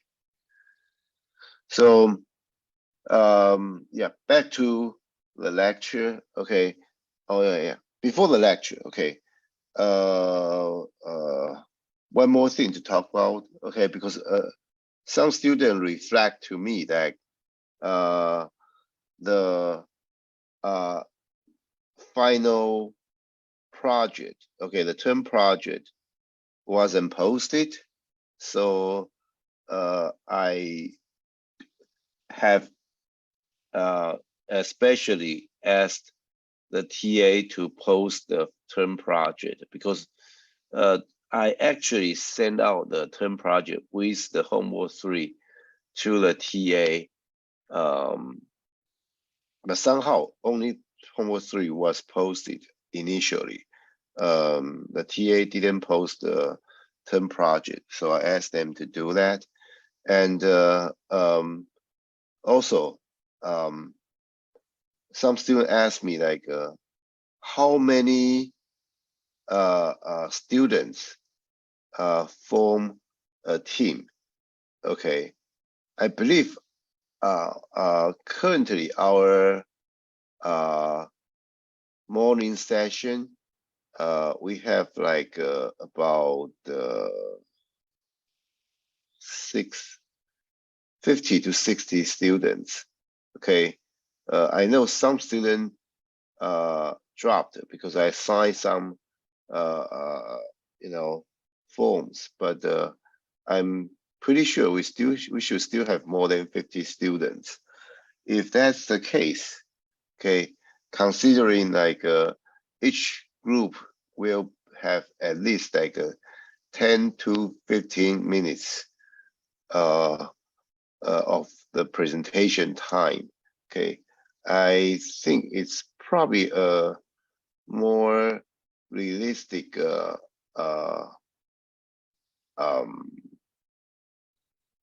to ask like 3 students to form a team.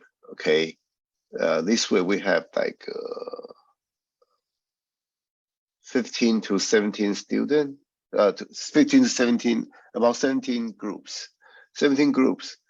If each group is like 10 minutes, it's like close to 3 hours. Okay, so yeah, so let's set it to be 3. Okay, for 3 students for each group. Okay, I know some students have already looking for the teammates, which is nice. Okay, and I also want to remind you that your teammate information needs to be submitted along with your homework 3. Okay, if you didn't do that, then the TA is going to assign the teammate for you. Okay, which obviously may not be a good idea. Okay. Okay, so back to the class. Okay, so last week, okay, we talked about the issue with like a strong correlation between 2 variables, to be exact.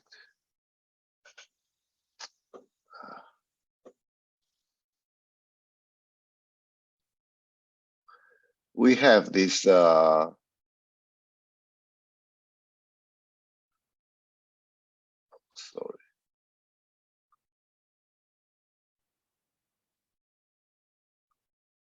We have this example.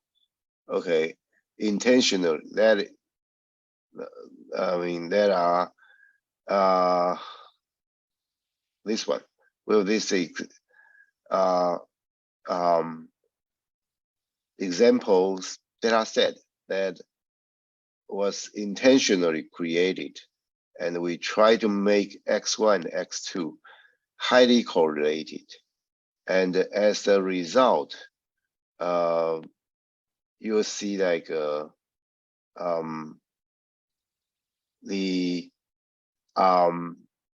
if you put like both x1 and x2 in the model, you the model will become very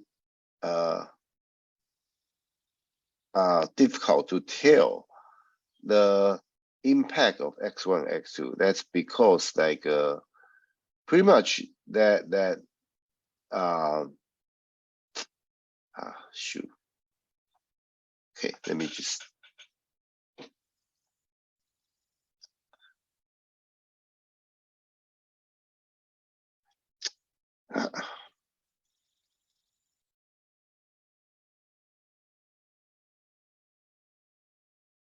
yeah. Yeah, it's difficult for me to control like yeah, the slide. Okay, so now okay, it's better.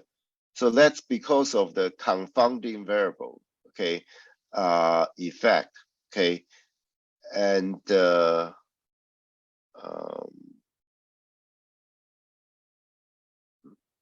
where am I?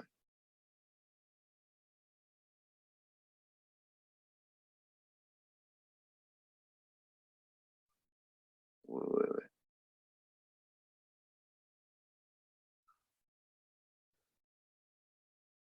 And yeah,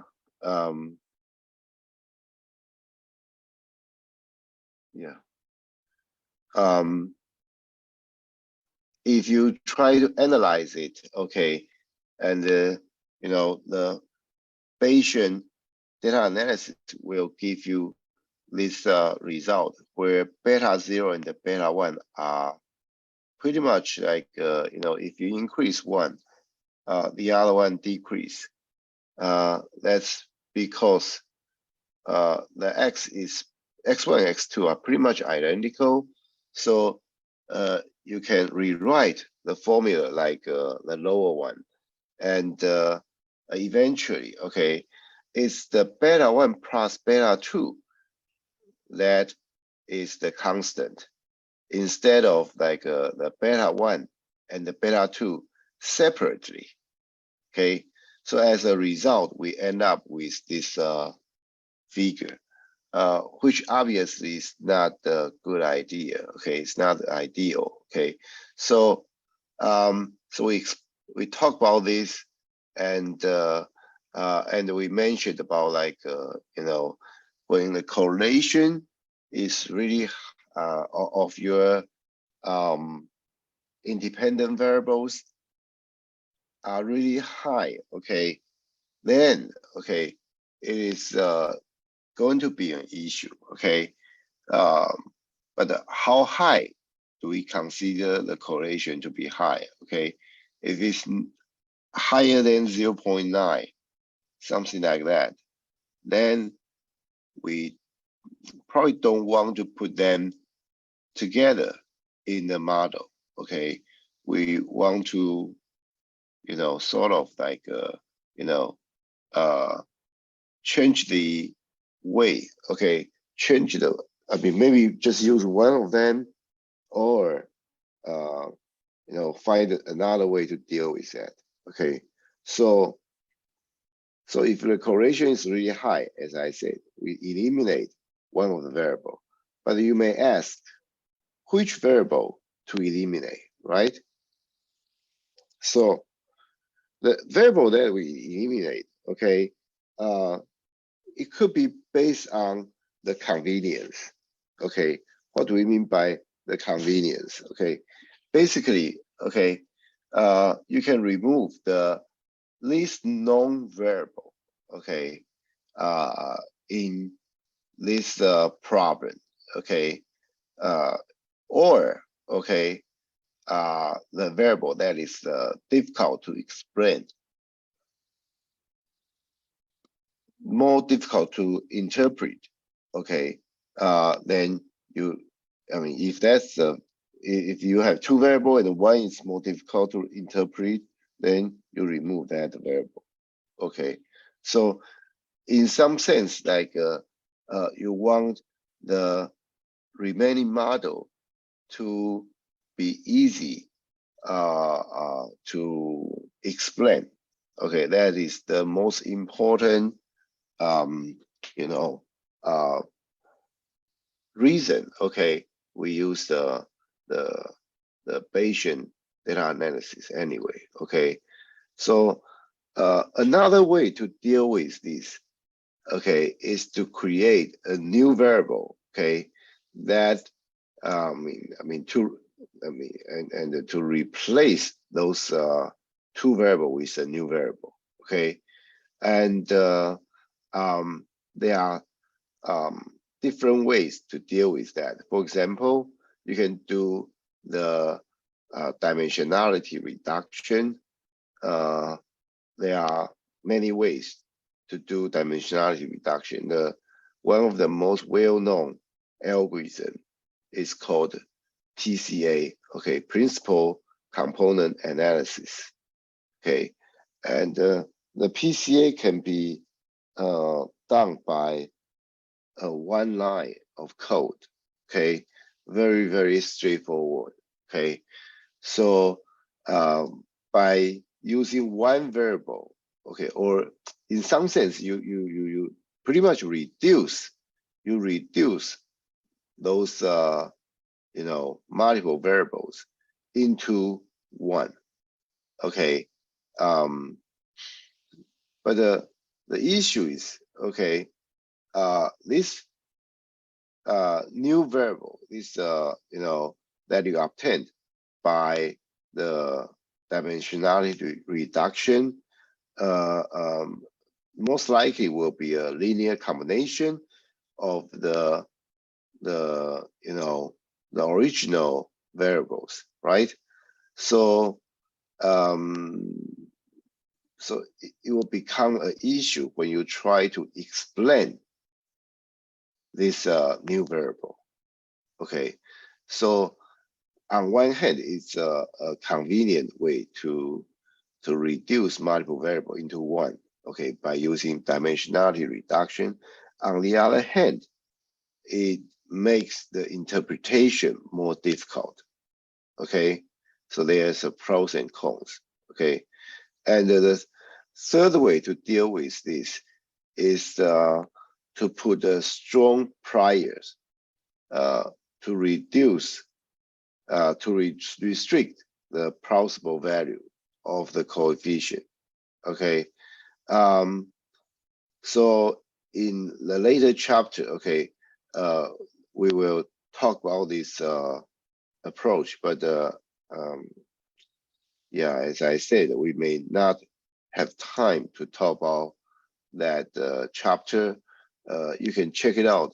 The subject, the title of this discussion is called regularizing priors. Okay, regularizing priors.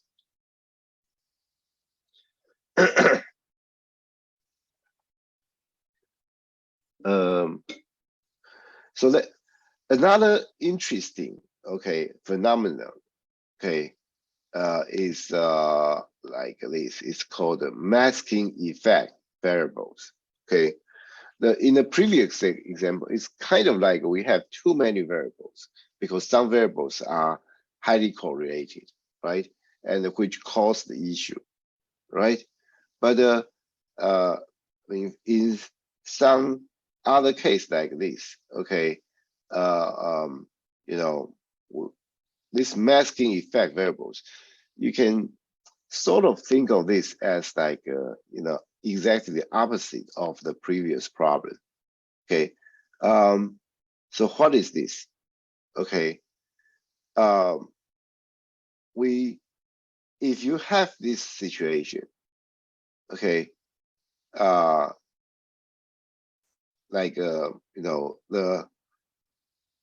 independent variables are positive correlated to each other, but they are also correlated to the dependent variable, okay. So that's we have x1, x2, they are positive correlated, but they are also, they are correlated to y in the opposite directions, okay. So one is positive correlated, okay, the other one to y is negative correlated, okay. You may ask, can this happen? Yes, okay, it is possible, but of course, like it's relatively difficult to I mean, rare to see such a case, okay, in nature, okay? So we intentionally create a data set here, okay? So here you see, we set a random seed and create 126 point, okay? And X1, you see we randomly generated. And X2, okay, is, you know, X1, we use X1 as the mean. And then, you know, we try to add some, you know, random numbers to it to make X2 and X1, okay, somewhat correlated.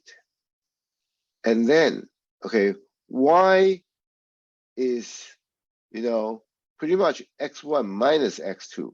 Of course, again, we put some randomness into the result, but you can see that, okay, Y is correlated positively to X1, but it's correlated negatively to X2, right? And then we put the X1, X2 together, and we draw the figure. They look like this. I mean, they may not look so easily to you that, I mean, you know, for example, like, you know, X and Y, sorry, X1, X2, and Y are, I mean, positive correlated, but the X2 and Y are negative correlated because you see they are, they scattered pretty randomly. But if you try to compute their correlation, you will see that, yes, one is positive correlated, the other one is negative correlated.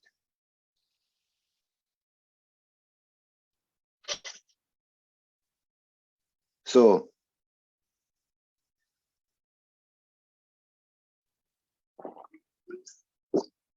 okay, so after we create this data set, let's try to, again, use those three models to show what happens. Okay, the first model incorporate like a multi-linear regression, multiple linear regression. Okay, we have X1 and X2 both in the model, and for the second model, we use a simple linear regression. In other words, we only have X1. Okay, in the third model, we have only X2. Okay, so after going through the same process, here is what happens. And once again, the model X1, X2 has like a beta 1 and beta 2, but the model X1 only has beta 1, and the model X2 only has beta 2. Okay, so you can see that, okay, it shows that, okay, oh, by the way, remember, like I mentioned, like the previous figure of this kind has some issues, right? But this one is correct. Okay, this one is correct. Okay, so I don't know what happens. I mean, why they generate like a wrong figure in the previous example, but this one is not, doesn't have problem. Okay, so you can see the average, the mean of X, the beta 1 and the beta 2 in the model MX1, X2. Okay, one is near, you know, X beta 1 is near, you know, 1, and the beta 2 mean the beta of beta 2 is near -1, right? which is obviously the case if you consider how we create the y, right?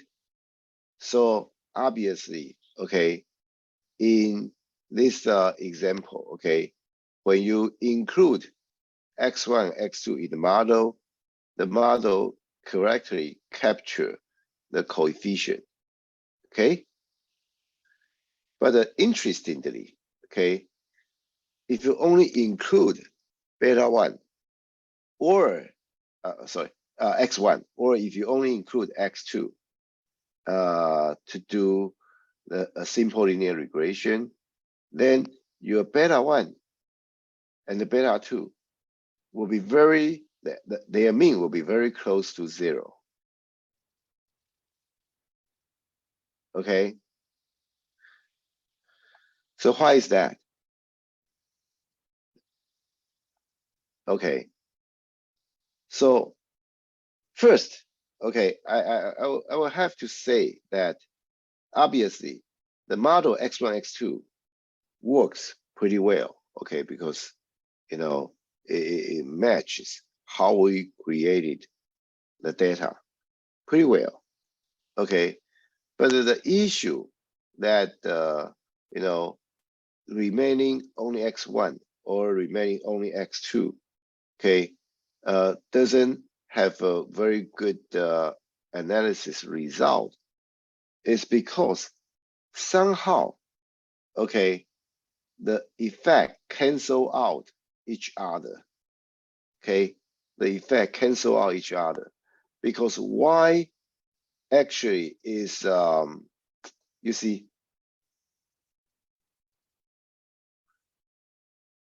in some sense, because x1, x2, even though they you know, we add some randomness to them, but you can see that y is, you know, obtained by x1 minus x2, right?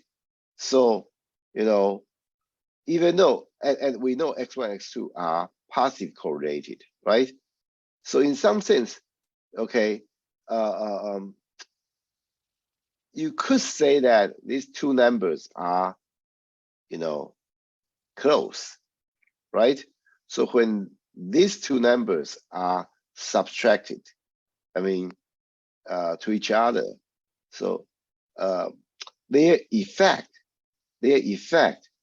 will reduce. Okay, their effect to y will reduce if you only have one variable remain. Okay, so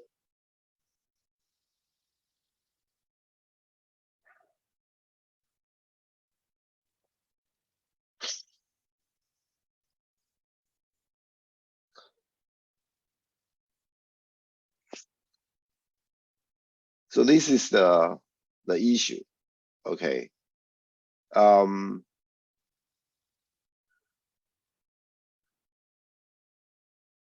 so x1 is correlated to x2.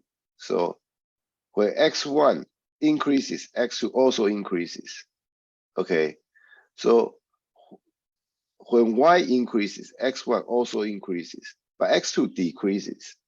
Okay, that's, you know, based on our the creation of how we create the data. Okay, so as a result, okay, we get a partial cancellation of effects unless we include both variables in the same linear regression. So this is the problem, okay, of the, you know, masking effect variables. Okay, so in the previous confounding variables, okay, we have two variables that are highly correlated, and we need to get rid of one somehow, right? And in this example, I mean, we have two variables. They are also positively correlated, but they are negatively correlated to the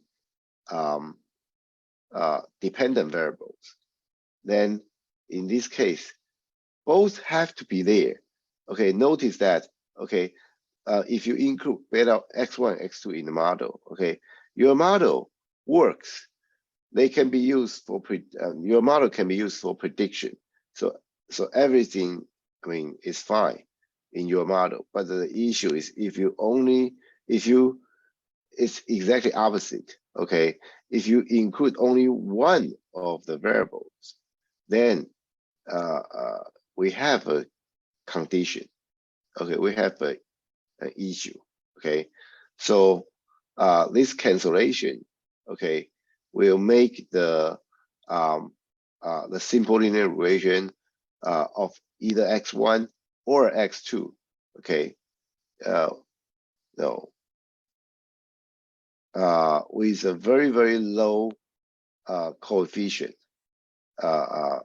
mean, which doesn't represent the situation pretty well. Okay, so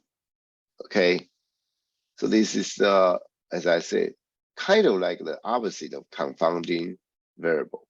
Okay, so again, okay, the reason I show you these two examples is to tell you to choose your variables wisely, or independent variable wisely.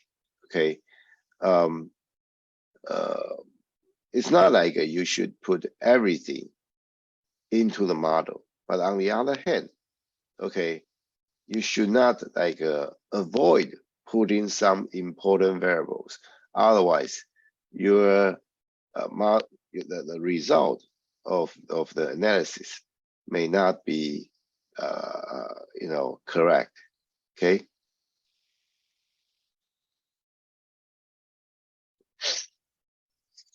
Oh, and by the way, obviously the x1, x2 in the previous example, I mean, they are positive correlated, but not like a very highly positive correlated.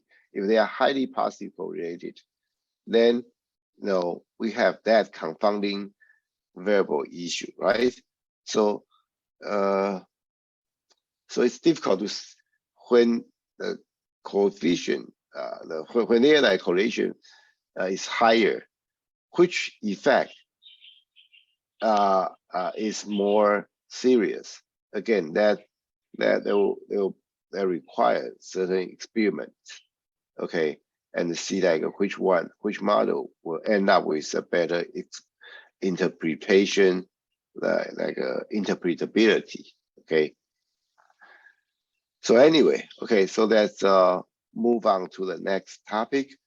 The next topic is the what we call like interactions.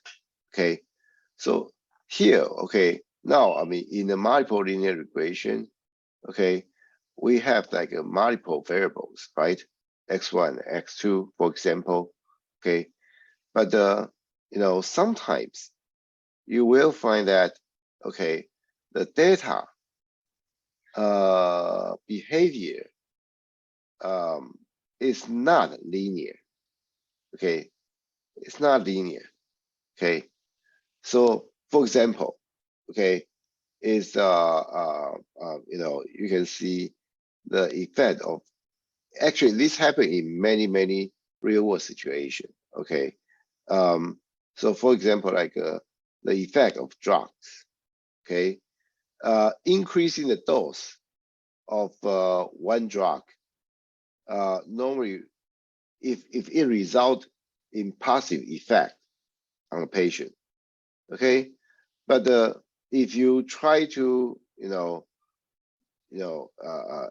put like both drug, okay, the drug A and drug B, okay, to the patient, then it may make the drug A, the first drug, okay, I mean, a negative like impact to the patient. Okay, so putting two medicines together to a patient is very difficult choice for the doctor. Actually, I believe the doctors like training in the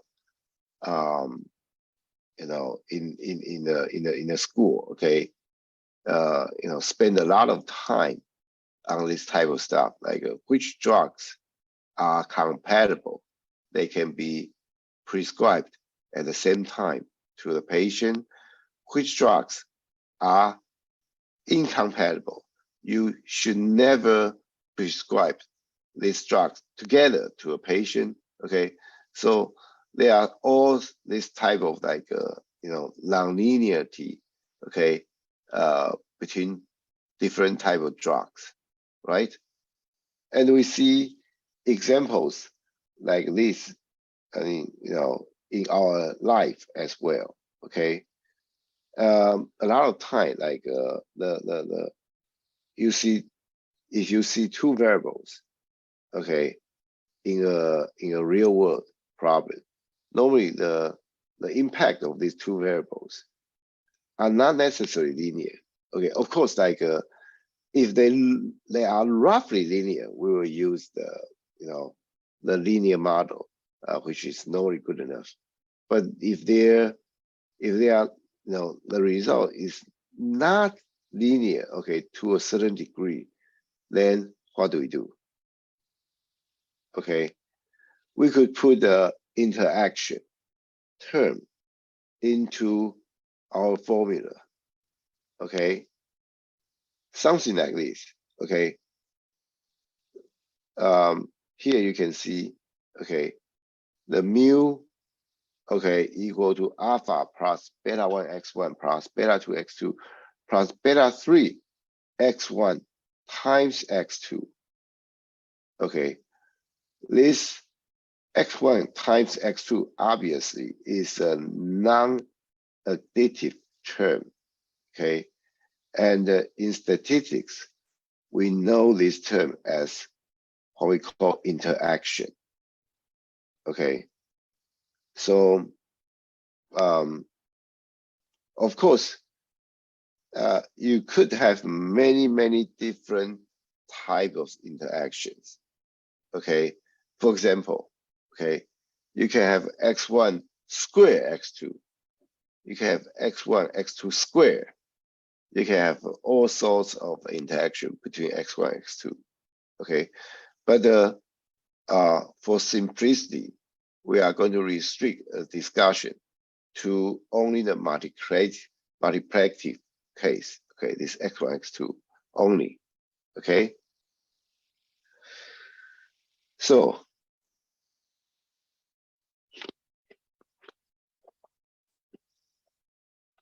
if you create a linear regression like what we have previously, then you can put together the second and the fourth term, and you know,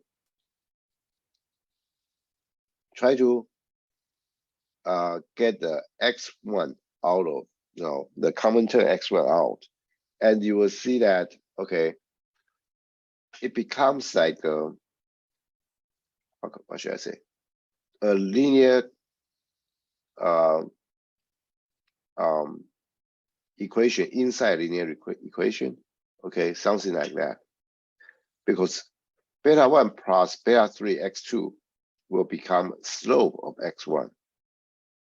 Okay, and obviously you can put the third term and the fourth term together, and you know, try to, you know, get the common term x2 out of it, and it looks like the lower equation. And in this case, the beta 2 plus beta 3 x1 will be the slope of x2, right? Obviously, these slopes are not constant.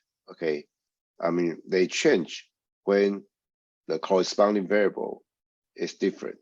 Okay, so you can see that such a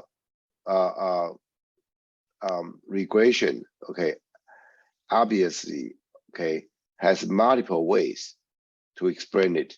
So it's the linear model with interactions is not easy to interpret. Okay, it's not easy to interpret. This is here. I mean, we use like we show like you know we try to put the interaction term you know like this to to explain that as either slope of x1 or slope of x2. It's just like try to explain one way to explain it, but obviously like there are much. There are other ways to do it.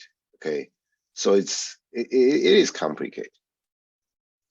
So the interaction term, okay, can be understood as linear model. Okay, so we still use that. Okay, we still call that as a multiple linear regression. Okay, it's just like it has like a interaction. Okay, between the variables. Okay, so the interaction in the example that we show is symmetric. Okay, so in the sense that we can think of it as slope of x1, okay, as a function of x2, or we can think of it as a slope of x2 as function of x1. Okay, so it's symmetric because the equation, this original equation is also symmetric, right? So it's an interpretation. Obviously it's symmetric. So in multiple regression model, without the interaction, we have a hyperplane. Okay, very simple, like a linear model give us a hyperplane in a multi-dimensional space. Okay, but if you have an interaction term, so it will create a curved surface. Okay, so it's called hypersurface. Okay, there's a curvature. Okay, for this surface. Okay, this is just because the slope is not constant, as I have shown you by these two equations. Because slope is not constant, so it keeps changing, which will produce the certain curvature. Okay, and the coefficient beta 1, okay, describe inference of predicting x1. Okay, only at x2 equal to 0.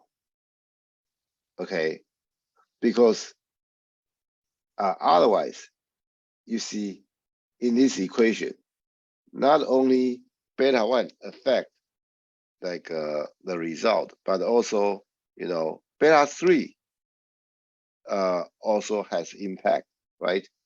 But when x2 is 0, okay, the third term, the fourth term are eliminated. So it goes back to the simple linear regression case. So we can have an easier explanation. Okay. The same can be said, okay, for beta 2. Okay. So beta 2 describes inference of predictor x2 only at x1 equal to 0. Okay.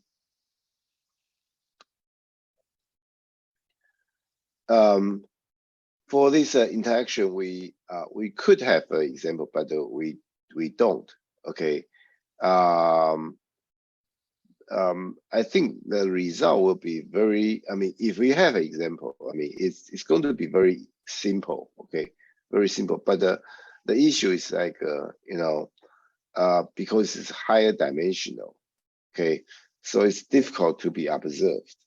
Okay, especially when the surface is like has curvature. Okay, so the next topic, which is the last topic of this chapter, as I said, after we finish this chapter, we will move back to the MCMC. Okay, So, well, it's 9:50 already. Let's take 10 minutes break. Okay, we come back. We'll continue from here. Okay, variable variance. Okay.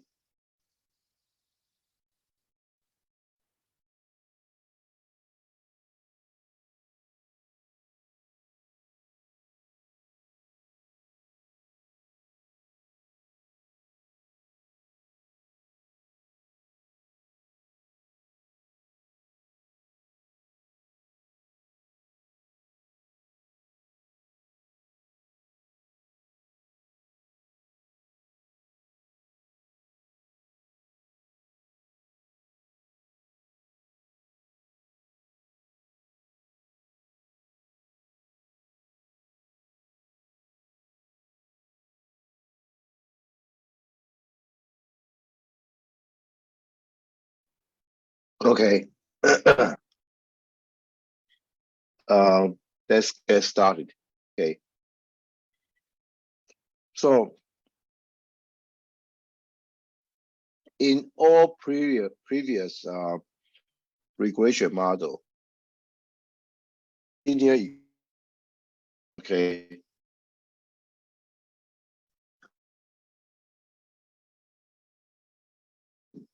of distribution, okay, in order to fit the set, right? But we also know sometimes the variance, okay, or standard deviation can also change, okay, in in a linear way, okay. So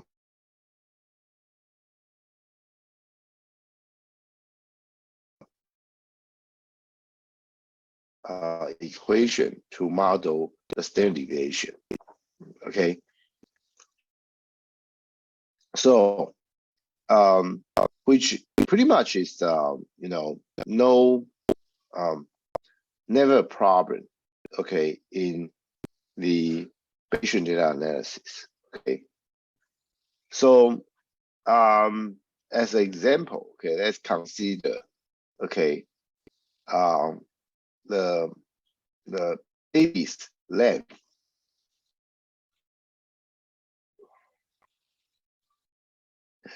When just born, okay, we normally will measure of the baby and the weight of the baby to see, you know, its percentile. Okay. Basically, the WHO, you know, has a statistics of like the baby, you know, data on all people all over the world. So, for example, like when a baby, newborn baby is like, you know, has a certain, you know, height. Is this height, you know, you know, reasonable? Okay, is there any like, you know, problem with this height? Maybe it's too short, or maybe it's too high, too tall. Okay, so basically, okay, we can tell, okay, the baby's condition from this percentile. Okay, just to show you the how it looks. Okay, you can check out this website. Okay, www.who.int. Okay, /child growth /en. Okay, that's, I mean, obviously like the English version. They are, I mean, this is like done in many different languages. So the data set for the it looks like this. Okay. So for each month, you can check if your baby, okay, is in what percentile. Okay. For example, if your kid is in 99 percentile, that means he or she is okay, it's a huge one. But if your baby is like below 50 percentile, that means your baby is below average, but obviously it's just below average. Mean like any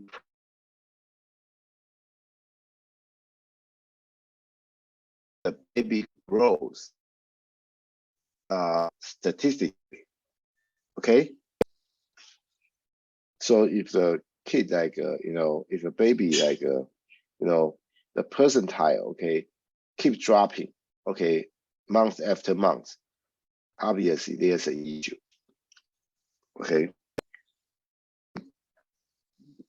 if the dropping is not, if this percentile drop is not, is gradual, then it's never a problem. Okay, I'm not talking about like if it's a sudden drop, then we have an issue.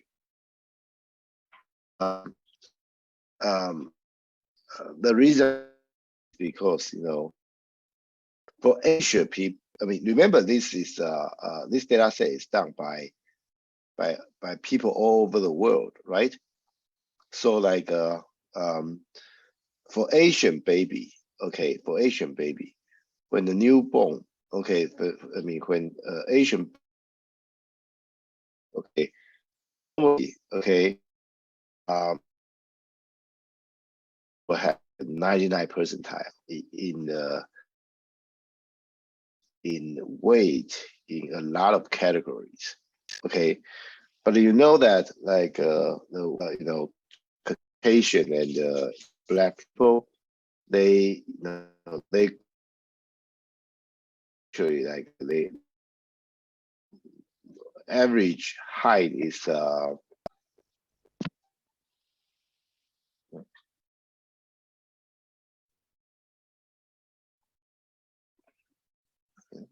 sorry.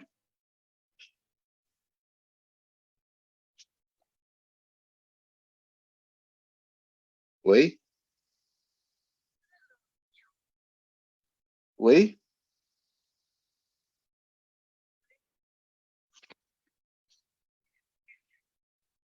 哦，OK OK OK OK，好，等我一下。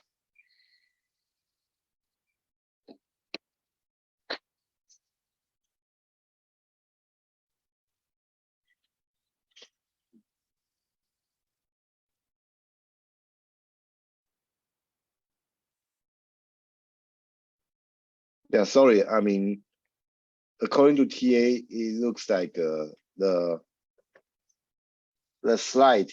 I mean, I showed you. I mean, wasn't working. I mean, how about now? Is it you know is it okay now? Okay. So yeah, I was talking about like the babies like percentile. Okay, for Asian baby, like when the baby was newly born, okay, normally like the Asian baby has tend to have like a very high percentile, like 99, okay, percentile. But I mean, the Asian people. Hmm?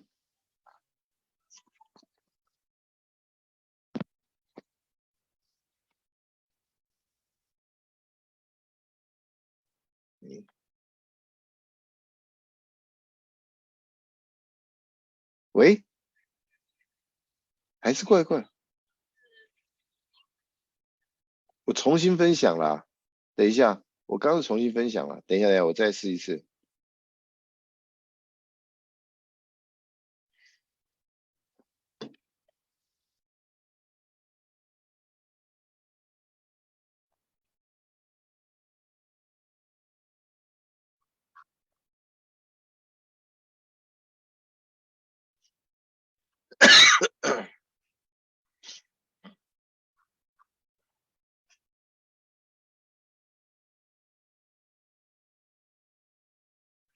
Okay. Yeah. Sorry. I mean, there was some technical issue. Okay. Now hopefully it has been resolved. Okay. So here is the, you know, babies like a, length statistics. Okay. Of course, it's the x-axis. I mean, represent the months of the baby, and the y-axis represent the distribution of the length. Okay.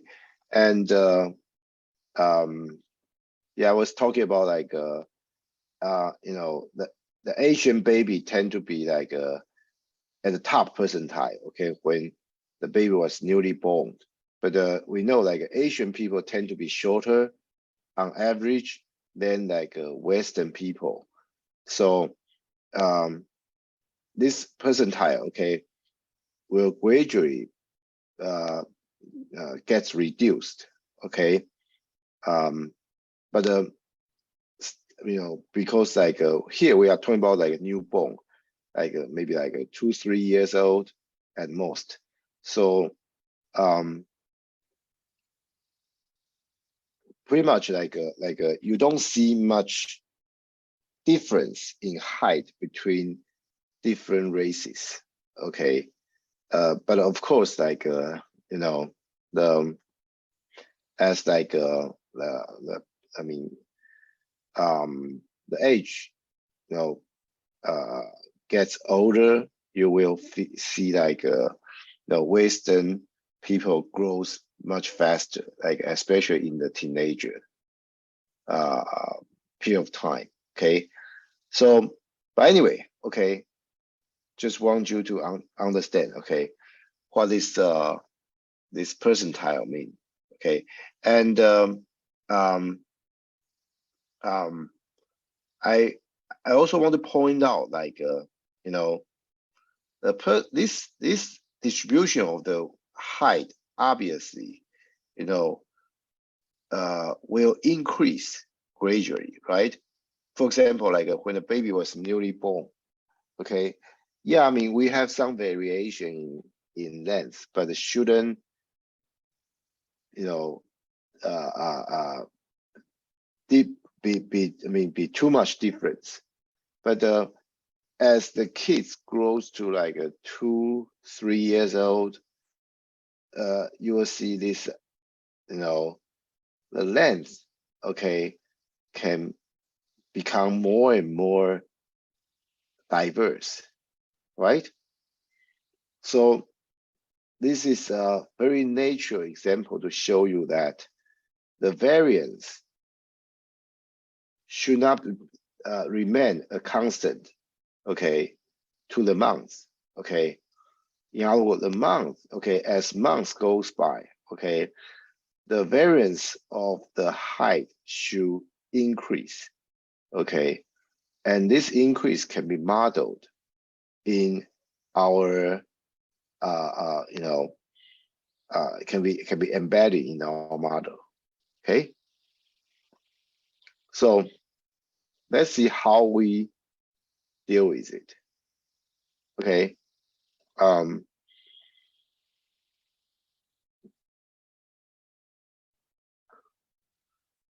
So first, okay, this is the code, okay.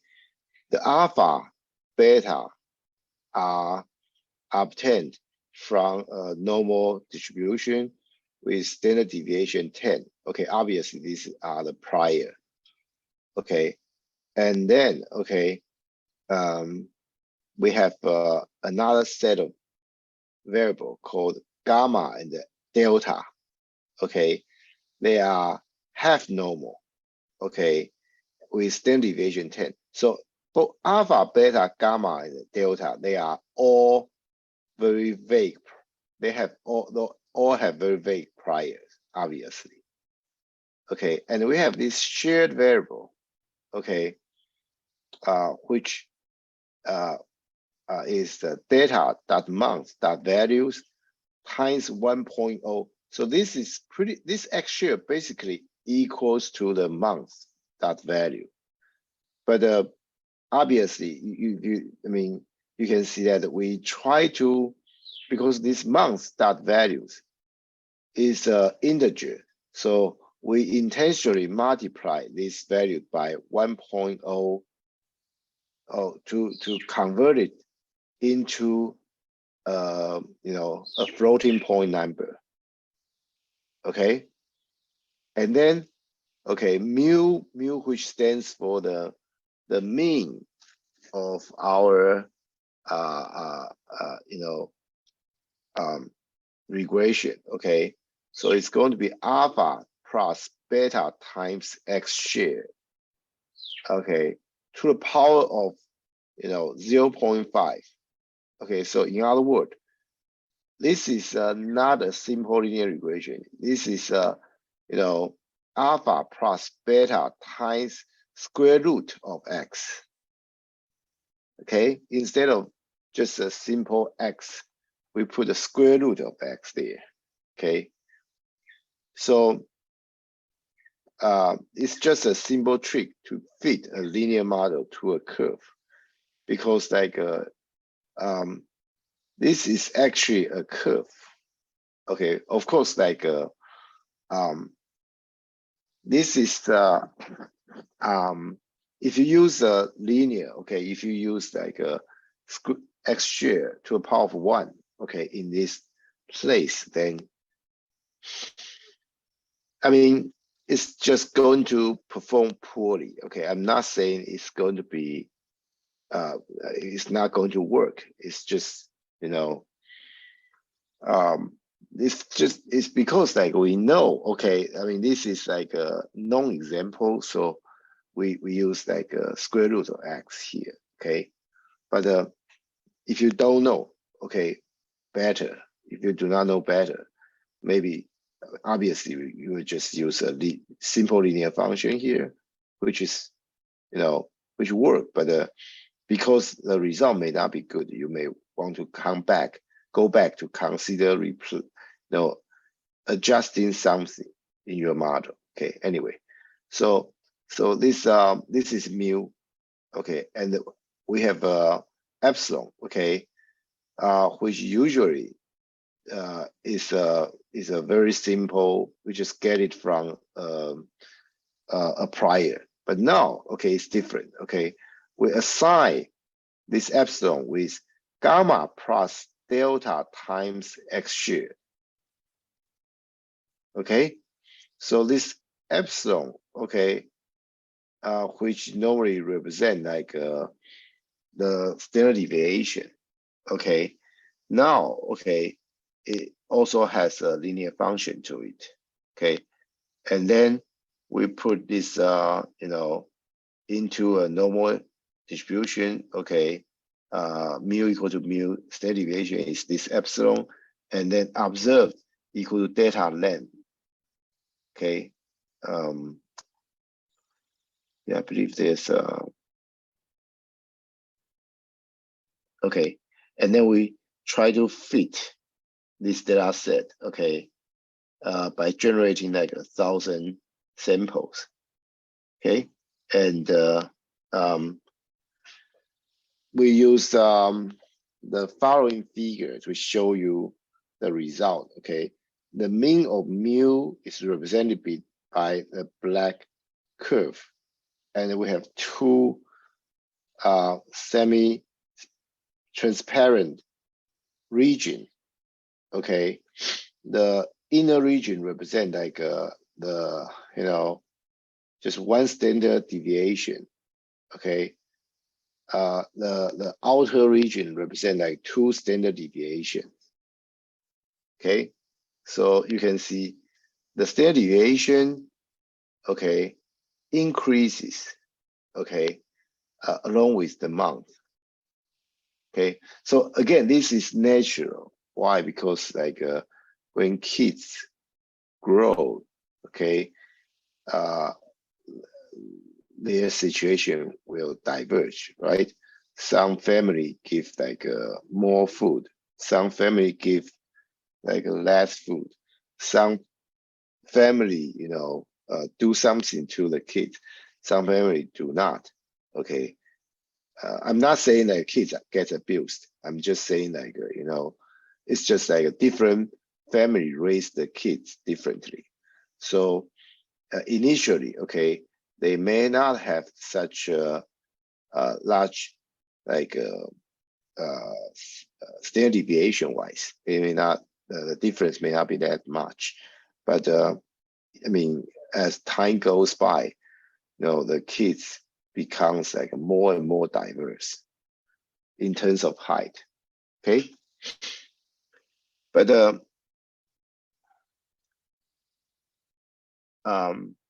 author, okay, why the author, is interested in this example? It's because at the writing of this book, the author had a newborn daughter. Okay, I mean, his newborn daughter is 2 weeks old. Okay, about like half a month.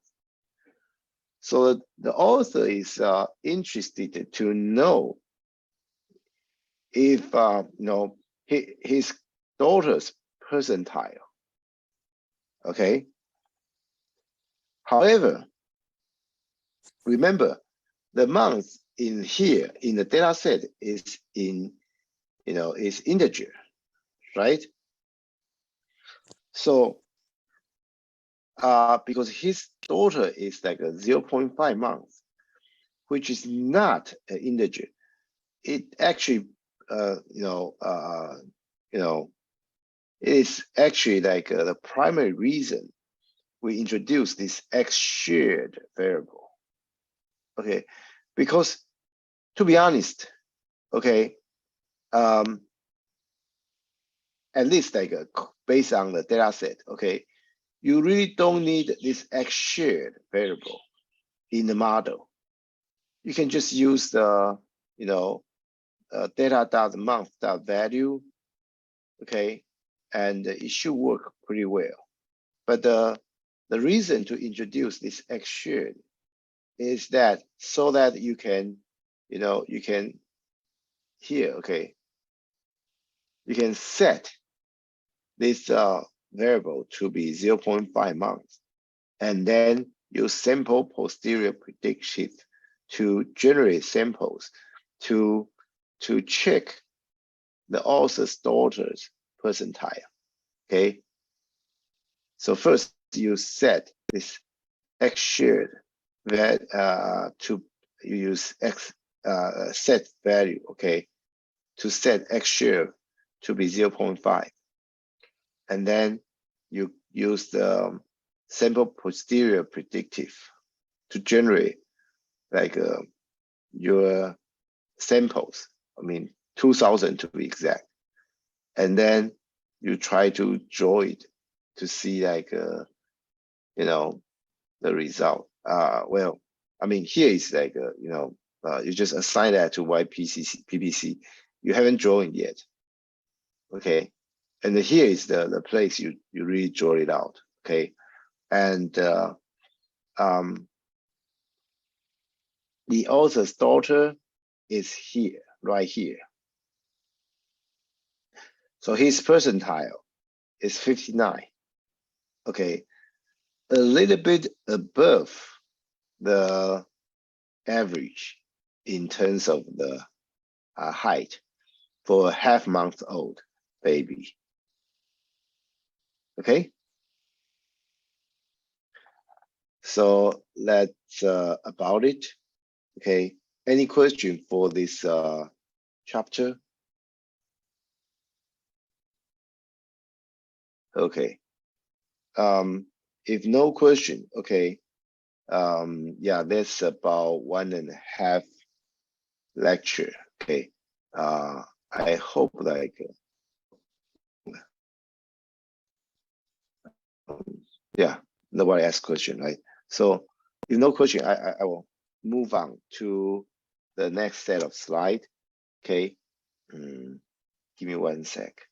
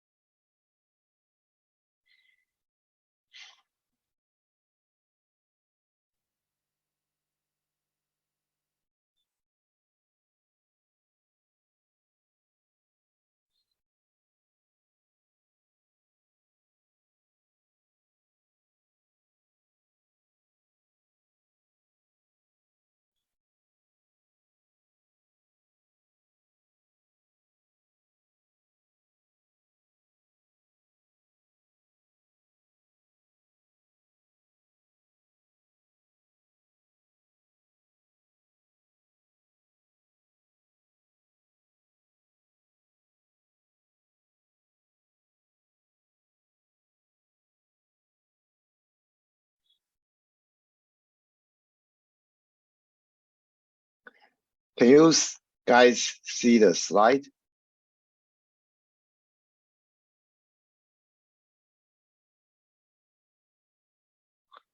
Let me know if you have any problem, you know, with like the slide. Okay. I hope like yeah. Okay. Good. So let's continue. Okay. So this here I'm intended to introduce how the sampling is done. Okay, this is as I say, this is crucial to the development of Bayesian data analysis. Okay, so the set of algorithms that help sampling is called MCMC algorithms. Okay, so you know it is obviously the MCMC algorithm and the fast computer hardware that allowed us to do Bayesian data analysis.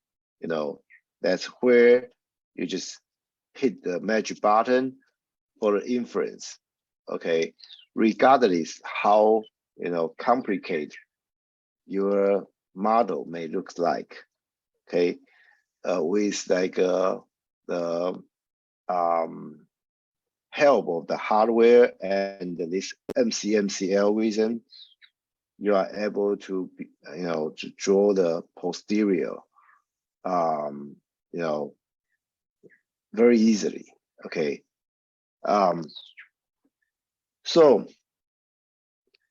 actually, okay, this would this is not possible like just like 30 years ago. Okay, in other words, like the MCMC algorithm was like really developed like in the late 80s, early 90s. Okay, so in a long history of mathematics, the MCMC algorithms are really new. Okay, really new thing. Okay, but of course it has a long and lasting impact.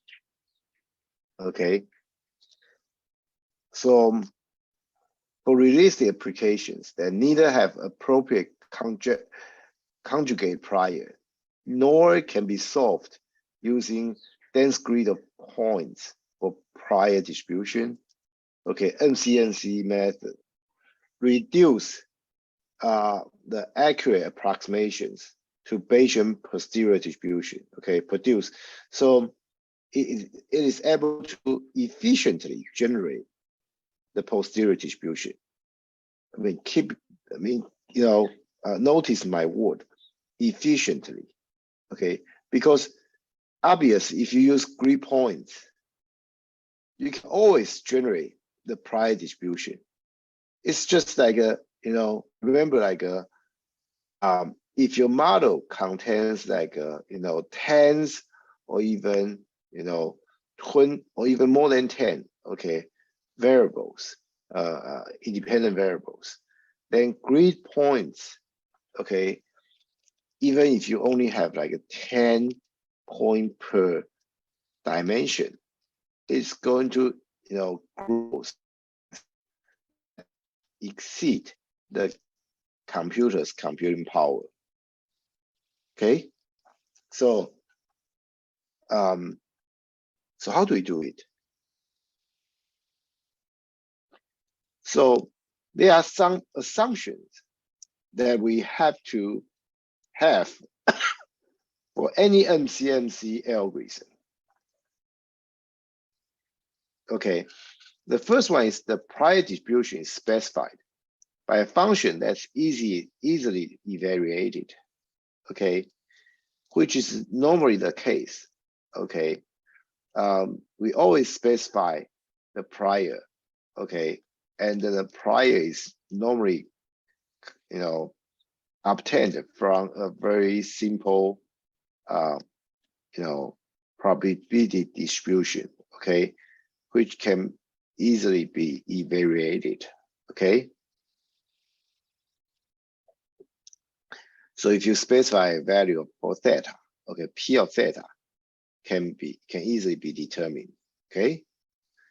So value of the likelihood function P of D on condition of theta can also be computed for any specified value of D and theta. So this is your likelihood function, okay. As I said, I mean, the likelihood function is one part of your model, okay, which has to be defined, okay, okay, and the definition has to be in a form such that it can be evaluated easily once the data and the theta are given. I mean, keep in mind that I mean, P of D is difficult to evaluate, but P of D on condition of theta, okay, this likelihood in most cases are very easy, easy to evaluate, okay. For example, like if you flip a coin, okay, say the theta is 0.5, and the probability of coming up like 3 straight heads, well, this probably can be easily calculated, right?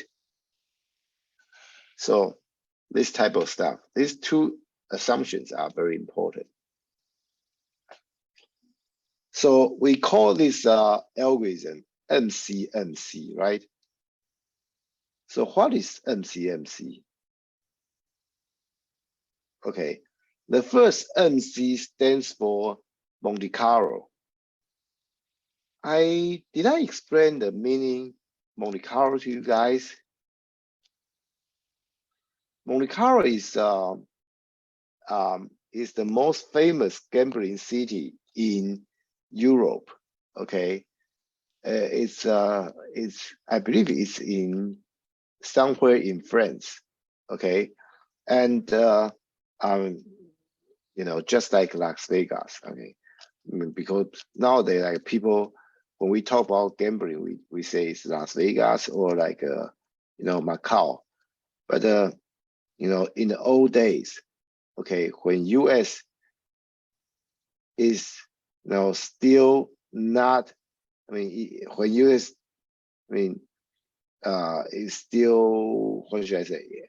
I should say when Europe is still the dominating power in the world. Okay, I'm not talking about like very, long time ago. I'm just talking about like about maybe before the World War II.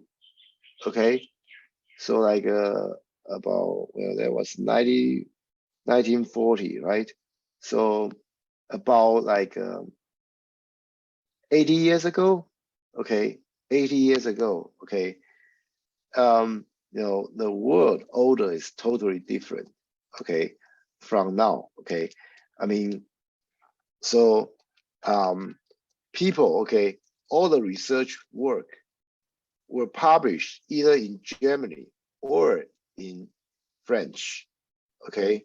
So people, tend to, learn the language people learn are, the language in Europe, okay.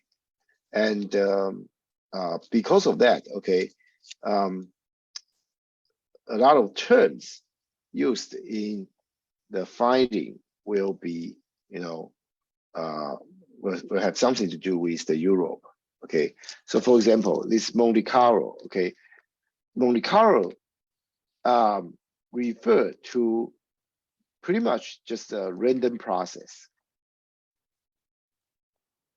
because Monte Carlo, as I say, is the biggest gambling city in Europe. Okay, or I probably should say like it's biggest gambling city in the world. Okay, back to the old days. Okay, so that is why, okay, people called random prop, because in gambling place, I mean, you throw a dice, you do some, any gambling pretty much is about random event, right? So I mean, so we naturally named like random process after Monte Carlo. Okay, so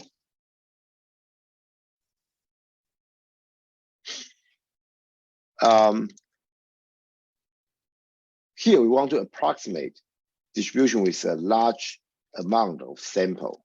Okay, the fundamental is this concept of representing distribution by a large representative sample, such as pool and surveys. Okay, but random is subset. Simply a subset of people from population. We want to estimate the underlying tendencies in the entire population. Okay, so we do this all the time, right? Like before the election, we do a poll to see like who is winning, right? Which candidate is winning. Okay, so for this type of like survey or pool, okay, the larger the population, the better the estimation, obviously. Okay, so the population from which we are sampling, okay, is defined as a distribution, okay, mathematically, okay, such as posterior probability distribution, okay. So we want to sample from posterior probability distribution, okay. So example to show you, okay, you can see, okay, this is a distribution, okay, on the upper left corner, this is distribution.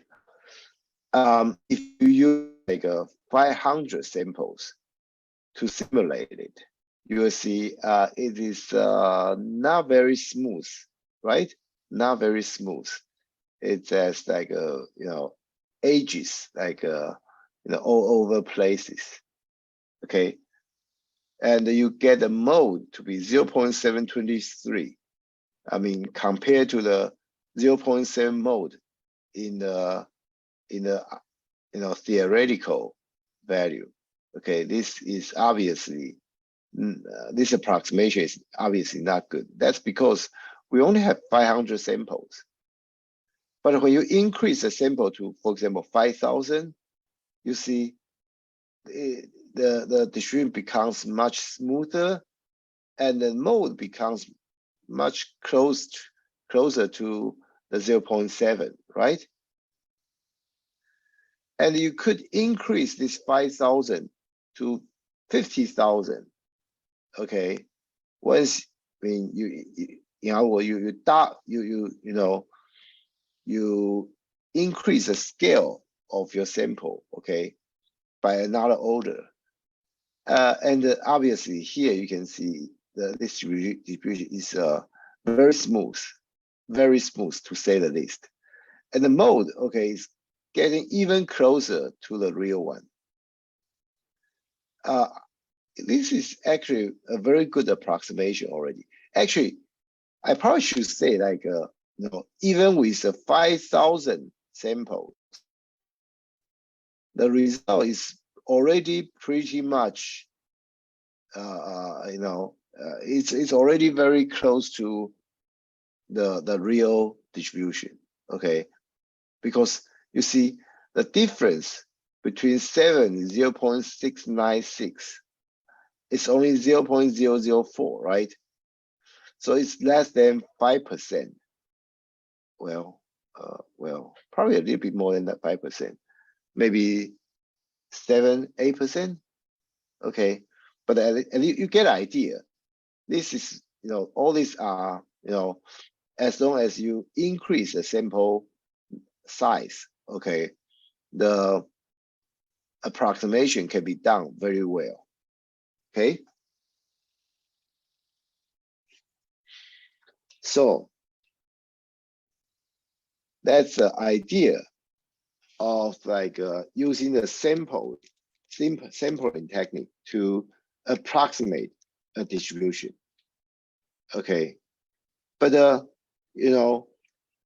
obviously, like when you have so many variables, that means like your distribution, is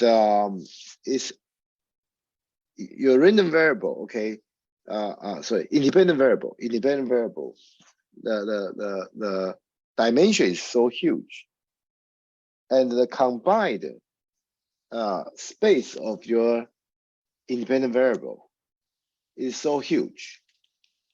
How can we sample a large number of representative values from a distribution with such a large space? Okay, as I said, like a grid point approach doesn't, it's not effective enough, right? So we can ask such a question to a politician. Okay, what do we mean? Okay, let's suppose, okay, an elected politician, okay, lives on a long chain of islands. Okay, we assume his territory is a long chain of islands. Okay, so he is constantly traveling from island to island. Okay, because he's a candidate for the next election, right? So he wants to stay in the public eye. Okay, he wants everybody to see him, to know who he is, so that like in the next voting, he can get more number of votes, right? Okay. So at the end of a grueling day of photo opportunities and fundraising, okay, oh, by the way, in US, okay, the campaign is always about photo opportunity, photo taking, and fundraising. Okay, it's very different from Taiwan. In Taiwan, like you see, like candidates just go everywhere to shake hands, right? Shake hands. But in US, you don't see that very often. Okay, so basically just like a photo taking and fundraising. If you support a certain candidate, you donate to that candidate. Okay, so anyway, so this petition has to decide, okay, a few things at the end of the grueling day. Okay, first, stay on the current island. Okay, obviously, this petition must be on one of the island at this moment, right? So he needs to decide whether or not to stay here. Okay, if not, he has two choices. One is move to the adjacent island to the west, or move to the adjacent island to the east, right? So, well, we only have this, let's assume we only have these three options. Okay?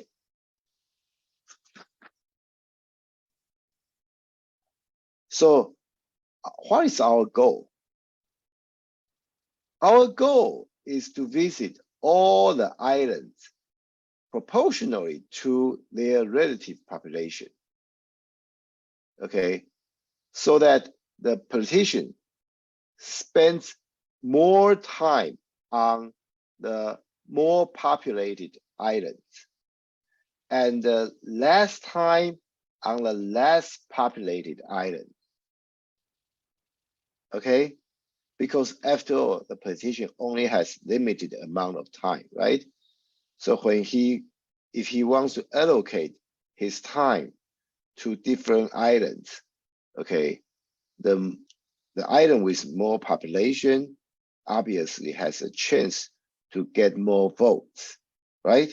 So he should stay there longer, okay, compared with like the islands with less population, okay?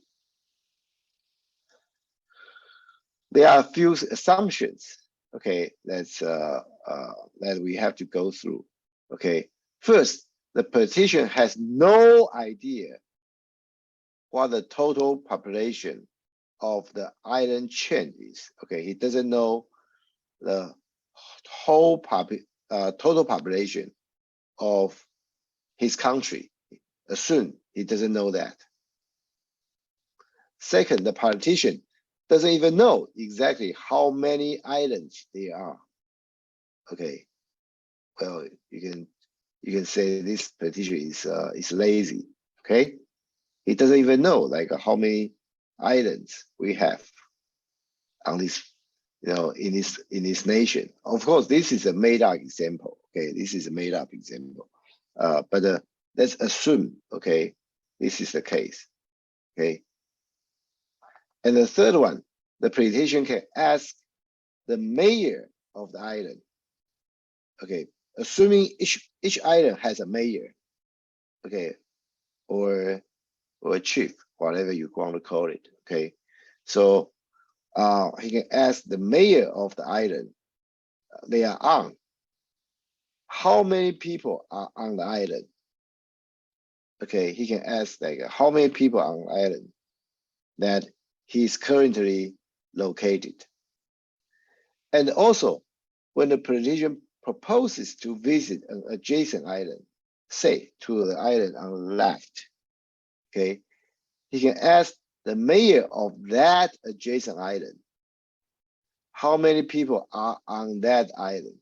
So if the politician proposed to move to the left, he first asked the mayor on the island to the left, okay, how many people are on that island, and then decide whether or not to move to that island.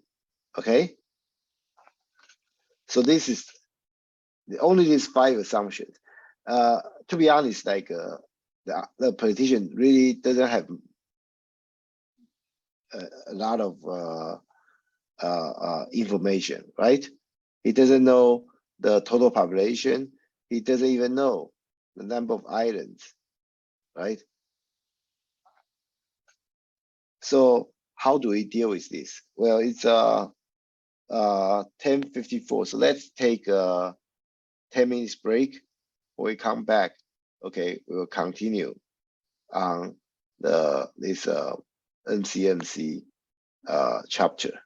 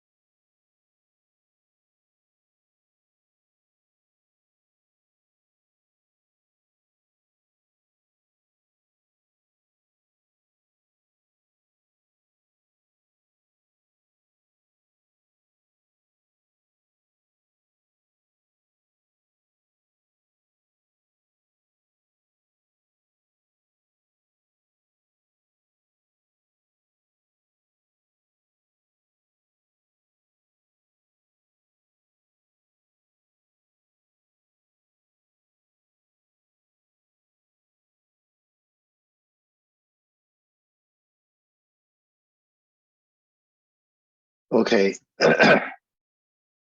Let's get started. Yeah. So we just talked about this fake example, right? I mean, it has a chain of islands, and we don't know like the total population. And for each island, if you are on the island, you can ask the population of the island.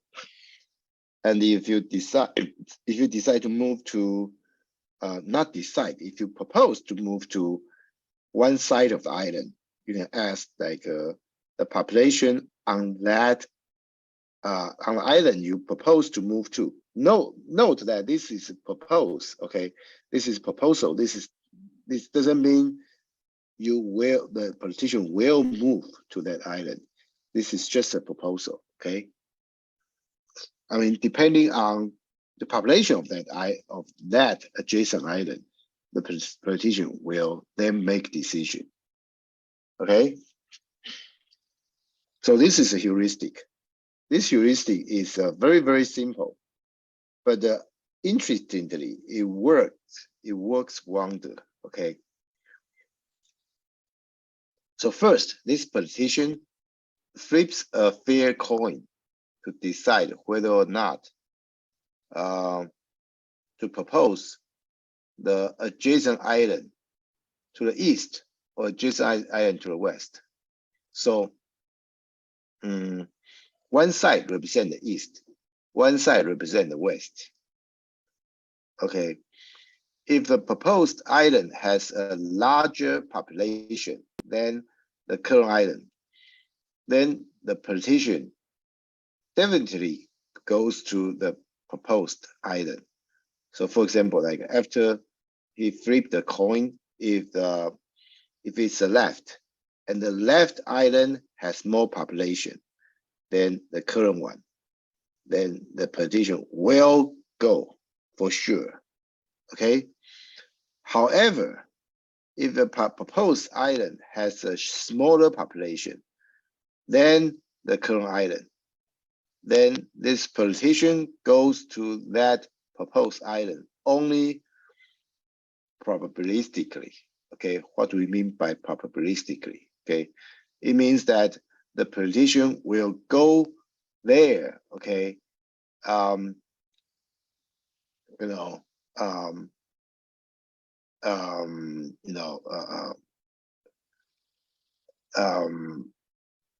proportional. Okay, the proposed island has a population as big as the current. How should I say? For example, okay, if the proposed island has half of the population than the current island, then the probability of going there is 50%. If the population of the proposed island is 30% as the current island, then probability is going to be 30%, something like this. So if say like okay, this 30% or 50%, okay, if it turns out that well, the politician doesn't move, then he will stay on the current island and do this process all over again. Okay, for every day. Okay, every day. Well, I probably should say like at the end of every day, the politician do this, decision making to see like where to move to. Okay, for the next day. Okay.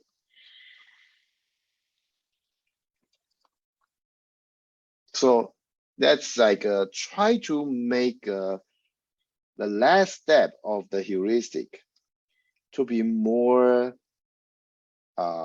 mathematic.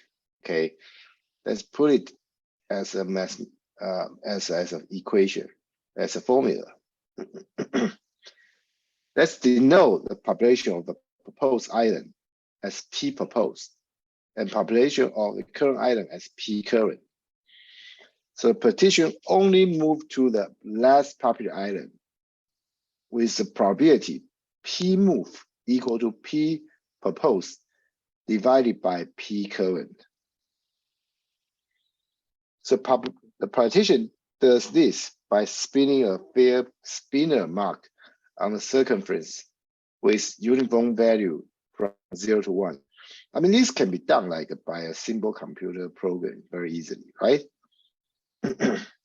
So if the pointed to value is between 0 and the P move, then the partition move. I mean, we can do better. We can just write a program to generate a value randomly between 0 to 1. Okay, that's probably faster. Okay. Anyway, you get the idea. So let's because like in reality, we want to see like the impact of this approach. So let's intentionally let's assume the number of islands is 7 in a chain. Okay, with relative populations. Okay,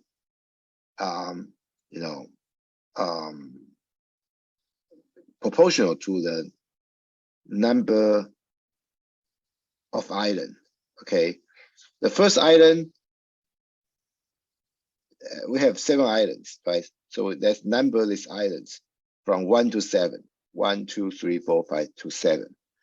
And let's assume the first island, say, has like a 100 population.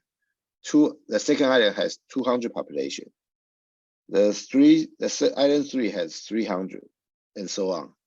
So the ratio is 1 to 2 to 3 to 4 to 5 to 6 to 7. Okay, just like exactly match like the number on the island. Okay, this is obviously just an example. Okay, I mean,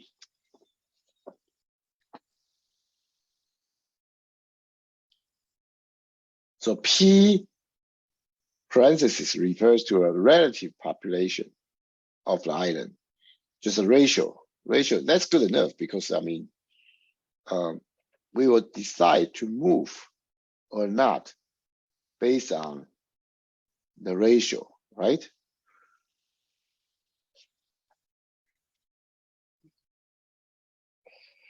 So this is not the absolute population and not its probability mass, okay? So let's see this figure. Okay, the lower figure, okay, the lowest figure represent like a 7 island and their relative population. Okay, the first island has a population of 1, second island has a population of 2, third island has a population of 3, and so on to the 7th island has population of 7. Okay, so now let's assume the partition start from the 4th island, the middle one. And then,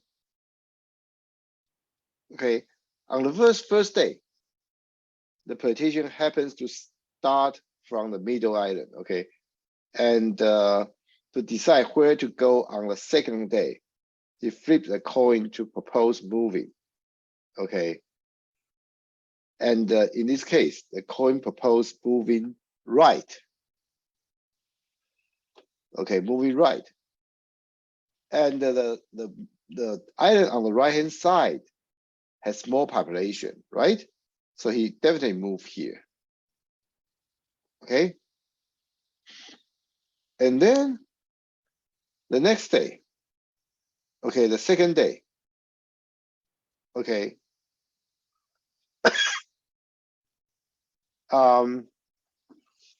When t is 2 and theta is 5, I mean, theta means like where this partition is located. The coin flip proposed move to the left, okay? And the probability of accepting this proposal is, well, because like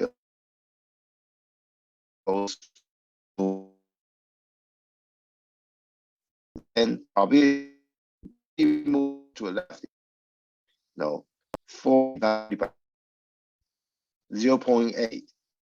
Obviously, after this probability, like we decide to stay in Fifth Island for one more day. You can see we stayed here longer, right? And then the third, again, we flip the coin, decide move left or move right. Now, again, we move to the left. I mean, propose to move to the left. And with the same probability, like 4/5. And then, this time we really move to the fourth island, okay, and so on. So this shows the trajectory of the partition. And then, okay, if you accumulate the number of stay on each island, okay, for a long period of time, something interesting happens. You will see that the partition eventually stay on each island, okay, proportional to the population, the relative population of each island, right?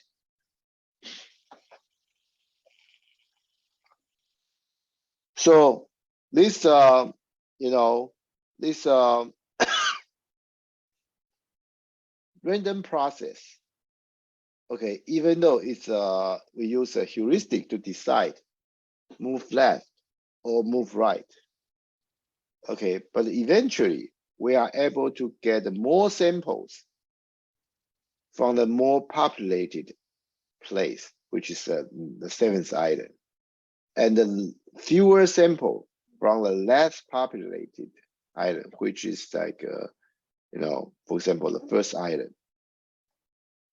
Naturally, right? But you may argue, wait, this is just one special case, right? This is maybe just one special case. It turns out that this is always going to be the case. Not only that, okay, you may argue, well, maybe the starting point plays an important role in here, okay, because we start from the middle, right? The answer is no. No matter where you start, okay, you just are going to create such a result regardlessly where you initially you get started.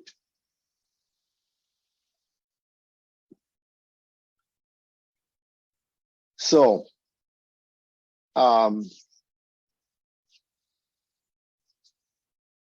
that's of course I promise you that I mean we will explain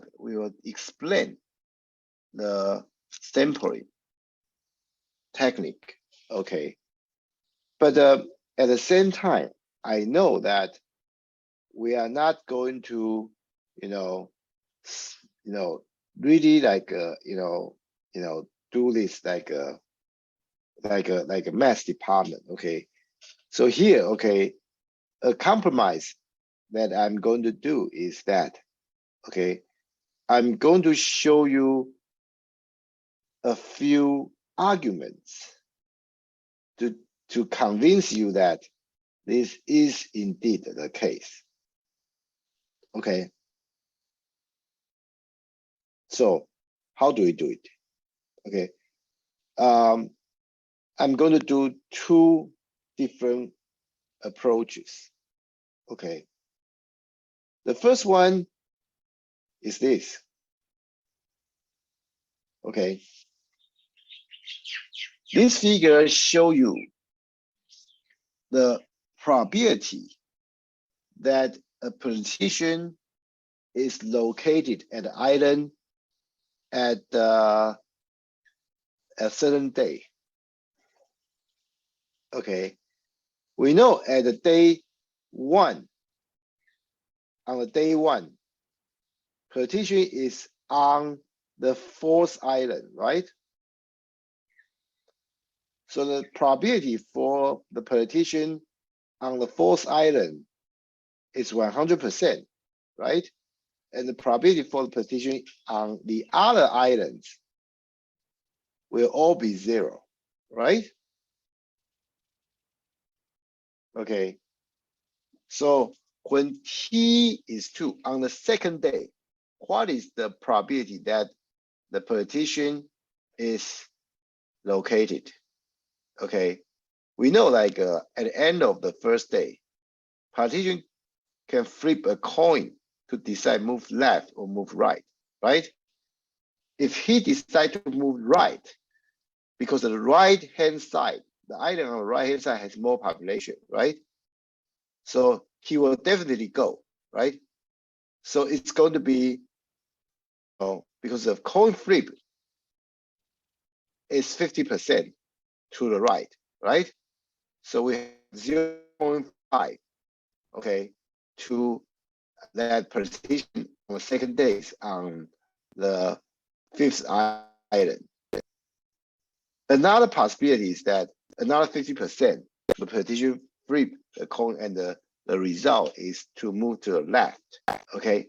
And the chance for this, the chance for the partition to really move to the left is 0.5 times 3/4, right? Because that's the ratio of the population, right? So the result is like, zero, no,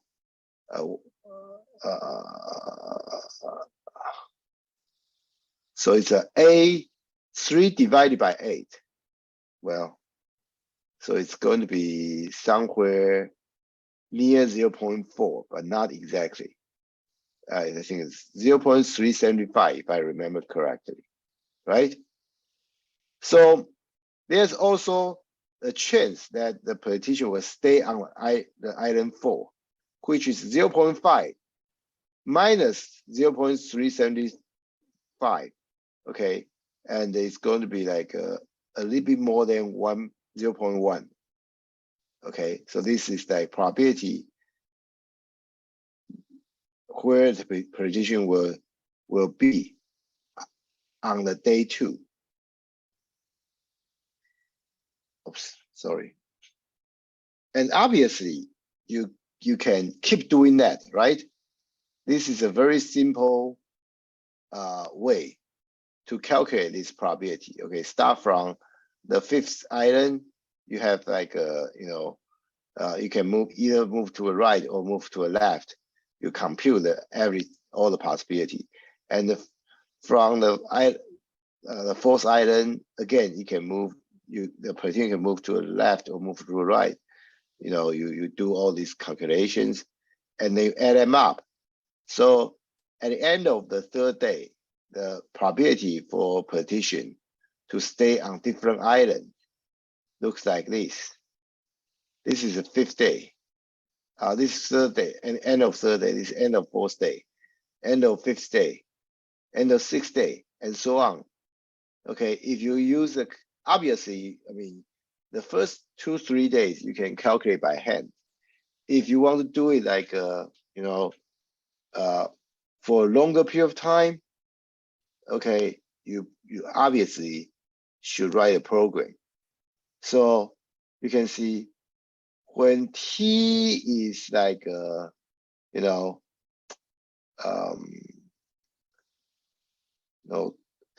12, 13, it already give you a very good indication that it is proportional to the relative population of each island, right? But it's still not so smooth yet. If T is 99, okay, you can see it is going to be a almost exact match to the target. So this, again, let me remind you, this indicate the probability that this partition is at each island. And this happen to be proportional to the, the relative population at each island, right? So this is a very interesting observation, okay? And this obviously this is just one argument, but this is not exact proof, okay? Yeah, I think I already explained this, but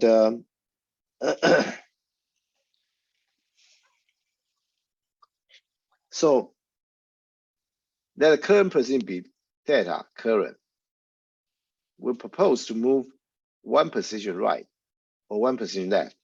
The specific proposal is determined by flipping a coin. So probability is 50% head, 50% tail.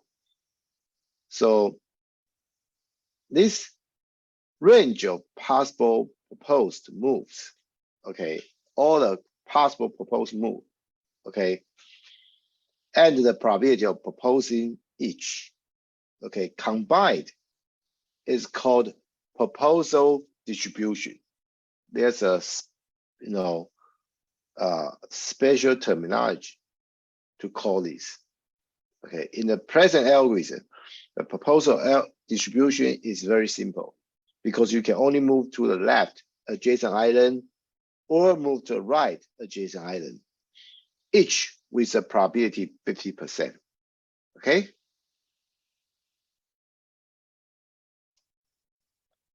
So we can also try to, write our formula a little bit better to be something like the following. Okay, P move will be mean of,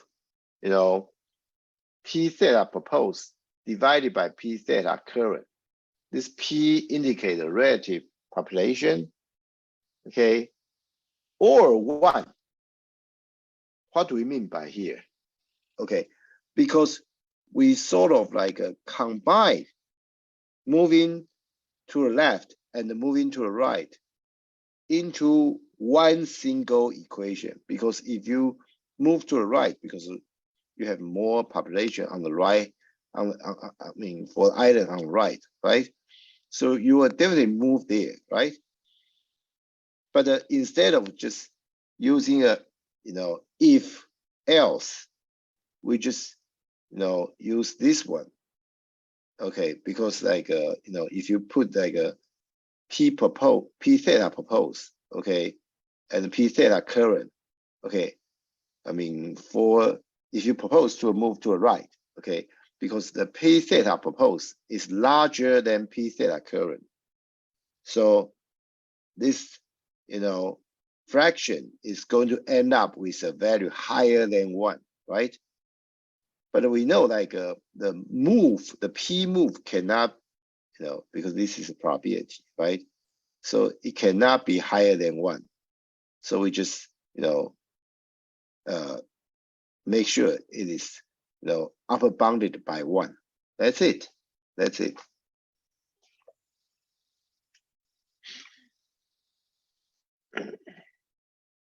So this is actually a random walk process. Okay, random walk process. Okay, so remember I told you like this chapter is called MCMC.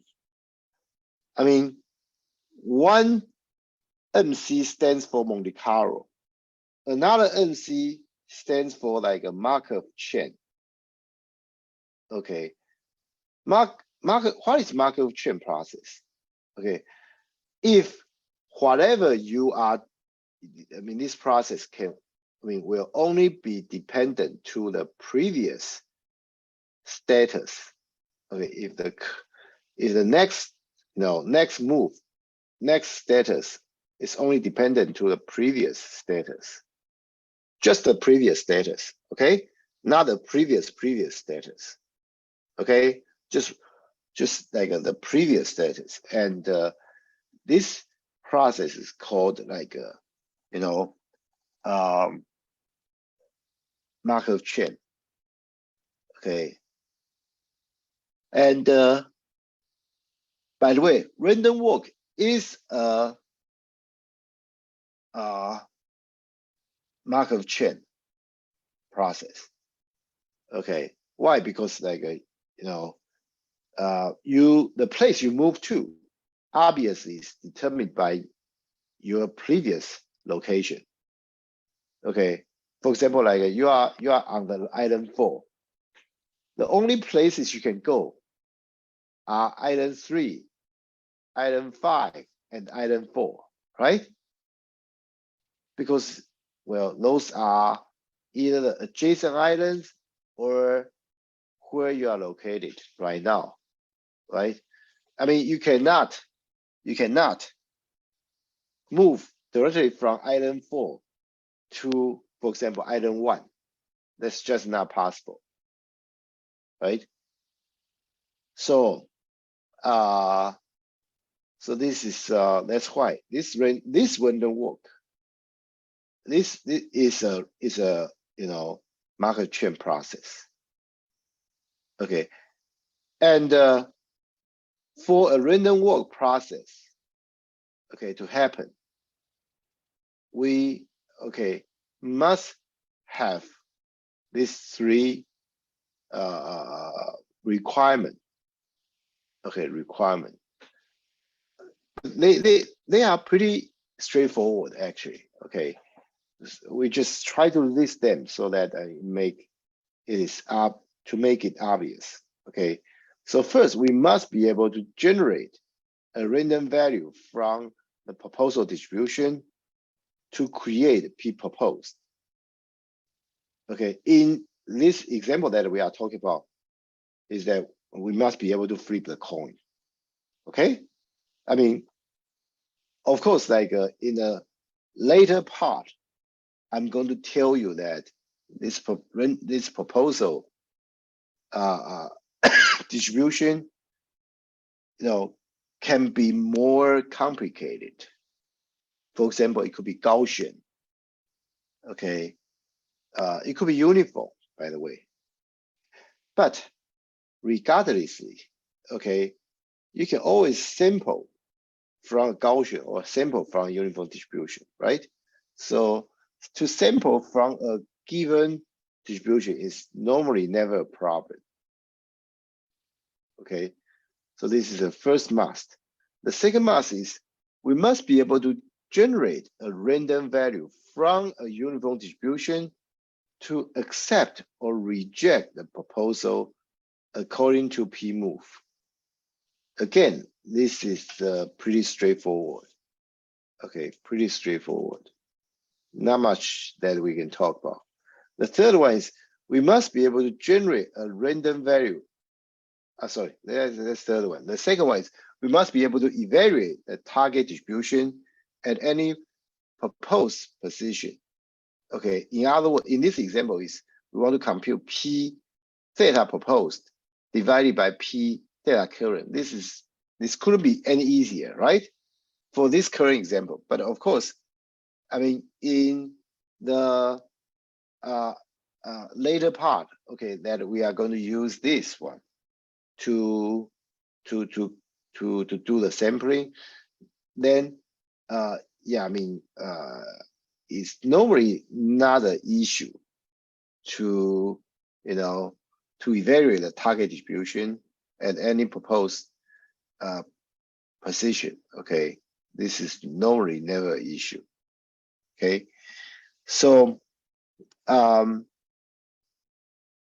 so by being able to do these three things, okay, we are able to indirectly generate random samples from the target distribution.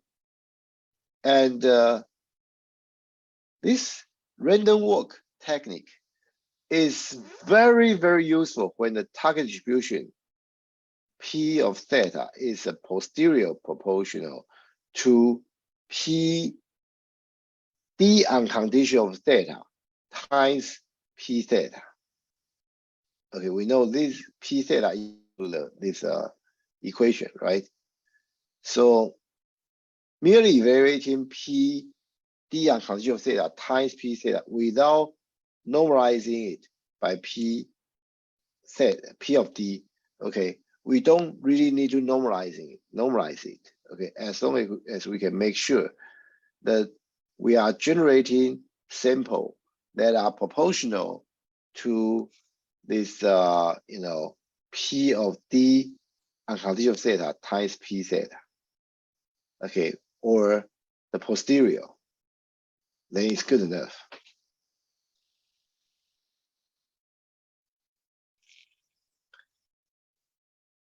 So I just told you, okay, here, okay, I will not give a formal proof, but I'm going to give two arguments, right? That why the MCMC works, okay? The first argument I gave you is this one, right? And that one is not so strong, okay? But at least it's a circumstantial evidence, okay, to show you like you know why this approach works, okay. But now I'm going to tell you another argument, okay, and this argument combined with the previous one should give us a relatively good proof, okay, not necessarily formal either, because again, we are still considering a special case, okay, but the you know, the basic idea will be the same, okay.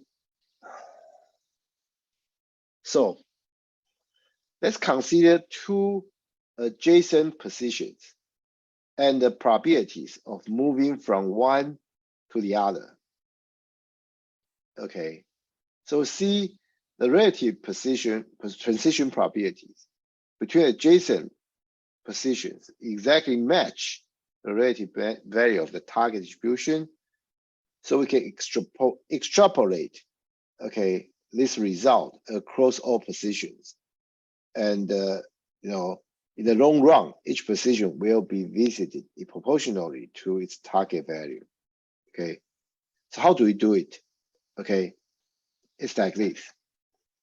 Suppose we are at position theta. The probability of moving to theta plus 1 is denoted by P of theta to theta plus 1. It's the probability of proposing that move times the probability of accepting this move, okay, if proposed, okay. So which is like, you know, P of theta to theta plus 1 is 0.5 times this one, right? This mean of P theta plus 1 divided by P theta 1. We know this from this Barton equation, right? So if we are presently at position theta plus 1, the probability of moving to theta, okay, is going to be represented by this one, right?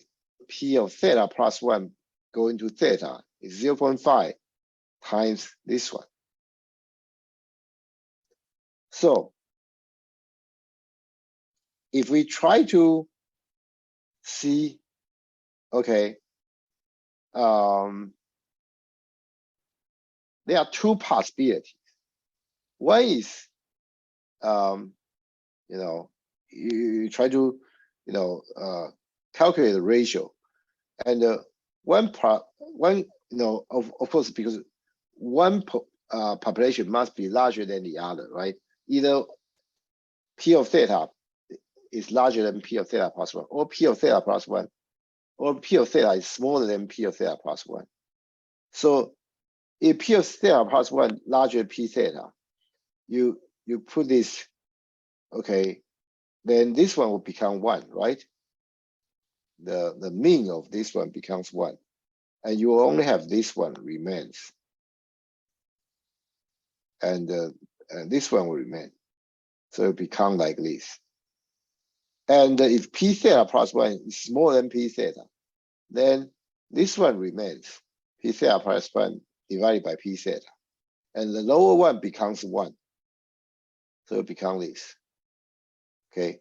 And no matter which option you have, you're always going to end up with P theta plus 1 divided by P theta, right?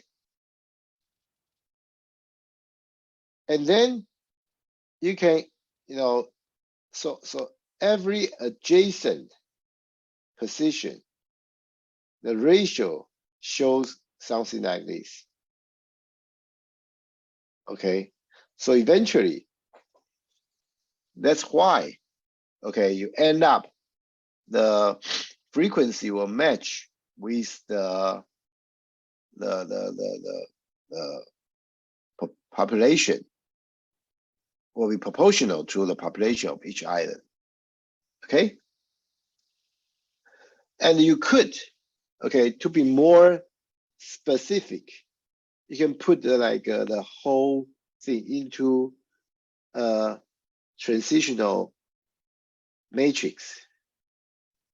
Okay, so for each row, for each column, okay, represent like okay, where the probability that I mean, some how should I say? I should say for each row represent like from the P theta to P theta minus 1, okay, or from P theta to P theta, or from P theta to theta plus 1. Okay, you can write it like this. Okay, so then, okay, if you try to put the formula that we use in this example into this matrix, it will look something like this.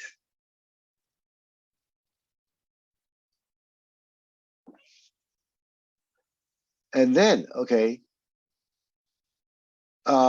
you could use like this one to calculate like, you know, to obtain this one actually, okay. Initially, okay, when the partition is at the theta equal to 4, it means like, you know,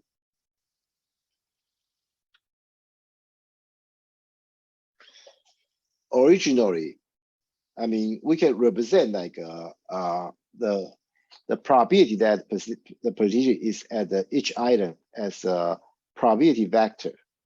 And initially, because he was on item 4, so it's going to, the vector is going to look like a 0, 0, 0, 1, 0, 0, 0. Okay, and if you multiply that vector, okay, to this equation, this matrix, it's going to give you the second day. Okay, I mean, where this position is going to end up with on the second day. It's going to give you this one.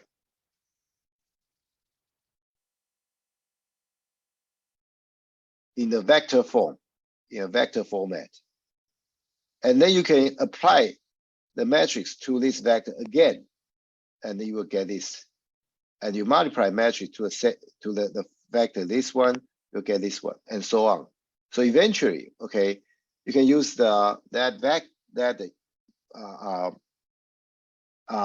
transitional matrix to compute like to obtain this result. Okay, I mean, no matter where the initial point is actually.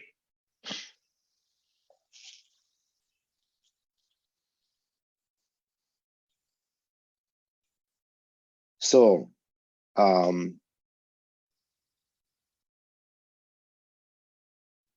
so this is, you just formulate it as a row vector W. It's a location probability into a row vector W, and then you use W multiplied by the matrix, okay, and you get like the next probability, location probabilities. So so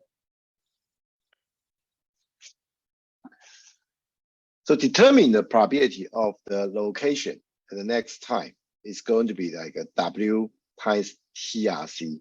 Okay, so I already talked about this. Okay, so repeating this process will generate the graphs in slide number 16. Okay, I already told you that. So here's the interesting part. Okay, when the vector of precision probability is the target distribution, it stays that way on the next time step. Okay, so in other words, like this transition will make sure your probability distribution, the location probability vector, keep diffusing until it will stabilize. Okay, when the target, when it reach like the target